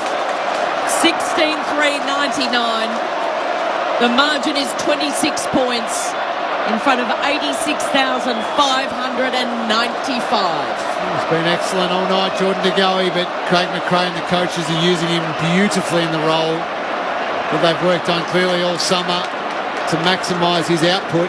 But now, you saw Darcy Moore there, Mick. That was just total confidence. Geelong's midfield's not going to run it through. I can come off my opponent, I can help and cut it off. 8 in a row now for the Magpies from the restart. Blitz halves has it and he's locked up straight away. I know it's only early days for Geelong, but that midfield has got a bit of a worry. To go his 3 goals all coming after half-time from the ball up. Cam Guthrie, first disposal, kicks out wide to Buse. He marks high half forward, puts it out in front of Hawkins, can't get to it, slides past he and Moore and out of play. And a throw in 40 out from the Geelong goal. So next week, the Cats have a short break, so 6 days. They're on Thursday night footy. It's another big one here at the MCG. Carlton Fresh off the draw for the Cats next Thursday night. Boundary throwing. Cameron palms it down for Collingwood. Straight to Crisp. Kick chopped off by Cameron. Bangs it deep inside 50. Rowan flying for it. No mark. Falls to close. Kick smothered. Noble comes up with it. He's tackled. Umpire lets them roll. Still 30 out from the Geelong goal. Still no clean take. Hawkins' hand pass ends up with Pendlebury. He's tackled. Henry bumped front on. He's going to get the free. Advantage applied as Myers hurriedly shoots goalward. I'm not sure that was the advantage they would have been hoping for, and it's a behind. It gets them to 100. Their first score of the quarter comes at the 30-minute mark. The reigning premiers 16-4-100. Collingwood 19-11, 125. It's not going to affect the result of the game. But that's where the umpire's got to have common sense and say there's 86,000 people making a lot of noise. It's a big pack of people. Maybe a player didn't quite hear the whistle. Call that one back and let a set shot take place. Oh, big, huge fly there by Zach Guthrie, right on the broadcast wing. And the umpire's blowing his whistle again. Play will stop. Well, that's the first time I've seen the fourth umpire actually come into effect, because that was clearly... So Atkins receives the free kick off to Cameron. Strolls across the midfield. A little unsure what to do, and then he flicks it wider still by his left boot. He goes to Holmes and looks for Hawkins. Hawkins marks, this time in front of Darcy Moore. They'll have a set shot. It's a Geelong home game, this one, but there are a lot of Cats fans packing up, streaming up the aisles, heading home, getting on the highway early. Margin's 25 points. There's a minute 40 left on the clock. Chance for Tom Hawkins. He's in that left forward pocket. He's usually a sharp shooter, but he pushes this across the face, right in front of that Collingwood cheer squad that enjoyed every moment of that kick. Margin 24 points, final minute and a bit. And the Sherrin is in the hands of the brand new Pie skipper, Darcy Moore, in that goal square. He's got his hand on his hip, assessing his options. Darcy Moore bangs it long to a contest. Darcy Cameron involved there. No mark though. Hits the deck. Still scrapping for it. And eventually Geelong get it out through Dangerfield. Hands at the blitz-ups. Kicks inside 50. Myers knocks it to Rowan. Slick hands to close against the boundary line. Tight angle. Shoots goalward. Misses. Thumps into the padding on the post. 3 behinds in the final quarter. Geelong, that's all they've got to show for it. Collingwood by 23. 32 travelled in the last. Cats by 3 points at quarter time, by 13 at half time, by 6 at 3/4 time. They've been in quicksand in this last final term as Moore kicks in long and strong. Down off hands to Hoskin Elliott, who just bangs it into space. Tui will swoop. He's got a defensive side of the northern wing. Look to go inboard. Now he'll go long down the line where the big fly is Stanley. Here's Dangerfield putting his body on the line. Collides in there with the Collingwood player. And it comes out the back to Noble. Mitchell was the name I was trying to think of. Tom Mitchell. Looks different in the black and white. Still the Cats go. And another mark inside 50. A strong one. There's a big collision there. Pendlebury really making Myers earn it. And Myers will have a set shot directly in front. 19 seconds left on the clock. He's not going to muck around Myers. Can he put it through and bring it back to 17 points? No, he can't. He misses. And that should be it. 22 points the margin. 9 seconds to go on the clock. Noble steps outside the goal square, just bangs it long in the McStay direction at half-back. Spills through to Mitchell. He feeds it to Josh Dacos. And the Pies take down the Premiers to start their season. They look the same plucky version of themselves under Craig McRae in year 2. In a game which wouldn't look out of place at the other end of the season. Collingwood by 22.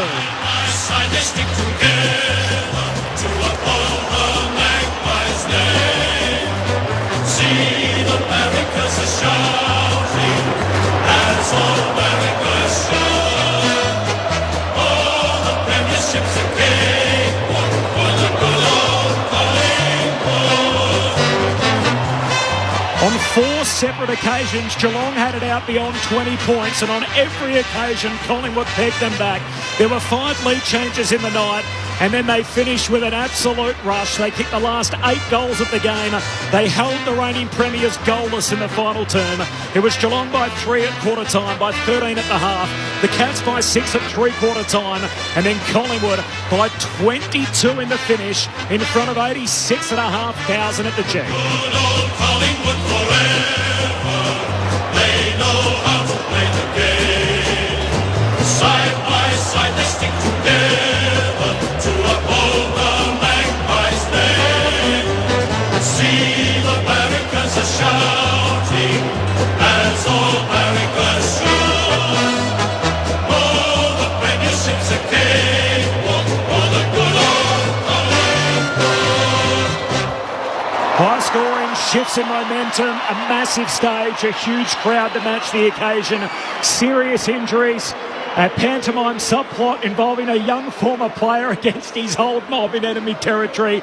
It was a night which had a bit of everything, the first Friday night of the season, in which is footy's biggest weekly stage, Friday night footy, and we got a treat. First up, 2 of the best teams in the game, Collingwood by 22 full-time over Geelong on ABC Sport. Cameron Ling and Mick Malthouse. We certainly did get a treat, Corbs. It was a terrific game of footy, and Collingwood were just superb, Mick. They absolutely. Geelong at different times throughout the night relied on some real efficiency to score and kicked accurately, and I think at one stage in the third term it was 5 inside 50s, 4 goals. So they relied on that, but Collingwood over the course of the night were better. They had to fix a couple of things up defensively when Jeremy Howe went down. They did that really well in the last quarter. And their run and their ability for their midfield and running half-backs to get dangerous and cover the ground, break the lines and get quick, dangerous inside 50s was really impressive. Nick Dacos, you spoke about him pre-game, 35 touches, superb performance. But then you got Josh, had 27 touches. Scotty Pendlebury had some big moments when the game was on the line, 27. Jordan De Goey, 25 touches, 3 goals. Jack Crisp, 22. Tom Mitchell, 21. All the players through the middle part of the ground or running off half-back that you want the ball in their hands. Yeah. They got the ball and they impacted the game. Isn't it amazing how... Look, I thought personally that the game couldn't have gone any other way when you look at the stats. Geelong taking full toll, but the increase in the number of inside 50s, Collingwood were then holding the ball in there, plus the right players were getting it. So I think we probably all thought midway through early third quarter that this is going to go probably to Collingwood. I know we always say the last year's grand final or premiers are always going to be the hardest to beat because everyone's, they're hunted and so forth. Dangerfield had the most possessions for Geelong, and yet really it was quite a poor game. But I think, in fairness to him, with his age, accepting responsibility of captaincy, he will probably need part of this first part of the year to get better. But right down the other end, Parfitt, he's a very, very good footballer. Now, he was on the ground at a time when Stewart left, which was, I think, end of the first quarter or thereabouts. And he's a midfielder from last year that was the player that was, to me, was the go-to for the hard ball, reliable around about the 20 possession, not much more than 25 at the best. He's ended up with zero kicks, 5 hand passes in a game that was basically won and lost by the mids, because there was so much around the middle of the ground. Because Collingwood was 62 and Geelong were 46 entrances. It seems a lot, but it's not. I mean, yes, Collingwood, you'd like to have 62 every week and you're going to dominate the game.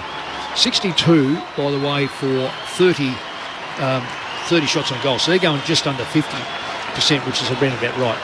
But the game was played basically in the middle of the ground.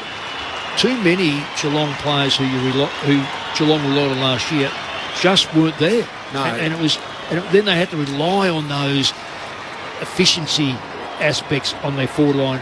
But I was amazed how many times they got caught out in front of the ball and Collingwood got goals over the back. And Collingwood, the way they did it was probably the most impressive thing, with some subtle changes to last year. It is. It was still the same sort of game style at different times, but really fast and that powerful running through the middle. Taylor Adams playing predominantly as a forward. He had 15 touches. You wouldn't say that's what he'd normally have. You can hear that chant. They're pretty happy, Collingwood fans, right now. But so many of Taylor Adams' possessions were won in the forward 50 or let's say the forward 70. Yeah. And little ones where he took the ball, he was tackled by a bigger opponent. The ball should have either been held in or coughed up.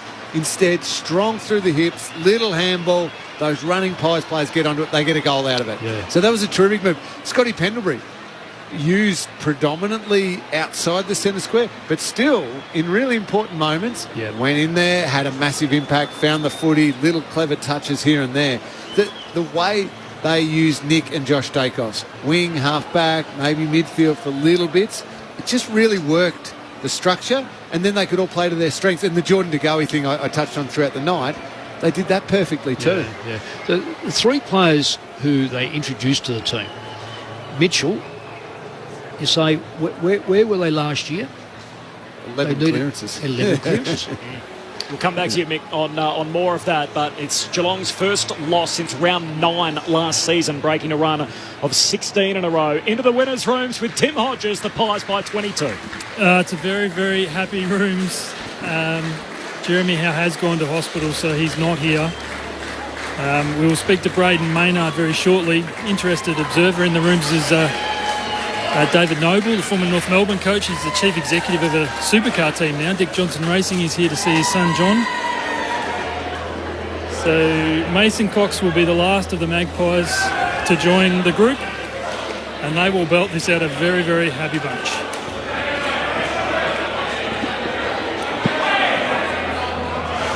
The new boys in the middle, Mitchell, McStay and Bobby Hill. They go very quiet here at the Pies, and away we go.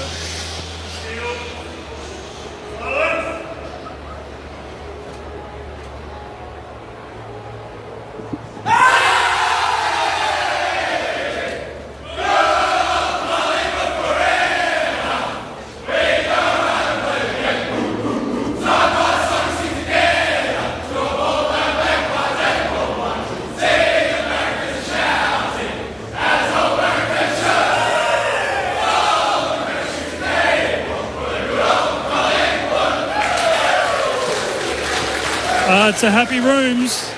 Braden Maynard will join us very soon. I'm fascinated to ask him about Jeremy Howe. Howe's like a big brother to him, so just love a penny for his thoughts on what happened when he was stretched off the ground. He'll join us as soon as we're able to, guys. Thanks, Hodgie. We'll get back to you soon. So 19-11, 125. Collingwood beat Geelong 16-7, 103. The Cats' first loss since round 9 last year ends a 16-game-winning sequence, including obviously last year's grand final. The Cats led by 22 points late in the third term before Collingwood kicked the last 8 goals of the game. You were just talking, Mick, about the players that Collingwood brought into that team that got so close to making it to the grand final, going down in the prelim to the Swans. Bobby Hill was superb, wasn't he? Well, the thing I liked about Bobby Hill, he just didn't plant himself in a forward pocket. He was up on the wing, using his pace, using his ball getting power. He only had 8 and 2, but for all intents and purposes, if you didn't look at stats, you looked at him in the game. He was in the game. He wasn't locked in. McStay early days was all over the shop, but he had some good, he had a good opponent. But when he was needed, he took the pressure off Myercheck. So all of a sudden you've got multiple goals again. So they found 3 goals between them, Myercheck and McStay, but often they were the ones fighting and really making that strong contest to bring the ball to ground and give the small forwards a chance. If I could just throw in Mitchell there too. I was wondering how Mitchell was going to operate here, but when you look at 11 clearances, that's where they would probably needed just to be a little bit better last year. Well, they're a lot better now. Pies win by 22. Braden Maynard's ready for us. He's with Tim Hodges. Hodgie. We appreciate Braden coming straight over to us. What do you say about that? That was some sort of night at the office in night 1, wasn't it? Mate, that was unbelievable. Pretty much, I don't want to say complete performance because it's early on, but we played some seriously good footy tonight. And, we went into the fourth quarter. Were we down? I think we might have been down, but put the foot on the accelerator and there we go. We love being in that position. And it's a credit to the boys. Unfortunately, Howie with his injury, but The performance we put in tonight, it's a credit to us. I hope it's not a stupid question. I mean, we all know it's only round one, but did it feel like a final? Like this, it's unfair. It's almost there's only 4 points there for you. Absolutely it did. And coming up against the reigning premiers, we knew it was going to be tough. But like I said, our fight, our determination, and our will to win, it's definitely the best I've seen. And it comes with a big off season and pre-season. It's a credit to us for putting the work in. So yeah, it was great. I'll let the boys upstairs talk about the footy. Can I just ask you about Jeremy Howe? He's like I think he's like a big brother to you, isn't he? Like, what was that like for you personally and for the team when you saw him go down and it was such a long wait? It's pretty devastating. He's pretty much like a father figure down there for all of us boys. He's one of the older boys, and for him to go down like that, I didn't realise the extent of the injury, but when I went over there, I saw the bone out of the arm. So yeah, it's very disappointing, and I'm actually pretty devastated because he finds himself sometimes getting injured and having long stints out of the game, and he's such a vital player for us. So yeah, hopefully he's back bigger and stronger. Did you see the contest? He gets very, very high. That's about as high as I think he's ever been. Shit, far out. I actually did see it. He came from about 40 metres deep, and I was thinking, what is this bloke doing? But yeah, that's what we teach. That's what we do. We come forward, and he was just playing the system. And yeah, as I said, it's devastating for him to go out like that. So yeah, I love the bastard, and I hope he gets well. We love having you for a few minutes. I'll send you upstairs. We've got Mick Malthouse and Cameron Ling. Braden, well done on the game. Fantastic. I mean, it was an incredible game to watch. Can you talk us through... You asked the question, were you down at three-quarter time? Yes, you were by 6 points. And it felt like Geelong were just able to score and just stay ahead. But did you sense throughout, especially the third quarter, that you had them? It seemed like you guys were more dangerous. You run and you power through the middle of the ground. Absolutely. I don't want to sound too cocky and get ahead of ourselves, but we came in at half-time and we had complete control of that game, and we put in a shitload of work with our head of fitness. We're feeling fit. We're ready to go, and we're pretty much primed, and it just shows you that going into any quarter, but in particular the fourth, the boys are feeling fresh, and we have a big emphasis on body language going into the fourth quarter, and it really helps us. So I feel like we were dominant pretty much the whole game, and it clearly showed going to the fourth quarter. We were able to run over the top of them. A lot of special moments in that game from a Pies perspective, but I get a sense Collingwood fans have got one of a new favourite perhaps in Bobby Hill. He was so good tonight, wasn't he? How good was he, mate? Unbelievable. And our other inclusions, Big Mac, Daniel McStay, Bobby Hill, all the boys that have come in, and especially shout out to Darcy Moore, new captain, the work that he's put in with the group. It's a credit to all of us. We've been working hard, we've been training hard, but yeah, the new recruits have come in and they're absolutely flying. It's exactly what we needed to inject into our team, and yeah, we've got what we wanted, and it clearly showed tonight. Braden, congratulations, a fantastic result. Now, I keep hearing you say you were super fit. Yeah. I've been talking to a lot of coaches and players from various clubs, and they all, some bemoan the fact that with the Players Association demands on players having so many days off. Did you guys meet as one, or did you meet with little groups? And who set the agenda pre-Christmas? Because it just looked like, up here in this box, we all thought that you guys would probably overrun Geelong the way the game was going. And that's nothing against Geelong, because they are a champion team. Yeah, absolutely. I mean, the work, it didn't actually start in pre-season. We had a really big focus in coming into pre-season really fit, and then we can go from there. So we had a lot of training sessions where the boys met up in the off-season and, got to work at some local footy grounds. And, we came in feeling really fit and ready to go. So, like I've said, it's a credit to us putting in the work before actually getting to pre-season, which is the hardest part. So we got into pre-season, boys were, fit and firing. So, mate, I'm really excited to see what we can do this year because we are absolutely flying. I know it's only round one. I don't want to get too cocky, but we were really, really good tonight. Okay, Kelly Underwood has said about your jumper, you've just changed your number. Yes, absolutely. Come on, tell us why. So pretty much when I got drafted, so number 4 is the number I've always played in junior footy. It's my favourite number. And it was absolutely a dream of mine to play in number 4 for Collingwood if I ever did get the opportunity. And I mean, I went in, I was 37, and I always said the only number I would ever change for is number 4. And under certain circumstances with Brodie leaving, I was able to take it. So, yeah. So you're behind the move. Yeah, exactly right. I love being in number 4. It's taken my mum and my family a little bit to get used to it, but they'll get used to it, and I love the number so much. Yeah, well done. Took me a while to get used to it, calling you out there as well, Brad. Hey, one from me. Yep. Ollie Henry seemed to love the attention early on, and then your new captain made a pretty remarkable tackle in that goal square. Can you, we know that you like a little bit of, verbal stoush and whatnot. Did you come close to Ollie Henry out there at all, and any exchanges you can share with us on radio? Yeah, I mean, we didn't want to focus too much on Ollie in particular. He obviously wanted to leave us, and we wanted to make sure that he made the wrong decision. So every time we got to him tonight, we let him know about it, and I feel like we did it in the right way. There's a bit of a scuffle at quarter time, but mate, it's all love and much love and much respect to the big fella. He's playing really well, and obviously he wanted to head back home. So it's a credit to him. He's playing really good football. He's a really good player, but I feel like we dominated tonight, all around the contest, all around in the air. So, it's a credit to us. Good stuff. And last one, just on the Dacos lads, who are both excellent tonight. Braden, the passing of their grandfather recently. Yeah.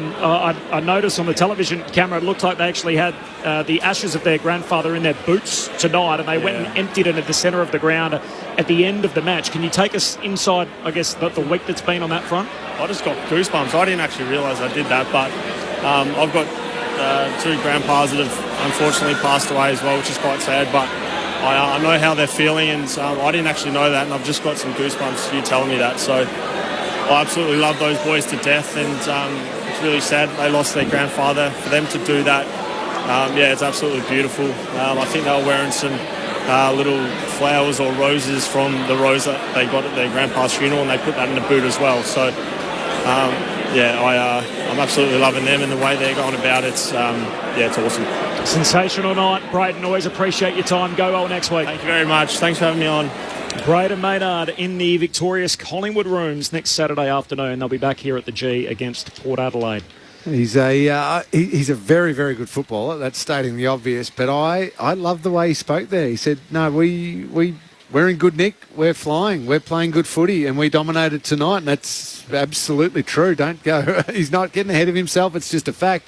I also loved, in answer to your question, Mick, when he said we wanted to hit day one of pre-season fit, not hit day one of the season fit. That's a big difference. That the mindset of go and have an off-season and just go and let everything go and, do a little bit of training here and there and come back and I'll make it all up over pre-season is not the right attitude. No. Because then you're just playing catch-up. If you want to get really ahead and jump, make big advancements in your fitness or your strength or whatever, you've got to do the work in the off-season, and they clearly did and came back and then had a big pre-season, and it showed out there tonight. They were supreme. Well, you've got to put wins in the back pocket because you don't want to. It's not a 400-metre race. You don't sprint. If you have to sprint the last 100 to make up ground that you didn't do in the first 3, you're in trouble. So this is. Well, they've a 4-pointer against the reigning premiers is a great start, and clearly just listening to him, he believes they've got the confidence in game style, fitness, attack on the footy, and they're just going to continue on from last year. And they're probably a better side than last. I think they're a better side anyway. I'm assuming they do too. Brilliant interview. I mean, he's still got the emotion coursing through his veins and whatnot, and you could hear that he was still so pumped up because it's been a long pre-season for them. So for many teams, round one is like a grand final. Yeah. But it's just so refreshing to hear him speak so honestly. And he kept saying, I'm not cocky, but we're just seeing a replay, Corbin, on the moment that you touched on of the Dacos brothers after the game. They've gone right to the centre circle and they've taken their boots off. And they've found the ashes that have been in their boots, and they're kissing them and then putting them on the ground, on the turf in the middle of the MCG. Yeah, it's a beautiful moment from both the Dacos lads who had such an impact on the game. Collingwood by 22 points, coming from 22 down to kick the last 8 goals of the game.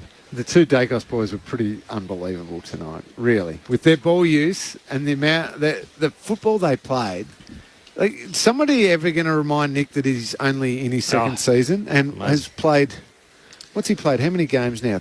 Yes. 26 tonight. 26. So the only player after 25 games who'd had more disposals than him was Toby Green. So Toby Green had 661 in his first 25, and Dacos was only 17 behind him. So I know these kids reasonably well. When I say that, I've met them a few. I've sort of come through and this sort of stuff. And Peter is such a disciplinarian in many respects, loves them to death. And when you talk to the lads, they are awestruck with Collingwood players. So it has not gone to their head. They still love what their football club was. Players around that played with Peter. So it's a great sign because their feet are firmly on the ground. And I don't think Peter will let them get off the ground without playing their role. And there's nothing clever about them. They just play the game within their capacity, which is fantastic for a start off, but nothing showy. Just get on with the job. Keep accumulating possessions. What do you have, 35 tonight? Yeah. Which is quite amazing in a big game like this. Collingwood by 22 points, having trailed by as many late in the third quarter. They kicked the last 8 goals of the game. The vote, Slingy, in the ABC Footballer of the Year. I still can't handball it to Mick, so I get him again for this season, season 2023. I'm just going to get caught up in the Dacos wave. I'm going to give Josh the one vote. I thought his ball use is just unbelievable. 27 disposals, so important for everything that they do. Nick gets 2 votes, 35 disposals, 10 contested possessions, 5 inside 50s. The only man who's going to pip those 2 is Jordan De Goey. 25 touches, 6 inside 50s, 5 clearances, and the 3 goals to go with it. I thought he was the best player on the ground. It's going to be 37 degrees tomorrow in Melbourne. It's going to be a hot one underneath the roof at Docklands, North Melbourne and West Coast. That is the first game up for broadcast. Following that, Port Adelaide and Brisbane. Will Ashcroft on one side, Jason Horne-Francis on the other, so a couple of the young guns. And then tomorrow night, different directions. We've got Gold Coast up against Sydney. Plenty in it for both teams there. The Swans, obviously heavy defeat in last year's grand final. And back here at the G, the 2021 grand finalists, Melbourne and the Western Bulldogs. We're up and running in season 2023. We'll catch you next week, Mick, here on Friday night. Good, you, Corby. Thanks, Lingy. Thanks, Corbs. Thanks, Cal. Thanks, Mick. Thanks to Cal. Thanks to Tim Hodges downstairs. That'll do us. Back tomorrow from 12 noon Eastern on Grandstand AFL.